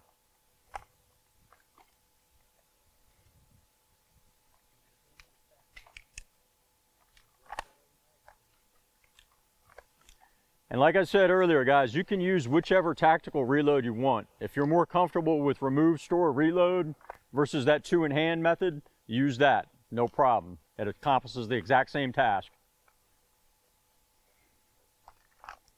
All right, everybody back in the holster? All right, cool. All right. So another quick training point.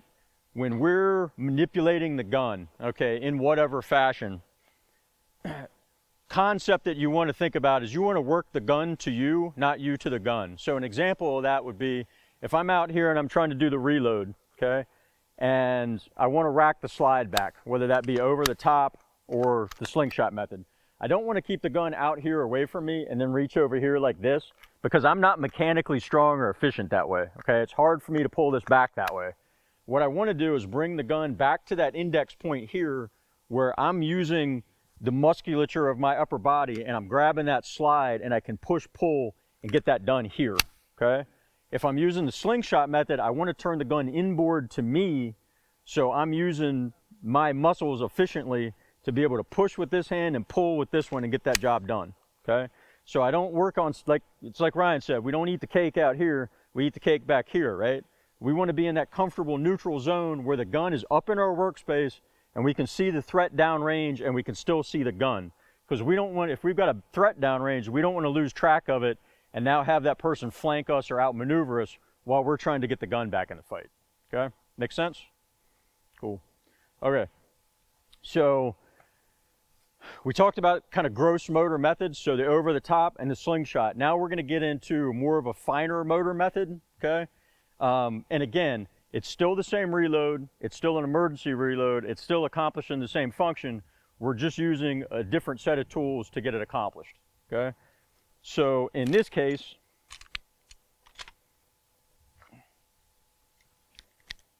I've got the empty magazine in the gun. One of these is empty. All right, so I got empty mag in the gun, it's locked to the rear. I've been firing, I've run the gun completely dry. All right, I get that next source of ammunition, I get it in the gun, okay? So I'm dropping the mag out, getting the next source of ammo in the gun. I need to get the slide forward, okay? The two methods that we want to talk about now is we're simply going to use our thumb on the slide stop, and as soon as I feel that bump of the magazine being fully seated, I'm going to drop the slide. And then I can simply rotate right back into my firing grip. All right, the advantage of this technique, if you noticed earlier, when I was coming over the top or when I was using the slingshot, I'm pulling and pushing, so my hand ends up all the way back here, and now I have to catch back up to the gun. Whereas with this method, I'm right here, bang, and I can rotate right back on without moving my hands. It's going to be quicker and more mechanically efficient, so long as I have sufficient size hands to reach that control and I have enough strength to actually depress that slide stopper reliably. If you don't have either of those things, then this method is probably not going to work the best for you, okay? If you do, and you're willing to put the training time behind it, it's probably going to be the fastest and the most efficient, okay? So the other fine motor method that we want to look at is very similar, but we're just using our support side thumb to get the slide stop forward, okay? For folks that have smaller hands, this might be a method that's viable for you that's still a fine motor skill, okay? So again, we're up here, we've been firing, bang, bang, bang. Okay, we're gonna break the grip apart, access the next source of ammunition here. I'm gonna get it in the gun. From here, I'm simply gonna ride straight up the gun to the slide stop with my support side thumb, and I'm gonna disengage it, and now I can roll right back on, okay? Just like the last method we talked about, it's very mechanically efficient. We're not bringing our hand off the gun and then having to catch up. It's all right here for us, okay? So long as I have sufficient strength in my thumb to depress that slide stop, again, it's going to be more mechanically efficient than either the over the top or the slingshot. Now, some of your smaller guns, like your Glock 43s, the M&P Shields are notorious for this because they're actually not designed to be used as a slide release. They're just a slide stop, okay? If you can't make it work with the controls, then use one of the gross motor methods we talked about. But again, I want to present you guys with options and then let you select the thing that you want to use for the remainder of the day and then go forth and train with from that point forward, okay? Does anybody have any questions on the technique itself? Okay, I'm going to demonstrate it for you, and then we're going to practice it a couple times with one of those two methods, okay? So again, I'll shoot it from the 3-yard line so you guys don't have to back up. I'm going to start with 1 round in the gun, empty magazine, and some number of rounds in my emergency reload point, okay? So on command to fire, I'm going to draw, I'm going to shoot 1 round, I'm going to reload, and then fire 2 additional.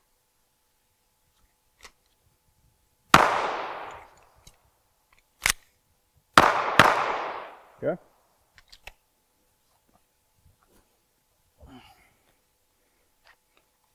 Okay. Again, I'm doing these demonstrations so you can kind of get an idea of the cadence I'm not shooting them blazing quick because I don't want to bobble them in front of 11 people, okay? But I'm putting a little bit of speed behind it so you can see where you want to get to and what you want to accomplish. But we're only doing these things as fast as you guys feel comfortable and as fast as you can effectively hit and engage that target, okay? Go ahead and come to the 5-yard line. Does anybody have any questions about the drill itself? Okay. If you need to pick anything up off the ground, go ahead and do it. Everybody right now, if I'm correct, should have 1 round in the gun and an empty magazine, right? Yep. All right. So go ahead and dress the line up. Look to your left and to your right.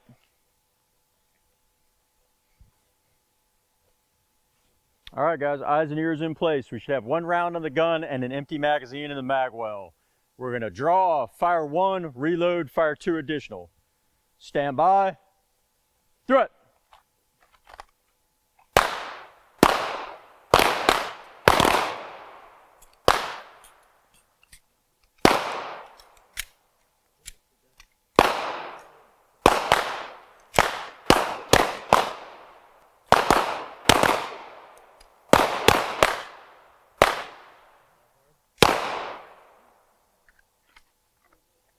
All right, scan and reholster when you're done.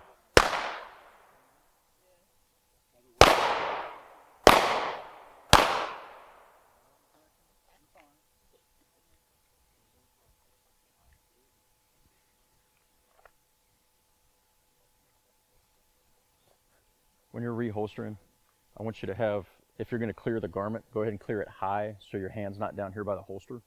Okay, because when you're coming back, you're kind of reaching over here, and I just don't want you to inadvertently sweep your own hand. So clear the garment, but have your hand flat to your body, and then bring it back into the holster. Okay?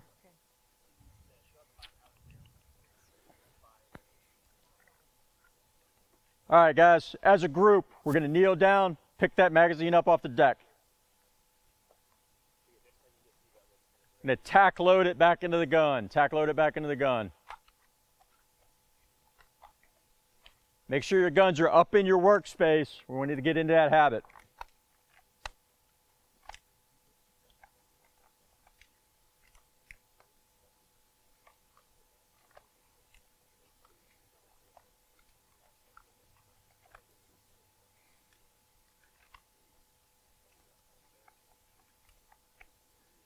All right, again, we're going to fire 1, reload, fire 2 additional. Stand by.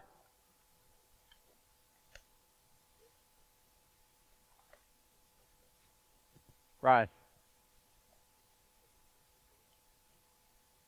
And threat.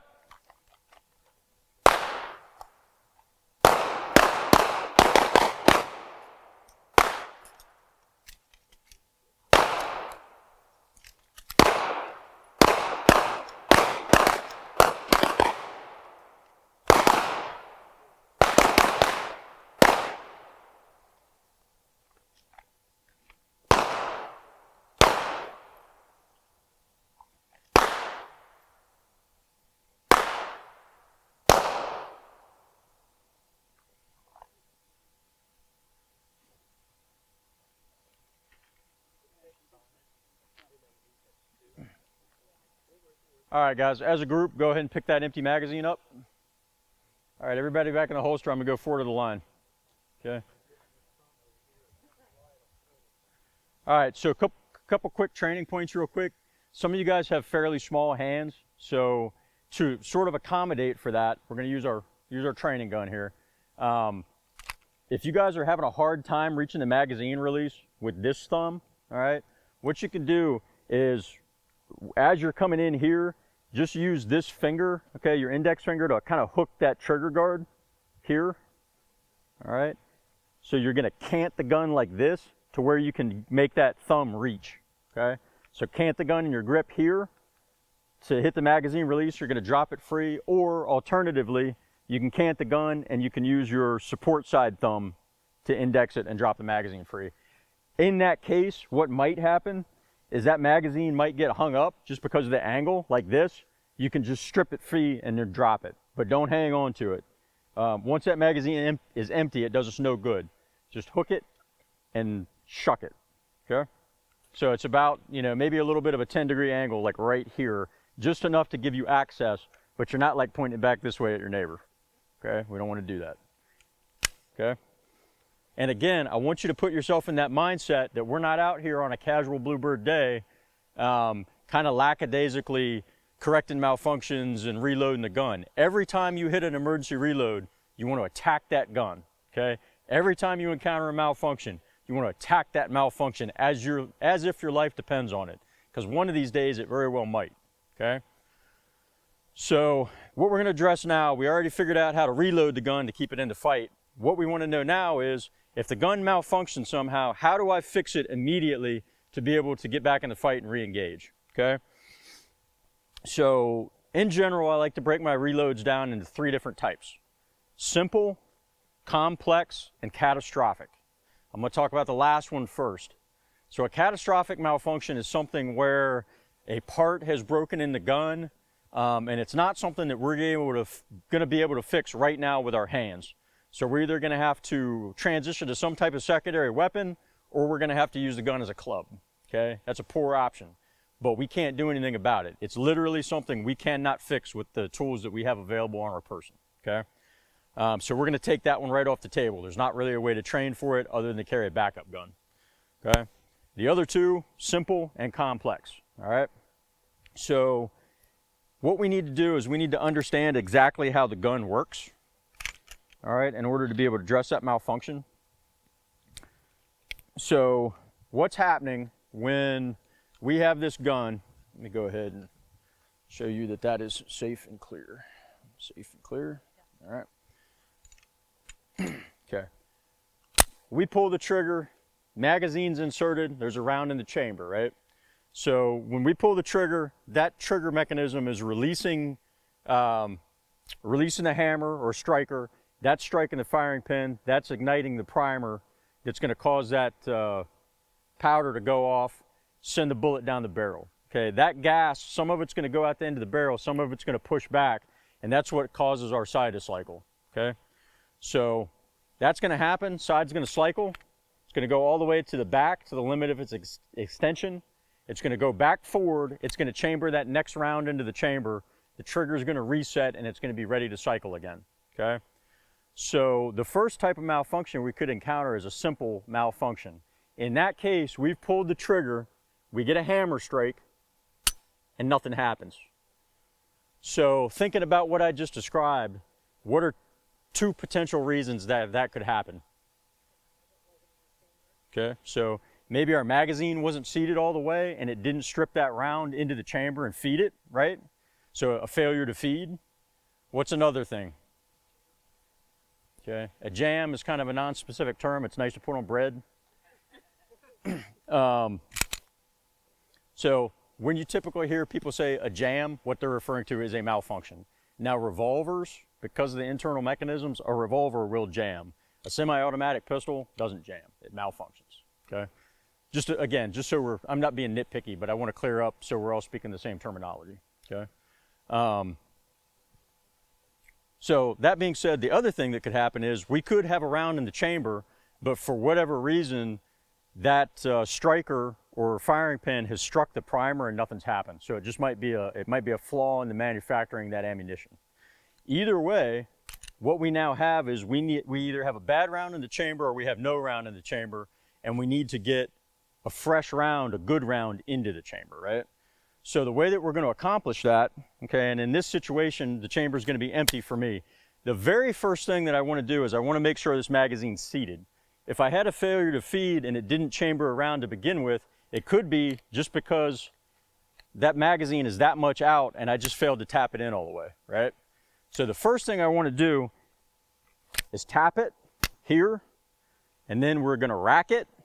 All right, so for my tap rack, I like to use the tap, and then I go straight to the slingshot because it's mechanically efficient for me.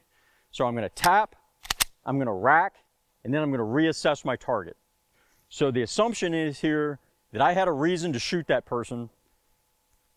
I've now performed that malfunction drill to get the gun back in the fight. I need to make sure there's still a reason to keep shooting him. So I'm reassessing the situation. If I determine that I don't need to shoot anymore, I'm going to stop. If I'm determining that I need to shoot more to stop the threat, I'm going to keep going. So tap, rack, reassess. I'm going to demonstrate it again for you.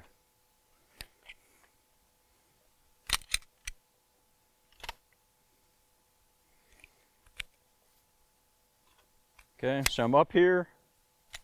I'm firing, nothing's happened. Okay, I know the gun's not empty because the slide's not locked to the rear, right? So I'm going to tap, rack, reassess. If I need to fire, I'm going to fire. Okay. So let me go ahead and demonstrate that for you on the target.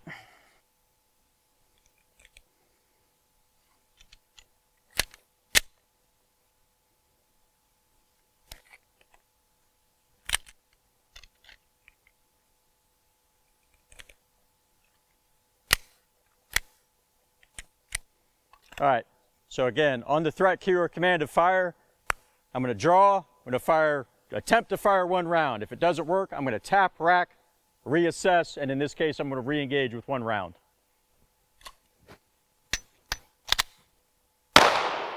Okay? So that's exactly what it's going to look like for you guys. Okay? And I will talk you through the process of setting up for the next repetition. We're going to do this about 5 times just so you get a feel for it. Okay? So go ahead and cover down on the 5-yard line. Tap, rack, bang. The reason I explain tap, rack, reassess is that in a legal situation, if you get into actual shooting, you don't want to come out and say, well, yeah, the way I trained was to tap, rack, and then shoot the guy again. Okay? That's why I use the terminology tap, rack, reassess. For purpose of this drill, we are going to tap, rack, and we're going to re-engage that target or shoot him again. Okay? All right, guys, so what we're going to do now, go ahead and bring your guns out of the holster.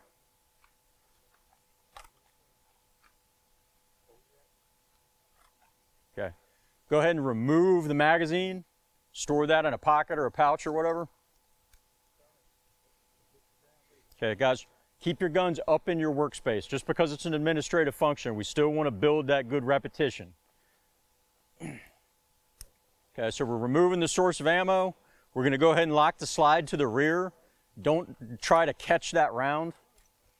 All right, so go ahead and let the slide go forward. All right, so now we should have an empty chamber. Empty chamber, slide forward. Empty chamber, slide forward.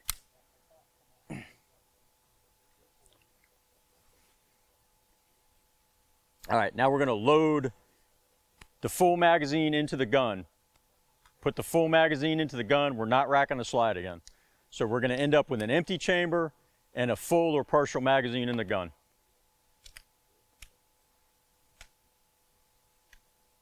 All right, when you have that, go ahead and reholster and I'll know you're ready. All right, guys, so on command to fire, we're going to draw. We're going to attempt to fire that one shot. If it doesn't go off, we're going to tap, rack, re-engage. Stand by. Threat.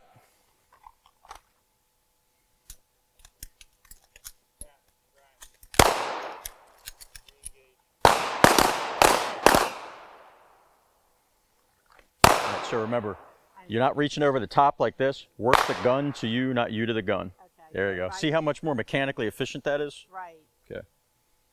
I've been doing that. Okay, so you got to pull it back and let it go. Okay. Did it fire the second time? Yeah, yeah. All right. Yeah. No, the technique was I turn my hand this way. Okay, and that's fine. So you're tapping and you're coming over the top. Yeah. I personally prefer to do the slingshot, but whatever's more comfortable for you is totally fine. As long as we're accomplishing the same thing and we're ending up in the same spot. But again, you want to work the gun to you, not you to the gun. All right. All right, shooters, go ahead and come back to the holster. All right, shake it off, take a deep breath. Let's get our focus back on what we're doing, okay? So go ahead and dress the line up. Dress the line up. Look to the left, look to the right. All right, go ahead and come out of the holster. You're going to remove that magazine. Remove that magazine and store it. Okay, go ahead and rack that round out of the chamber. Rack it out of the chamber. And then you're going to reinsert that full or partial mag. Reinsert the full or partial mag. So we should end up with an empty chamber and a partial or full magazine.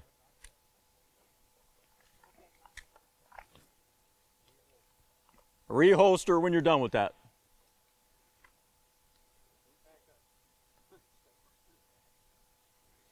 All right, if you need to pick up magazines or something up off the ground, go ahead and do it now.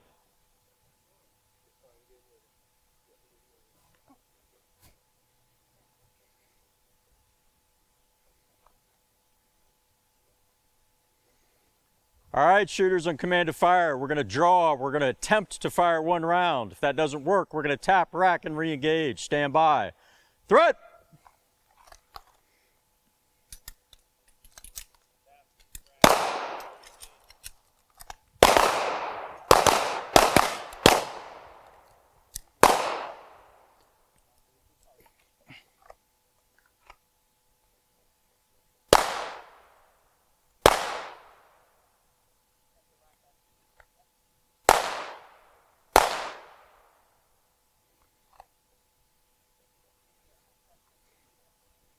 All right, shooters, when you're done, go ahead and come back to the holster.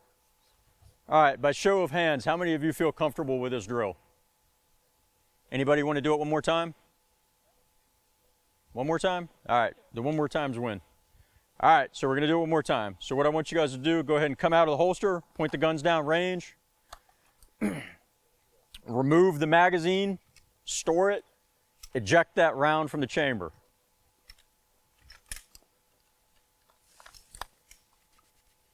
And then reholster when you're done. Oh, I'm sorry. After you've ejected the round, reload the magazine and then reholster. So we should end up with an empty chamber and a full or partial mag in the gun. When you guys are back in the holster, I'll know you're ready. All right, on command to fire, we're going to draw, attempt to fire 1 round. If it doesn't work, we're going to tap, rack, and re-engage. Stand by. Threat!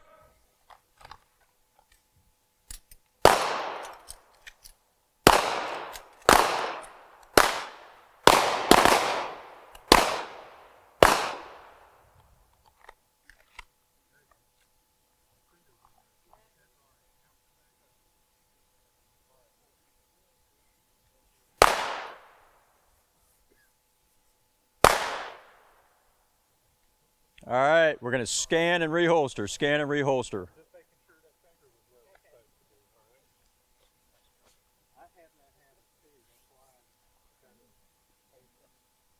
Okay, just a real quick teaching moment for everybody. Okay, every now and then I'm seeing a couple of you guys do this. A lot of times we have a habit of reaching over here and touching our holster as if it went somewhere and then putting the gun back into it, right? What you want to do, if you have a cover garment that is over top of that gun, okay, and I tell you what, I'll demonstrate it. All right, so say I got a sweatshirt, a jacket or whatever that's hanging over top of my gun. Like so, all right? What I'm gonna do, I can reach over with this hand before I reholster. All right, so say I've got the gun out here. I'm gonna reach over and grab that garment. I'm visually gonna clear it out of the way and then I'm gonna reholster the gun, okay? There's no reason to reach over here and touch that holster, okay? If you're running a leather holster or something like that and the mouth of it is closing up before you reholster and it requires you to take the muzzle of that gun and like pry it apart, take it off and throw it in the trash can because it's not safe, okay? What I don't want you guys to be doing is reaching over here and touching the holster every time, because then when you reholster, you eventually are inadvertently gonna point that gun at yourself, okay? So again, if there's a cover garment in the way, reach over and clear it, then visually put the gun in the holster, okay? If the holster closes up, it's not a safe item, just ditch it and move on to something else. I got a whole box of holsters that I've been through over the years. So eBay likes them.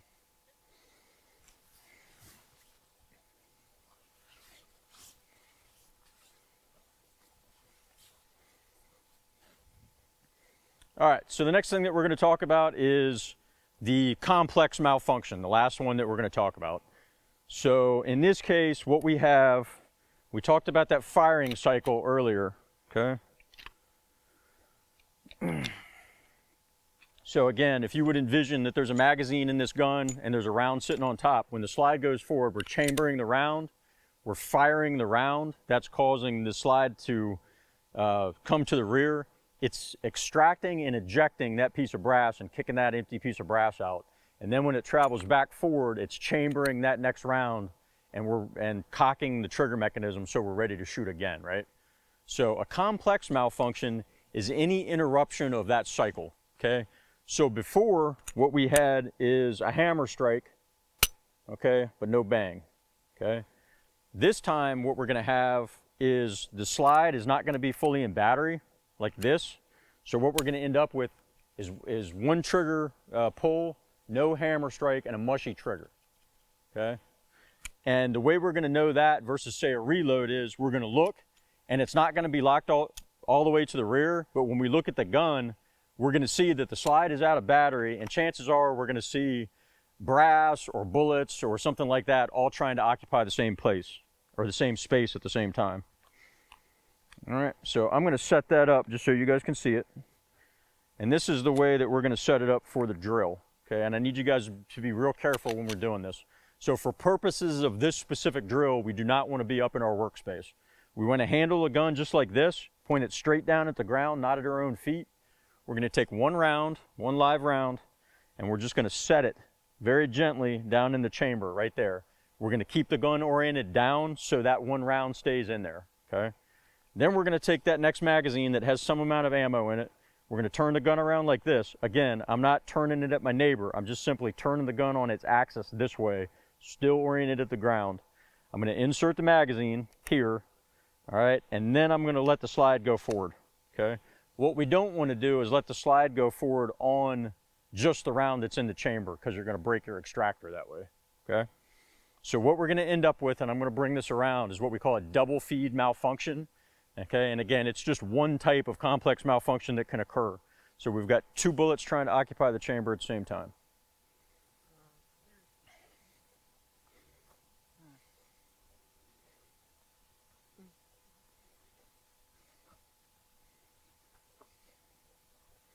Yep.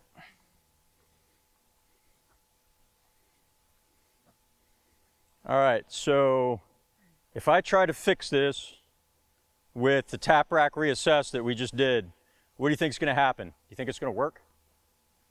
All right, so we're going to try it real quick just to see. All right, so I'm going to tap it, I'm going to rack it. Nothing happens, right? I end up in exactly the same position or even a worse position than I was in before, okay? So now things are just that much more firmly jacked up, okay? So what I need to be able to do to address a complex malfunction is I essentially need to unload and reload the gun, okay? So I'm going to put that upward pressure on the slide stop. All right, I'm going to pull it to the rear and lock it. I'm going to strip that magazine out. All right, in this case, I can see that that bullet just fell free. So now what I'm going to do is reload the gun. Okay, and I can go right back to engaging. All right. So to demonstrate that for you one more time.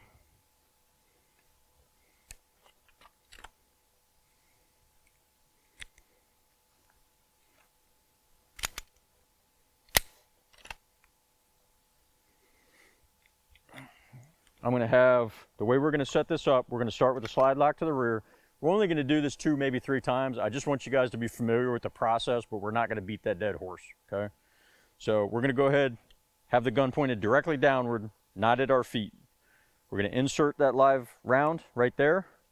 We're going to insert a magazine with at least a bullet or 2 in it. Insert it fully.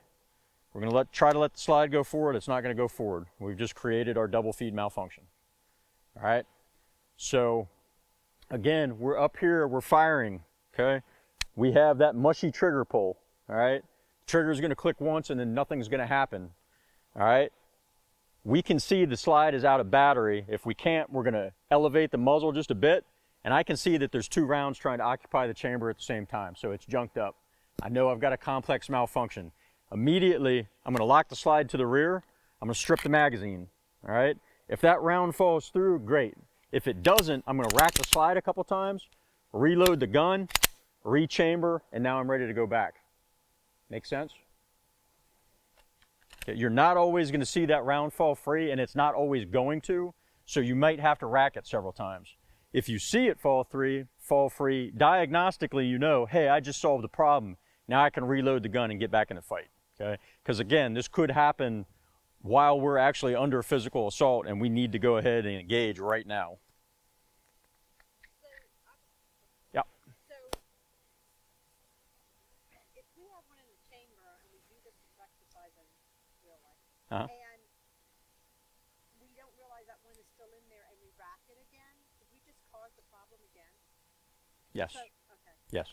So if that round doesn't fall out or you don't rack the slide to get it out, okay, and the chamber's not empty and you've reloaded again, all right, if the slide's forward, okay, and you tap rack to reload, you're going to eject the round out and then put the new one in and you're fine.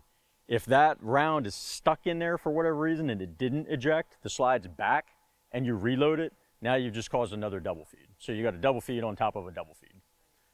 Okay, so you want to visually make sure that that chamber is clear before you reload and then re-engage. Does that make sense? But in this situation, you had one in the chamber, Right. and then you put the clip in. Magazine. I'm sorry, I know. Good, your boys yell at me too. Clips on your hair, jam on your bread. Well, I think it's machine gun, so that's it. But anyway. All right, fair enough. So, I just figured that when you did that and it popped out, Yep, we don't rack it again, because there's already one in the chamber. correct. But if we do rack it, now we're going to have two in the chamber. So we got to remember not to rack All right, let me demonstrate it again, see if I can explain it more clearly or address the question you're asking. All right. So again, in this case, I got one round in the chamber. Okay, got a mag in the gun. I've got a double feed, right? Yeah. Okay. So what you're asking is if I strip the magazine and that round stays in there for whatever reason. Okay, so say I've got it down here and I strip the magazine. That's yet another reason you want to be up in your workspace, because gravity is going to cause everything to fall out of the gun. But if I am down here, all right, and I, for whatever reason, fail to get that in there, and then I just go ahead and, see, I can't even do it. If for whatever reason that round is still in there and I am able to complete that reload, all right, yes, I'm going to re-induce the double feed. So when you made that scenario and the one that fell out, that was the one that was up front. It's in the chamber, yes, Chamber, yeah, And that was the one that dropped out. correct. So as soon as I'm able to strip this mag, 9 times out of 10 that round's going to fall out on its own. Okay, I was thinking it was the Okay, round. so now the chamber's empty, but before, I've already got the gun up in my workspace. Before I reload the gun, I'm going to verify the chamber's empty. Now I'm going right back into a reload. Okay, does that answer your question? Yeah, because I was thinking it was the magazine round that Yeah. fell out. Okay. Nope. No, it was the one in the chamber. So now that everybody's super confused, you ready to try it?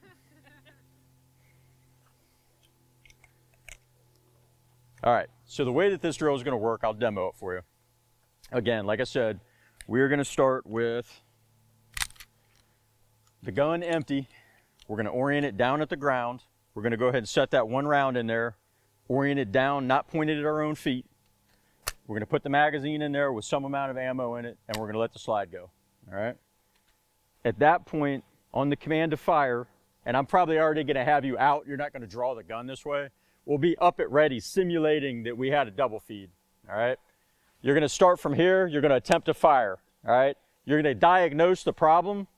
At that point, you're going to lock the slide to the rear by whatever means you need to.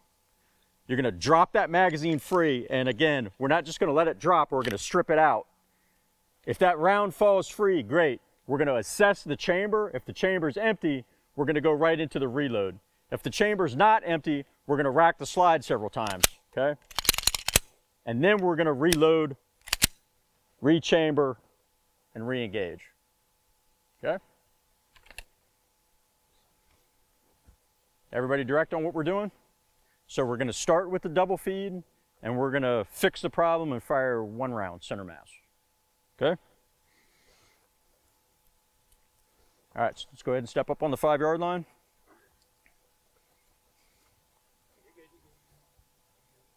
All right, guys, so what we're going to do now, we're going to take a loose round. Okay, if you need to, go ahead. I tell you what, go ahead and stick your magazine or stick your firearm in your holster real quick. All right, go ahead and reholster. All right, let's go ahead and get one loose round and get that in your support hand. Even if you need to, you can pick it up off the ground or you can strip it off the top of your mag.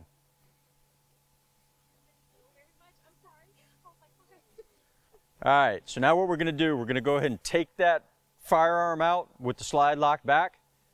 We're going to go ahead and orient it straight down at the ground, not at your own feet. We're going to drop that single round down in the chamber.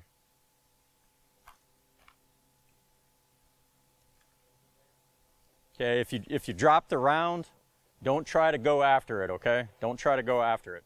We'll help you. Just raise your hand.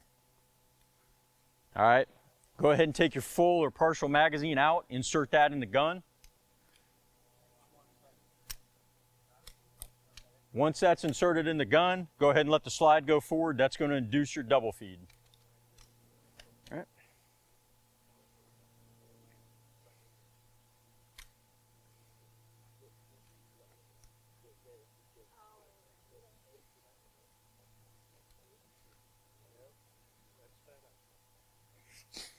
All right, so now what you guys are going to do on the command to fire, you're going to bring that gun up just as if you were going to shoot it. I'm going to give you the command to fire.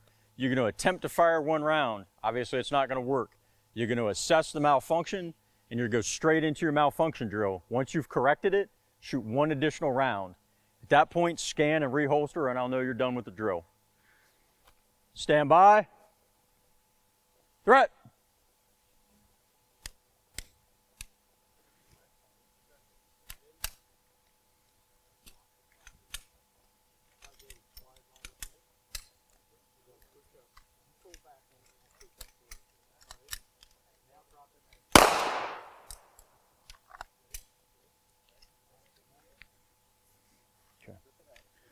So when you're manipulating that slide, don't pull it back and then baby it forward. Pull it all the way back like you're pulling a slingshot back and let it go, because that's the way it's designed to work. So you're getting all the strength of that spring in there if you're pulling it all the way back and letting it go. If you ride it forward, you're only getting a minimal amount of that, and the gun's not going to go back into battery. Okay. Okay?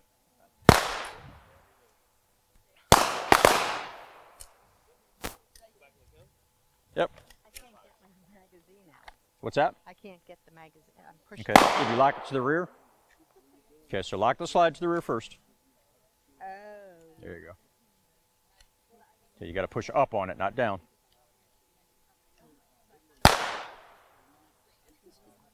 Okay, now you can take the magazine out. There you go.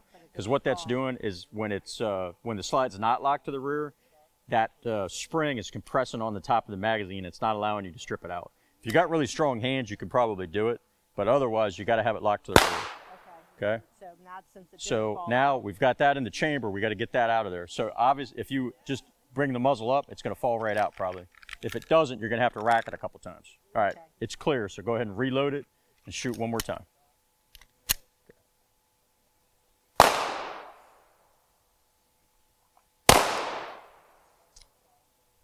All right, when firing's complete, go ahead and come back to the holster. Come back to the holster.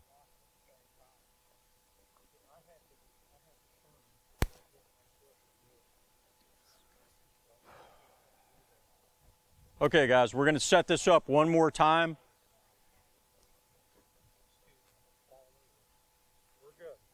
We're going to set this up one more time. So go ahead and come out of the holster.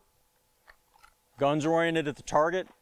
Go ahead and remove that magazine, stick it in the pocket.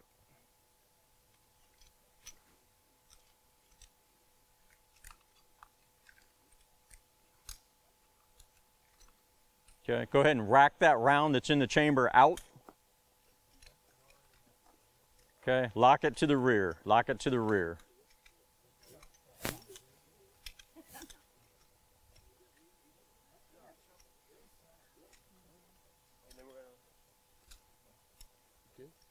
I know this drill is a little tricky, guys. Just stay with it. It's an important skill to be exposed to at least a couple of times. The remainder of the afternoon, we're just going to be blazing. Okay, so you're going to have a good time. All right. So we're going to go ahead and orient the muzzle down, not pointed at our own feet. We're going to take that single round from, okay. All right, if you guys don't have a single round, I tell you what, everybody go ahead and come back to the holster with the slide lock to the rear. That way we're all on the same page. All right, now go ahead and retrieve. If you haven't done so already, go ahead and holster. All right. Now go ahead and pick up a round off the ground or strip it off the top of your magazine, whichever you need.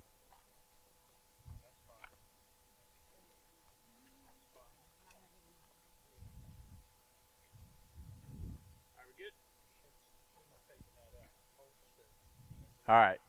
So let's go ahead and take the gun back out, point it straight down, not at our own feet. We're going to put that single round in the chamber, single round in the chamber. Now we're going to insert the magazine. Let the slide go forward. That's going to induce our double feed.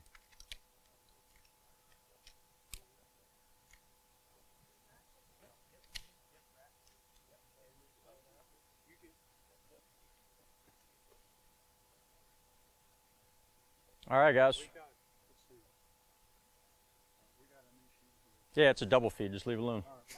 That's what we're trying to do. No, we got stovepipe. It's the same thing. It's the same correction. Like literally, leave it alone.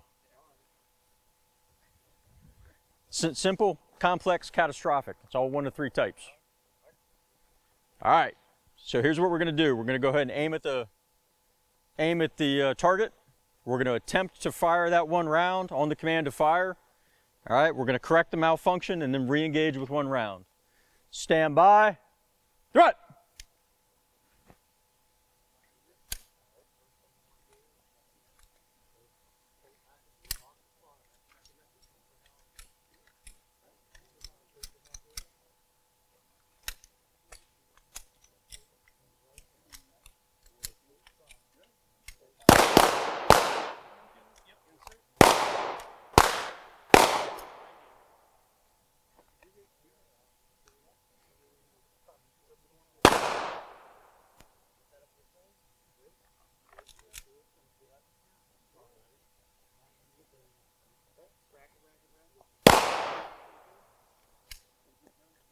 All right, when firing's complete, go ahead and reholster.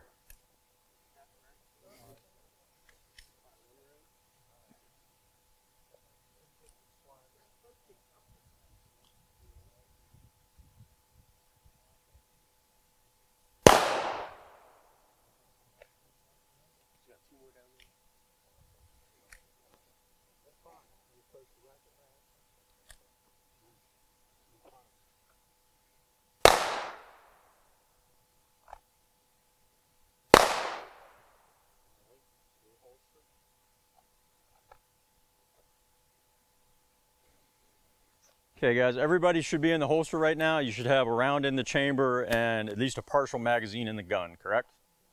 All right, at this point, if there's anything on the ground you need to retrieve, go ahead and retrieve it. How's everybody sitting on ammunition? Anybody running low and need to refill? Anybody running low on ammo? Okay. All right, so what we're gonna do, the next drill is gonna be a bit of a departure from what we've been doing, and it's gonna require a little bit of concentration on your part. So what I want you guys to do, go ahead, top mags off, grab a drink, use the restroom. Let's be back here in 5 minutes. So that would put us to 3:01. Let's make it 3 even. You guys are doing a great job so far. You know, at this point, if you need to reload, go ahead and hit that emergency reload. Better yet, do a tactical reload in between sets. That way your gun is always topped off and you don't get to that emergency reload point. If you encounter a malfunction, go ahead and fix it to the best of your ability. The 22s that you guys are using down here, those malfunction drills don't work great on, which I'm sure you've already discovered. So if you can't fix it with the techniques that we showed you, just raise your hand, the one without the gun in it, and we'll come help you. Okay? So the next thing we want to talk about is we're using the gun to defend ourselves, okay? But we also need to think about if we get into a situation where we get surprised at close range or somebody aggresses on us and we're not able to stop their motion before we can get to the gun, how do we protect the gun so it doesn't get taken away from us and used on us, okay? A lot of people tend to think of the gun or the knife or their mace or whatever as like this magical talisman, and just by simply possessing it, it's gonna make all the evil in the world avoid them, okay? Doesn't work that way, okay? I've held plenty of people at gunpoint that have still decided to run or fight, okay?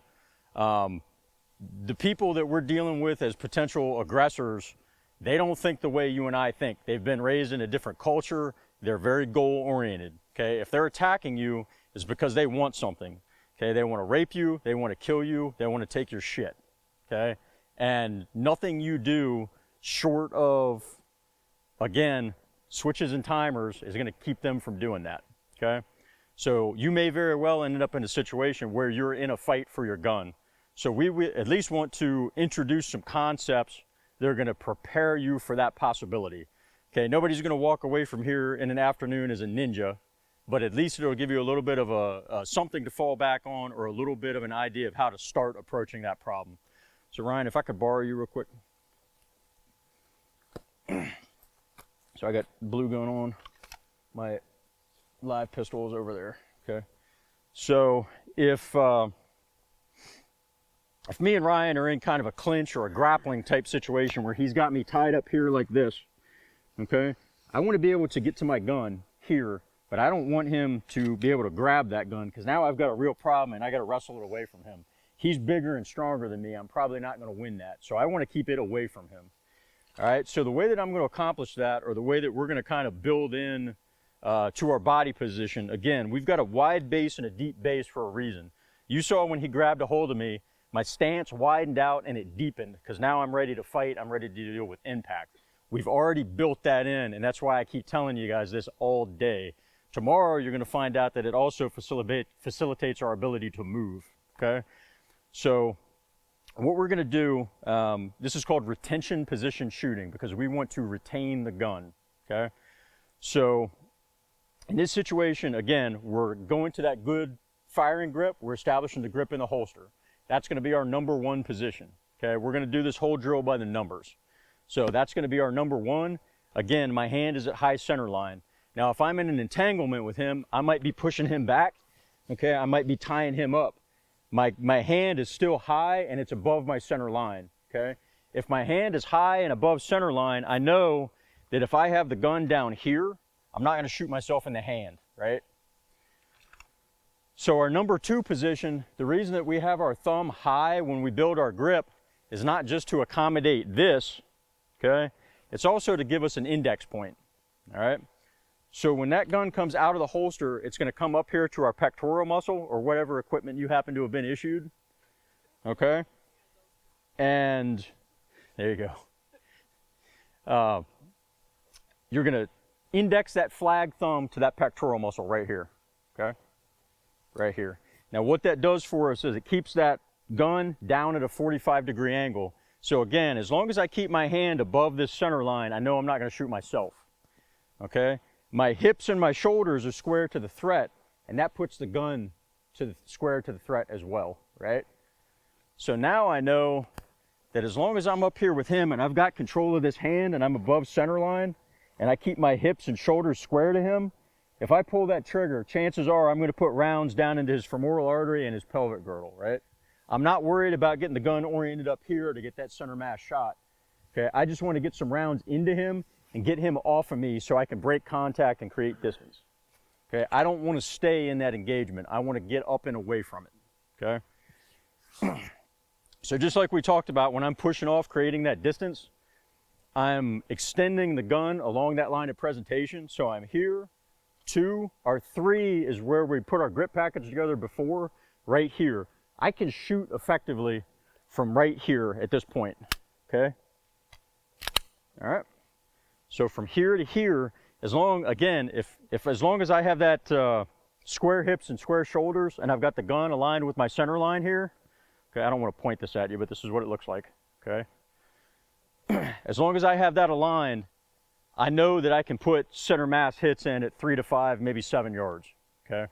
So I'm orienting like so, all right?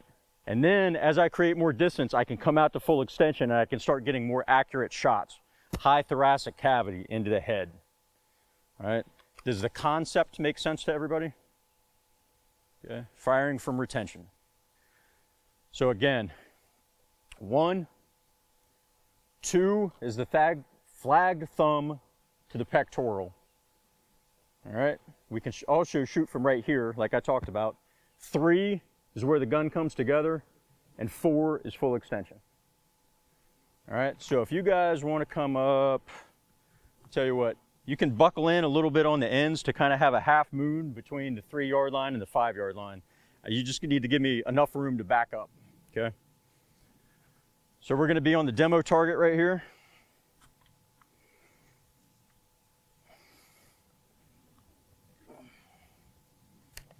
Make sure I got plenty of ammunition.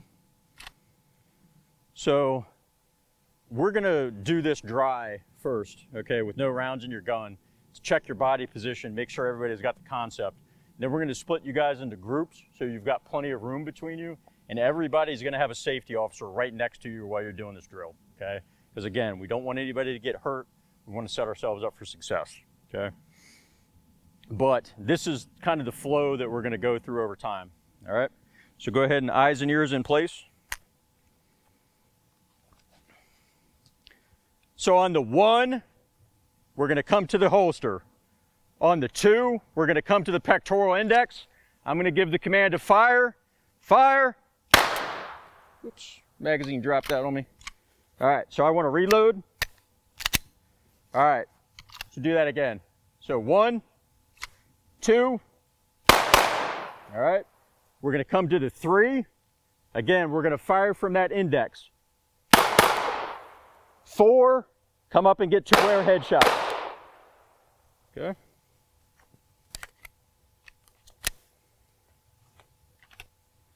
So you're gonna practice that movement first dry and then live at each position, and then we're gonna chain it all together into one single flow. So I'm gonna give you 1 threat call, and you're gonna go through all 4 positions. So what that's gonna look like is this. Okay. Another teaching point here, and we'll reinforce this while we're doing the dry fire coaching, but where I want your guys' hand to be is behind your head here with the point of your elbow forward. We call that a vertical elbow shield. Okay, this is a horizontal elbow shield, but for now I want everybody to do vertical.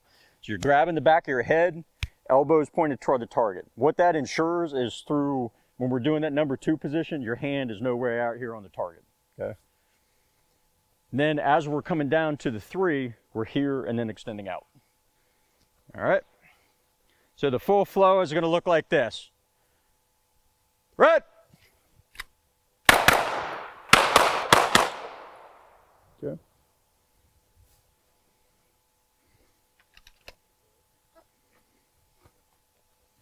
You guys are going to notice when we shoot from the number 2 position, you're getting a lot of gas coming back at you, and that's what's causing the targets to get so torn up, okay? Does the exact same thing to the human body, okay? From that distance, you're actually getting gas in that wound channel, okay? Alrighty, so let's go ahead and cover down on the 3-yard line.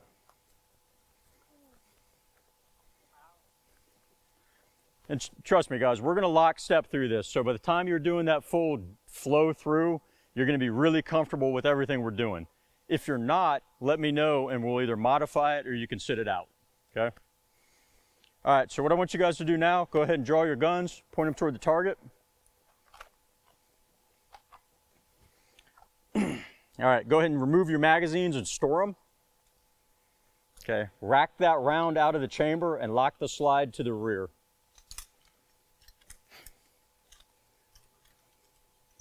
We're going to come around and check them. All right, safe and clear. You go ahead and send the slide forward, reholster. Safe and clear, send the slide forward, reholster. All right, I got you. Thank you. Go ahead and reholster.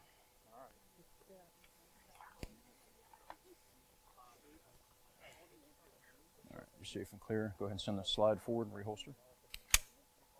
You are safe and clear. Send the slide forward, reholster.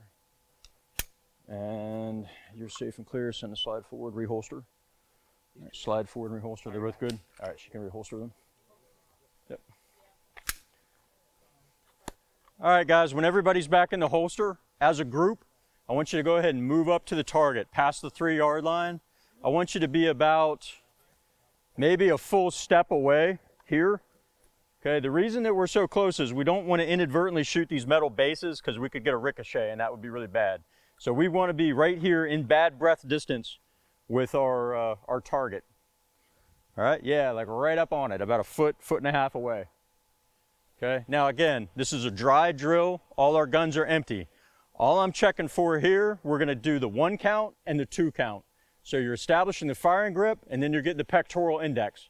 When you get to that pectoral index, I want you to hold it there so we can come around and check and verify you're in the correct position. Yep. And on the number 2, we're getting that vertical elbow shield with our hand behind our head. So 1. Okay, on the 1, go ahead and grab the back of your neck. Sorry, I was a little unclear about that. Yep. 1, right here. So getting the firing grip and getting the vertical elbow shield, hand behind the neck. 2.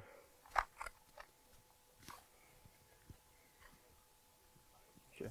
You might need to angle it out just a touch that way, okay, because we want the slide to clear your body. Looks good. All right. You want to keep that thumb flagged, so keep the thumb up. All right, bring it higher, lean in, okay. High elbow, okay. Good. All right. Go ahead and lean in, nose over toes. All right, high elbow right there. Guys, just a quick teaching point on this. You're gonna feel your shoulder pack, okay? So in other words, that shoulder is gonna be flexed. So you want that tension, you want that high elbow. That's what's gonna keep that gun down at a 45. We wanna be postured into the target, nose over toes, just like we shoot. Because again, they're trying to knock us over, they're trying to knock us down. All right? So go ahead and come back to the holster for me. Slide should be forward right now. Slide should be forward on an empty chamber.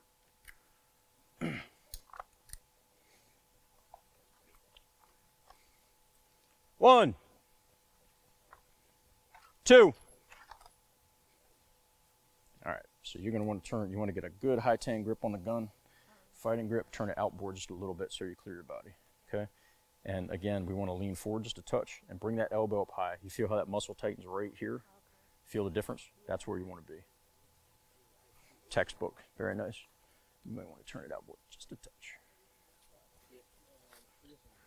All right, looking pretty good. You want to turn it out just a touch, lean in a little bit, okay, and then bring that elbow up so you feel that shoulder pack, okay? Right there is about where you want to be. All right, so you want to turn that gun outboard just a touch, okay? Again, we're dealing with impact, so we're going to lean in just a little bit, and then bring the elbow up high. You're going to feel the shoulder pack, and that's going to put the gun down at a 45-degree angle like that, okay? All right, guys, obviously for these targets, we're not going to hit the pelvic girdle. I'm not worried really about where your rounds are impacting. These targets are really short, so you're going to be impacting the chest or the head area. I just want you guys to have the experience of feeling that gas blow back on you and firing from the retention position. Okay, so at this point, what I want you guys to do on the 3, I want you to take a step back, bring that gun to center index. So 3. All right, you're going to want a good solid firing grip and bring the gun back in here almost to your chest, but you don't want it so close that the slide's going to come back and hit you.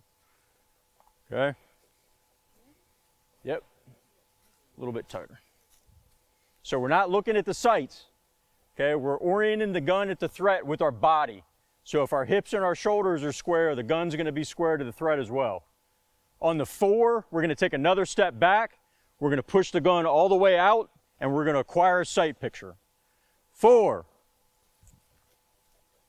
All right, go ahead and scan and reholster. Scan and reholster.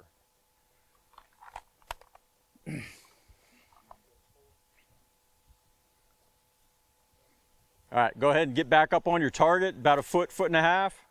We're going to do it again by the numbers. 1.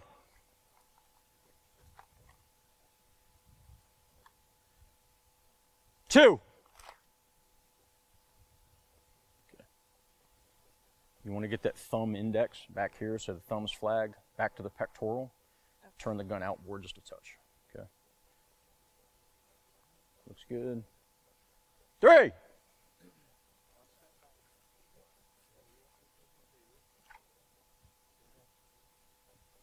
4.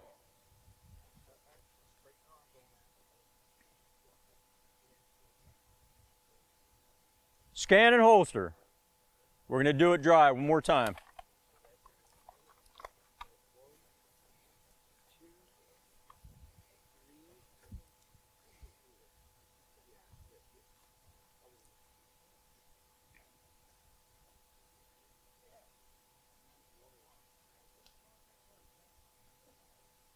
One, 2. You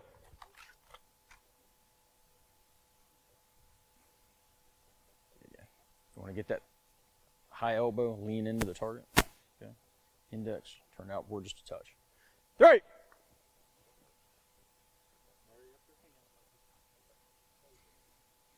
Watch that thumb behind the slide. Soak that gap up at the top. Gap in the grip, high tang.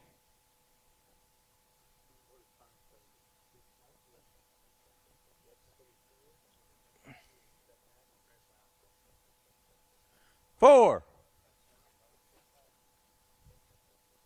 Okay, when we're taking steps, we're taking big dynamic steps. We want our posture to be forward. This person is trying to kill us and we're trying to stop them. All right, back to the holster.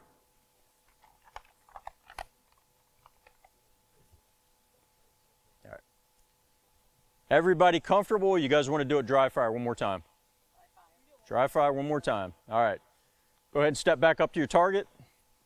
About 1.5 feet off. 1. Remember, on the 1, the gun's not coming out of the holster yet. It's not coming out of the holster yet. 2. 3. Okay. Remember, at the 3, we're not extending the gun out because our target's still too close. We want to have it at a compressed ready position at our center chest. 4. There we go. All right, scan and reholster.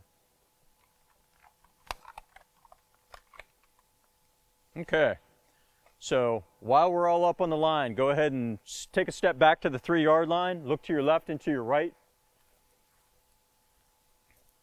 Okay. Go ahead and take your guns out of the holster, point them down range. Go ahead and load and make ready. Load and make ready with a full magazine.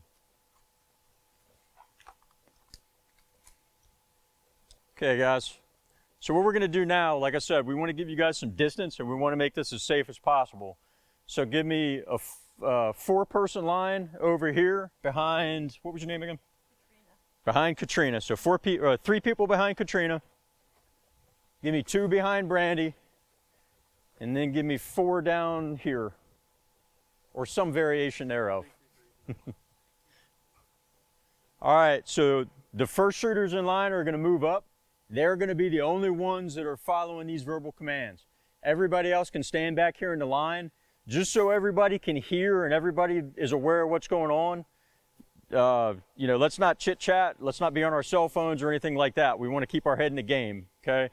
Pay attention to what the other folks are doing. Try to learn from their mistakes or learn from their successes, okay? So go ahead and give me my first 3 shooters up on the line, about 1.5 feet away from the target. All right, you comfortable with the drill? You're comfortable. You're ready for this. You got it. All right. Again, we're going to do this by the numbers. On 1, we're going to acquire the firing grip. 2, we're going to get the pectoral index, shoot 2 rounds. 3, we're going to come to center line, fire 2 additional rounds. 4, we're going to take an additional step back, acquire a sight picture, get 2 precise shots. Shooters ready. Stand by. 1, 2, threat. 3. All right, compress it just a little bit. Threat. All right, and then go ahead and take a full step back. Come to 4.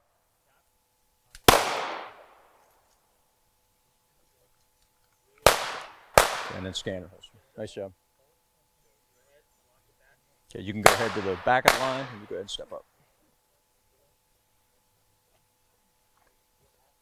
All right, everybody safely back in the holster. Give me the next shooter up on the line. So just to clarify a real quick point.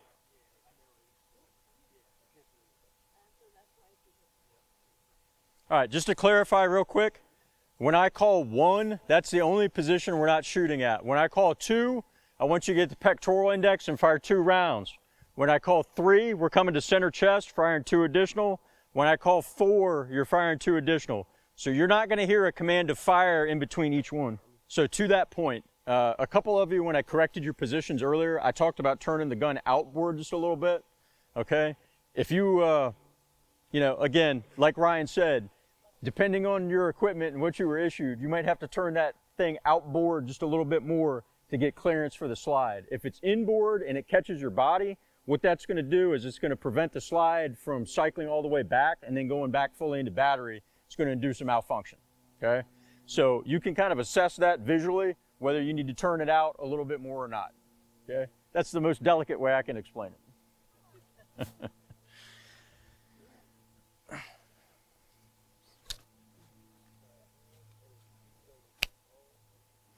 All right, guys, get about 1.5 feet off the target. When everybody's in position, I'll know you're ready.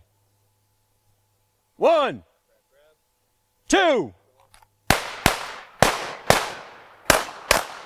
3, 4. Scan and reholster. Scan and reholster. Okay. Make sure you're going through your scan. Okay, so we want to get that quick peek right, quick peek left. We're gaining that 360-degree awareness, reoxygenating that blood. Okay. All right, next shooter up.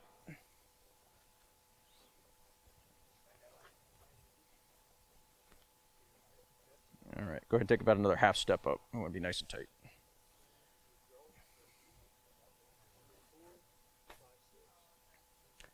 All right, shooters, stand by. 1, 2. Yep. So exactly what I said was going to happen happened. So you want to take a half step back, tap rack, give me 2 more rounds. There you go. Here. Yep. 3. Sorry. You're fine.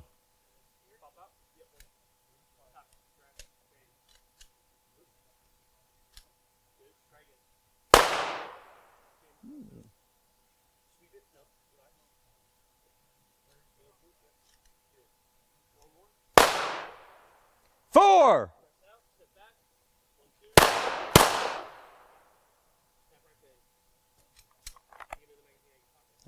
Scan and holster.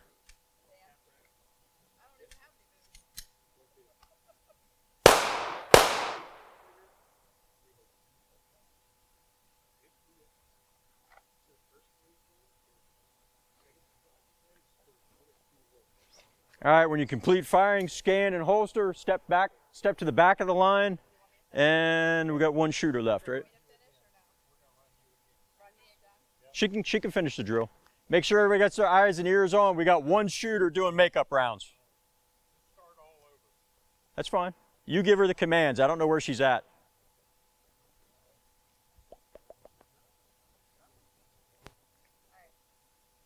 All right, real quick teaching point here. We talked about turning the gun outboard because it's causing malfunctions if it's catching your body.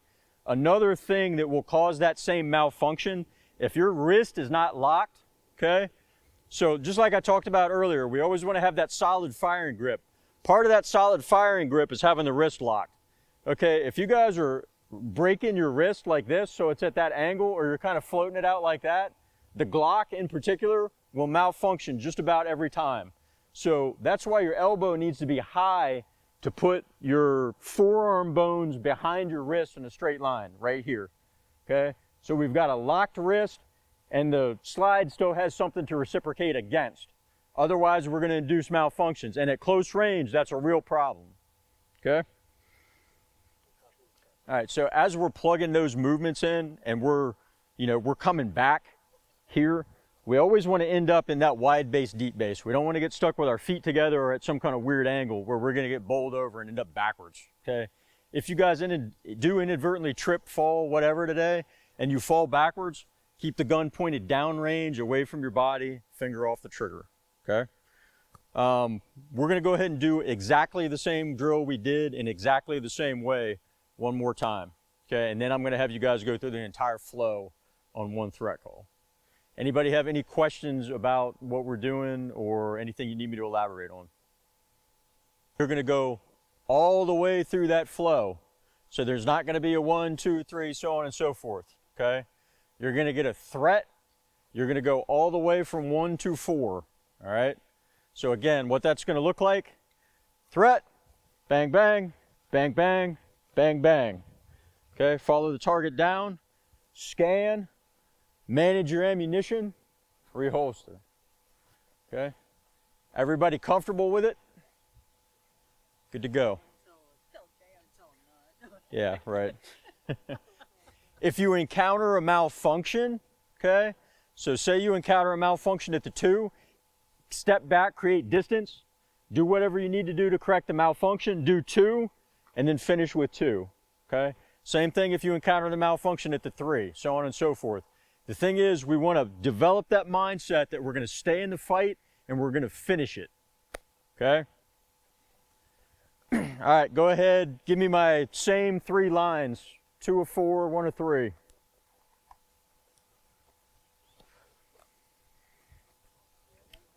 All right, first shooter, go ahead and step up off the line, about a foot, foot and a half.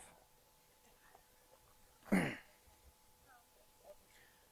ahead and load and make ready if you need to. Load and make ready if you need to. If you need to put a full magazine in to have enough ammo to complete the drill, do that. All right, shooters ready. Stand by. Threat!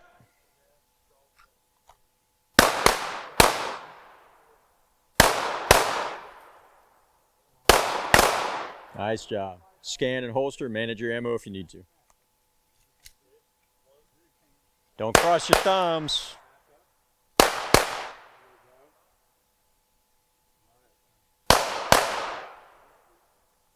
All right, guns are in the holster. Pick anything up off the deck you need to.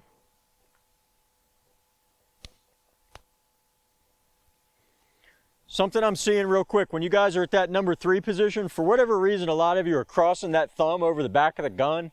It's the same fighting grip that we're fighting from the rest of the time. It's just compressed, okay? So literally all we're doing is bending our elbows a little bit more, okay? You don't want to cross that thumb over, because if that slide comes back and bites you, it's probably not going to feel too hot. All right? Go ahead and step up on the line. Get nice and tight. Nope, next shooter.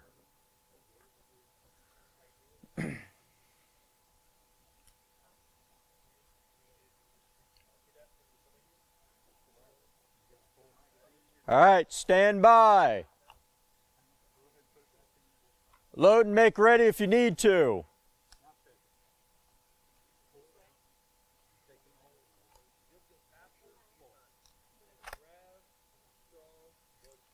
You were confident. You let them shake you. I know. You're like, maybe I should check mine too.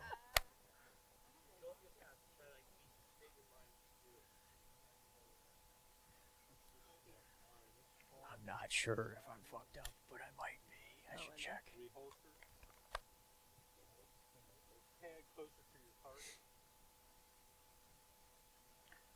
Threat!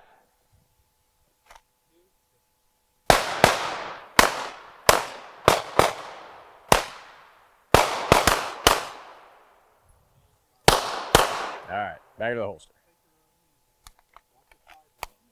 All right, go ahead and rotate to the back of the line. Yeah, number 6. I think that poor guy's had enough. We're not serving him anymore.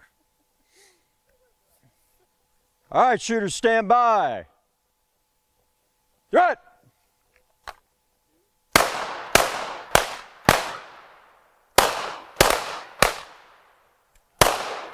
Awesome. Textbook. Scan, manage your ammo, reholster.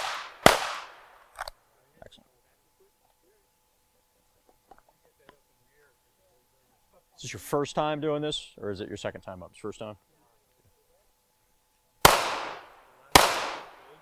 Thing off the trigger and reholster. Okay. Real quick. Can I see your gun? All right. So what you're doing when you're here, your wrists are not locked. Okay. So your grip is loose, and so watch what I'm going to do. Okay. I'm going to shoot with a loose grip and unlocked wrists. Malfunction. Right? Okay. Now, I'm going to tighten my grip up as much as I can, and I'm going to lock my wrists. Okay? No malfunction. Easy. Right. Okay? So that's exact. So what I want you to do, go ahead and get that grip, tighten your grip up, so grip it like you were trying to squeeze the shit out of somebody's neck. Okay? All right, grip it like you're trying to squeeze the shit out of somebody's neck. Lock your wrists, pull the trigger twice. There you go. All right. Problem solved, right? Okay. Excellent. Go ahead and holster.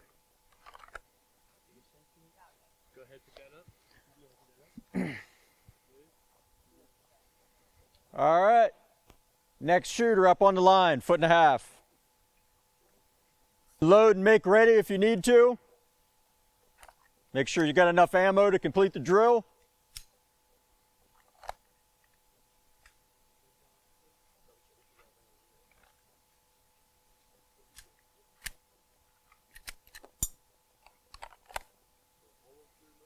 All right, shooters ready. Stand by. Threat.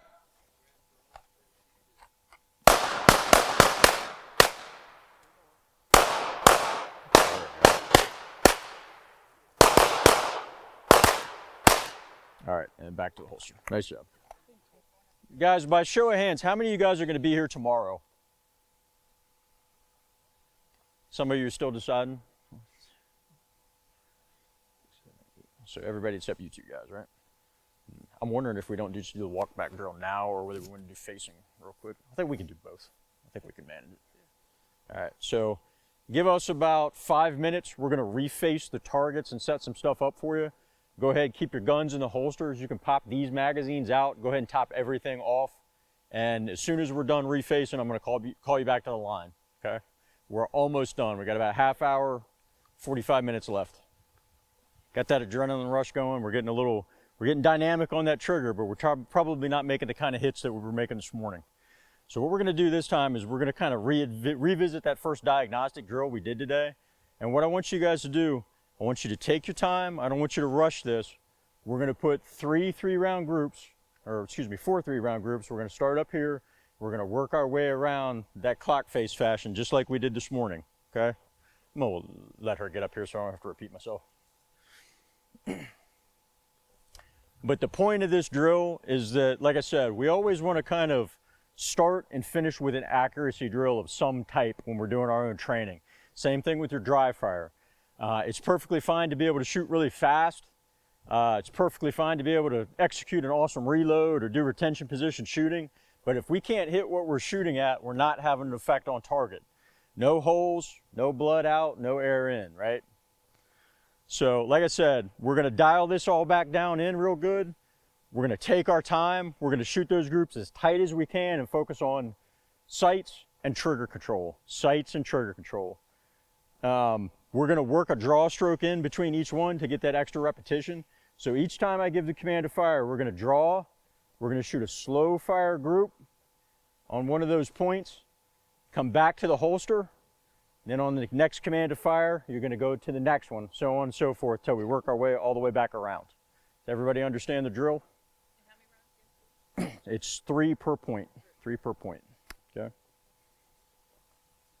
You've only got 10 left altogether. Yeah. So anytime you encounter a reload, we've developed that skill. We're going to go ahead and reload.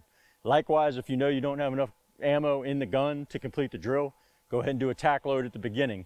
When you finish up, tack load, okay? So we're keeping the gun fed, all right? All right, shooters, go ahead and load and make ready if you have not already done so. Load and make ready.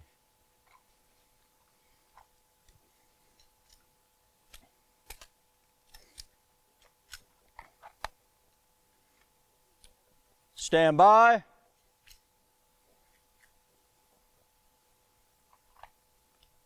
Threat.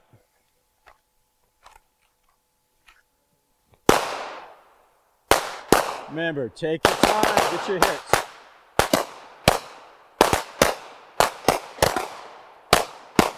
So Brandon, be more deliberate, pull the trigger straight to the rear, let the gun surprise you when it goes off.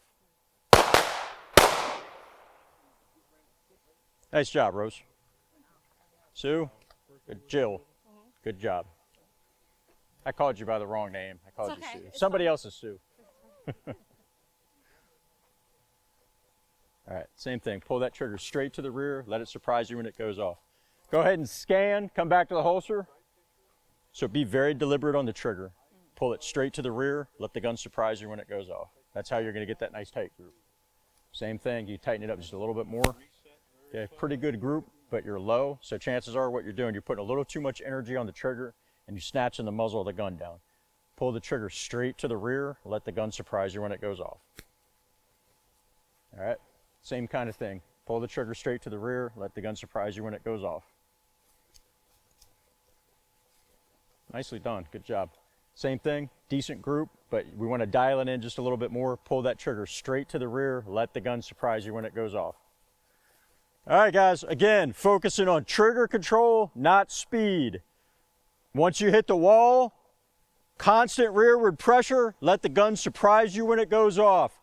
We're looking for that nice tight group. Stand by, threat.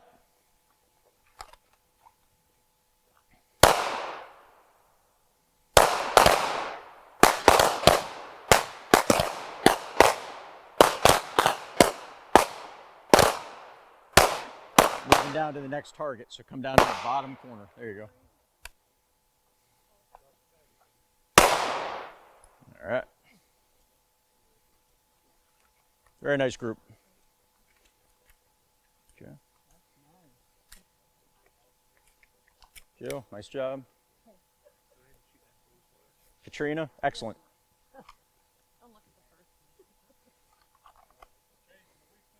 When you're shooting, you hit what you're aiming at. Yeah, well, doing a good this job. time, not before. All right, guys, again, on command of fire, we're going to do 3 rounds. Nice tight group. Pick a new target. We're going to move to a different corner, working our way around that clock face. Stand by. Threat.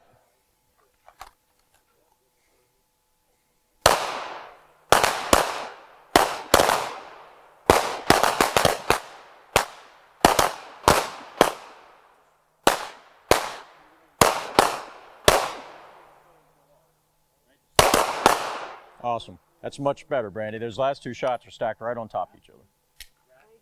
Okay. Pretty soon you're going to be able to do that whenever you want. Nice job, Rose. Very consistent. All right, guys, one more time. Let's make this one count. Nice tight groups. You guys are doing an awesome job. I can tell what everybody's shooting at. Stand by. Threat.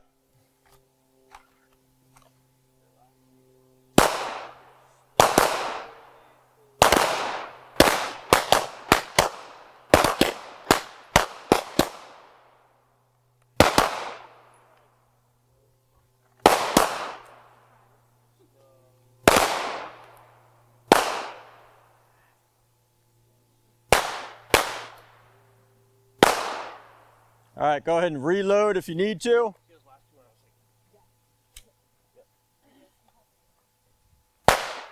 That's why you have to constantly, that's what I was kind of saying. I was making you constantly say slowly.